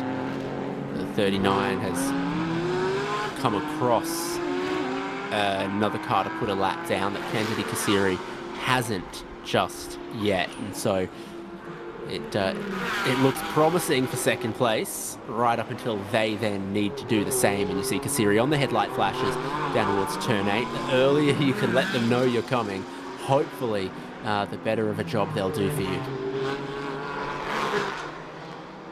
For the moment, through the monument chicane, Natapong will have no clue of what he is in the middle of, in the midst of. He's just doing his best job that he possibly can of driving his car within his limits. Car 39 comes to the final hotel hairpin. Might catch the car ahead on the start-finish straight. Gee, that would make his life easy. That would need to go in his favour. Car 39's just come past the start-finish line, 40.617. It's a lap time was not there. The headlights have not stopped flashing from Kennedy Kasiri. He is doing his utmost to communicate. And another lap goes in his favour. 39.781. It's a 10th away from his best lap time of the day. But the margin, it needs to be 15 seconds in 8 minutes time plus 1 lap. It is now back to an 11.8 second margin. Well, point number 2, Kennedy Kasiri. Point 3, who's it going to go in favour of? I think this is love 30 at the moment. It's 2 laps in a row looking good for Kennedy Kasiri. And the other thing is, at any point, if we get a safety car, that advantages Kennedy Kasiri because it closes the gap that Mitchell Chiminjay and the number 39 need. So, at the moment, if there were to be an intervention of any kind, it favours the driver who doesn't have a looming time penalty, and it would also bring the number 77 back into this. After their stop and go, they've resumed in 3rd place. They're not hanging about either, but it doesn't seem like, as we cut straight to them, great work directors, that they'll be able to do much to close down 2nd place or indeed 1st. They will look to still stand on the podium. 2nd place in the last race for them.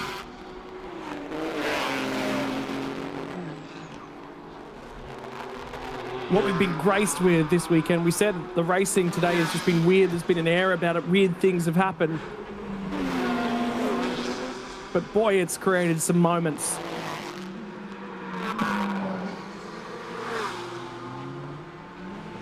Now we wait for the lap times to come on through. Mitchell's cleared another car on this lap. It's the 24 machine of Natavude. The biggest benefit is that will be the last car. They will need to clear, I think, perhaps car 219. Perhaps car 219 will be relevant to this race. I don't think it will be. And the Mercedes. But for now, 77 is clear of traffic. Now it becomes about driver.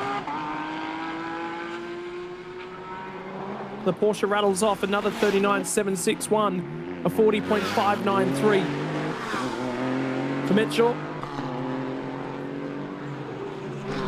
Means that our battle is now under 11 seconds, 4 seconds to find, 5 minutes and 45 seconds on the clock.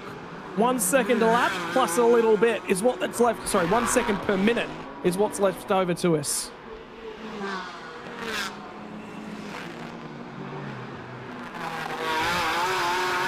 I guess I gotta take it back. There is entirely the possibility that this car ends up in 2nd place. No, it's not, because those are gaps between cars. Differences, not the total. They're 28 seconds behind the race lead in outright terms. There it is, reading differently on the timing column. They've shown a lot of promise, unfortunately. They'll just be kicking themselves about whatever they got wrong about the compensation time, if they measured the pit lane wrong, if they thought the pit lane transit was slower than it in fact actually is here in this unique Bangsaen temporary pit lane. I think our race leaders just cleared another car. It's not the 219, but there was definitely another car in the middle. Car 91 has just cleared a lap car as well. Leader? Yeah, so car 91's just passed Natavude in the car number 24, the GTC leader. But current race leader with a penalty hanging over their head, we're in a 40.060. But they've overtaken another one of the GT4s, and it wasn't the 219 because they're still coming up on them. So traffic will still play a factor in our outright lead. But the first reply in terms of points back to 1530 in the way of advantage, still sitting very much in the hands of Kennedy Kasiri.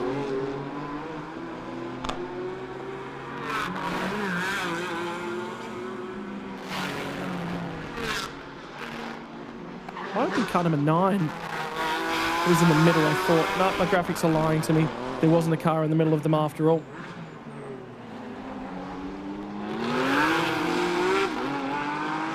That's the one we want to see. Car 39, we want to see what it's capable of on its own at the moment. Start-finish line.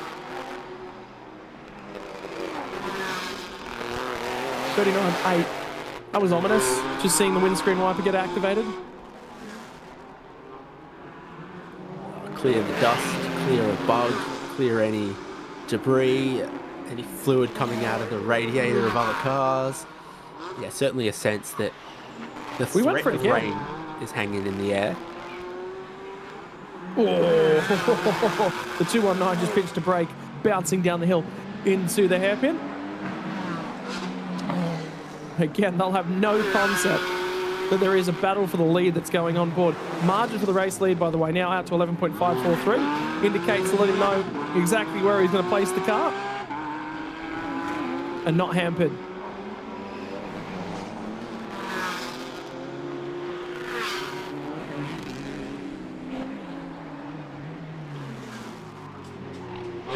Still need to see pace from Mitchell. Needs to find approximately 3.5 seconds now. And effectively 3 laps. It's a big ask. It is a big, big ask, but traffic at the wrong place at the wrong time. And there is traffic in between our race leader and P2. It'll be their last opportunity for car 219 or any traffic to impact the race. Can't believe this one's boiled down to a battle against the timesheet to finish things off.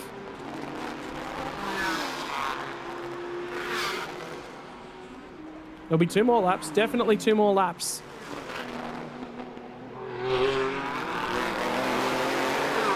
Might be enough time for 3, you know? Yeah, I think this is going to be similar to what we saw at a GT3 GTM, where there's about 5 or 6 seconds left when the leader comes by, so we don't get the last lap board. Then we get the last lap board, and we get the checkered flag. So with not too much time on the clock, we still might go 3 more laps in this race, which is odd to say. And Kandidi Kassiri is doing all of the right things at the moment, staying within that 15 seconds, just put down a personal best lap of the race at a 39.5. That margin 10.8. Anything under 15 is giving this Porsche Cayman the race win.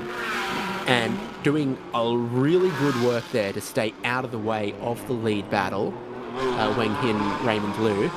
And he had a personal best lap not that long ago. So when you first come to the Bangsaen Street Circuit, I'm sure it's incredibly intimidating.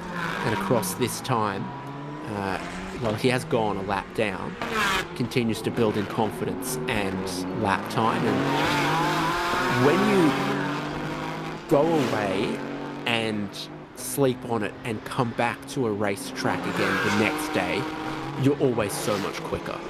Particularly when everything is brand new, like if the car and the track and the series is all brand new to you. Going away and coming back tomorrow will be perhaps a brand new day and opportunity there for the driver of the 219. I reckon that might just be a couple specks of rain that we've seen, or it's a speck of something on a couple of cameras that we've seen. And it's not consistent enough for me to feel like there might be rain in the air. 39.926 that time by for Mitchell. So again, he gains 2/10, but he needs to be hauling more than that. There will be the current lap that they're on. There will be 1 more lap, and that'll be the conclusion of the day's proceedings. And Mitchell needs to show me 15 seconds on the timesheet at the end of that one. He needs 2 seconds a lap. David Hayes, it's not going to happen. He needed to go hammer and tong the whole time, peck away at it. But it's just not to be.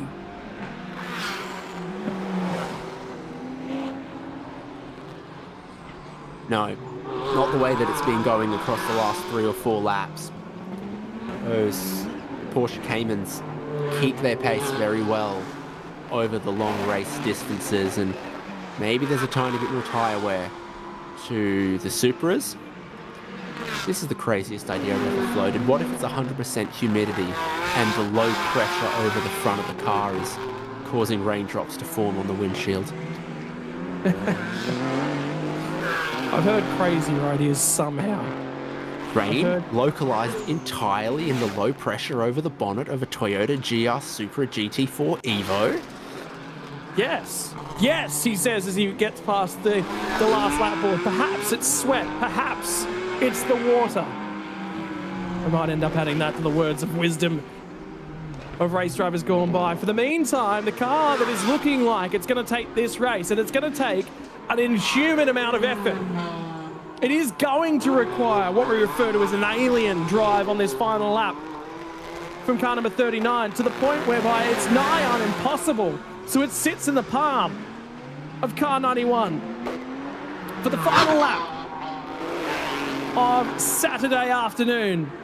For the final lap before one final day will commence for the 20th anniversary of racing on the streets of Bangsaen. A GT4 race has gone down to the wire. We had a last lap pass in GT3 before this, and some confusion amounted. It's been a weird weekend when the heavens have opened for the streets of Bangsaen. And at the moment, you're looking at who's going to be your class winner and your overall winner for GT4s. But he's not going to be the first car across the start-finish line. Kennedy Kassiri's team have done everything they needed to do. The pit stop was perfection. The timing on it required 2 minutes and 17 seconds. It is exactly what was given to us from car 91. He's gonna require to hit a barrier in the final 3 corners that are left to him. But for the meantime, Mitchell has done all he possibly could. He's shown us his best laps of the session. He has done everything. He set the fastest lap of the race, but he needed to do it for 10 laps running, and it just wasn't possible for Mitchell. He'll cross the line first, and it will be cruelly robbed from him for too many members in the pit stall. For car 91, the run from the final corner, he loses 7/10 of a second on the final lap, but it does not matter. It's a win by 3.3 seconds. And I just can't believe what we just mentioned right there. Your GT4M winner is going to be the only car home in that category for car number 19. Superkit will drive the 77 home after coming back down pit lane for a 5-second penalty that robbed them of a class win today. And it's all to do with the pit stops. It's all to do with getting the important bits and pieces right. He did it all correctly out on the racetrack. And there's one section of the racetrack you can't be quick in, and that's the pit lane. You can't be too quick when you come in and past the timing line. You can't be too quick transiting through the lane. You can't speed in a safe area. Every other section of the racetrack, speed counts. And today, speed in the pit lane was the part that undid a race. Thrilling stuff in GT4, and that's why this format works so well with the compensation time. It allows different categories and types of drivers to all compete for the race win, and then they need to rely on their team and they need to execute their strategy perfectly. And today, that was Kennedy Kassiri. The official timing has had the 15 seconds added, and so we'll get the results shortly because all of the timing software now correctly showing the post-race time penalty applied, and the standings of our podium: the Porsche 91 in first, the Supra 39 in second, and the Supra 77 in third place. Here they are, and there you go. Zekathorn and Kennedy never led the race on the track, but they read all the notes from the director, and their AAS Motorsport team was perfect to them, and it gives them the result they desired. Kennedy Kassiri and Zekathorn get the job done. Ryan and Mitchell, unfortunately, the Winghin Motorsports 39 car, too many members in the pit lane. GTC to the checkered flag. Nadavude and Nardal get the win from Manat and Natapong. Chem Udolmaz not completing enough laps to be classified in car 35. Car 95 also finished the race in pit lane after going into the barriers at turn number 15. Made it. 2 cars retiring before the end of that one. Very, very slow pit stop at the end of car number 19, with its rear end assembly dragging on the ground and holes being dragged through an exhaust system that will need to be worked on overnight. They've got to find bits and pieces to reattach to the rear end of that Toyota Supra GT4 Evo 2. Fastest lap of the race. This lap time was capable of dragging that car across the finish line in first spot, but they could only do it once. Mitchell was pushing, when perhaps maybe 39 twos would have been good enough if you could have logged them all together. He threw hammer and tong at that racetrack. We'll get some updates overnight as well on the condition down at turn 8, because there's some patches in the road there that are starting to give way. Also scrapings on the road from turn 5 to turn 6. Barrier repairs up and through Monkey Hill are going to continue, I'm sure, throughout the evening. They'll look at the road surface up there. There was oil down on it during the trucks earlier today. And as we look across the seaside of Bangsaen for the final time this afternoon, it's a day where the weather has changed significantly. Black skies, heavy rain to start us off, to a track that is now dry. We saw trucks in the wet, we saw Porsche Cup in the wet, and we saw what can only be described as utter mayhem at all portions of the day. One of the one-make races only making a single green flag lap with cars in the barriers in tricky conditions, massive collisions, but that's all in a day's work. It's Thailand Super Series, supercars and super hits on the barriers, and there'll be a lot of super hits on the highlights. Yes, highlights and post-race interviews coming up. That's the last race of the day here Saturday. The Bangsaen Grand Prix continues tomorrow, when we'll be delighted to be bringing you English language live coverage again, as some of the greatest racing series that have assembled here go again. GT3, GT4, Carrera Cup Asia. It has been thrilling, and when we get into a race and can sink our teeth into it at the Bangsaen circuit, it is a delight. This place, for 20 years now, has been building its prestige and its credibility. And it has. And tomorrow, the final notes in the 20th iteration of the Bangsaen Grand Prix. Not quite 20 years. It's been operating since 2007, this lovely racetrack. In Formula Federation International Association Grade 3 specs. It'll come to us tomorrow for the final time in 2026, and then it's on to 20 years of this circuit, even though it's the 20th anniversary of racing here. Ladies and gentlemen, I want to say a big shout out and thank you to everyone who's joined us right throughout the day. Noticed, again, our usual crowd are here. We thank you, the racing nuffies from right around the globe. Any final thoughts before we head on out into the aether to contemplate what's going to be another interesting day of racing tomorrow, David? Yeah, absolutely. I can't wait to see Carrera Cup Asia again. That was an incredibly strong field, beautiful cars, well prepared. Their race was great, and the strategy of GT3 and GT4, the compensation times, you really don't know till right at the end who could be on for the win, and then the ever-looming possibility of the weather involving itself again. We had quite a lovely dry afternoon, but just the threat of a little bit of rain always keeps everyone on their toes. I've been looking forward to what the forecast brings us tomorrow between 7 and 10 a.m. tomorrow. High chances of rain, and then at the end of tomorrow's conclusions, after everything's done, there's a chance of rain right the way throughout the day from Bangsaen Sunday.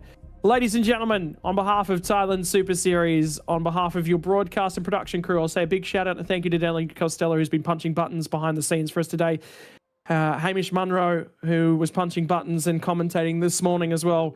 From David Haynes and myself, safe travels home this afternoon if you're at the circuit, wherever you are in the globe. We hope you've enjoyed today's racing coverage. We'll see you again for another day worth of racing tomorrow.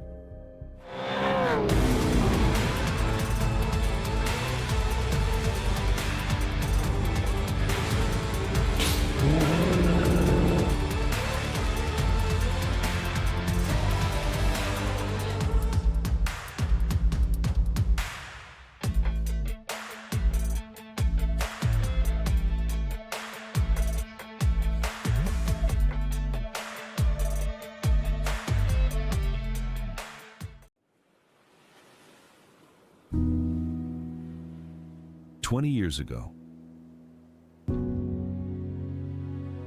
a dream began beside the sea. What started as a bold vision became Thailand's most iconic street circuit.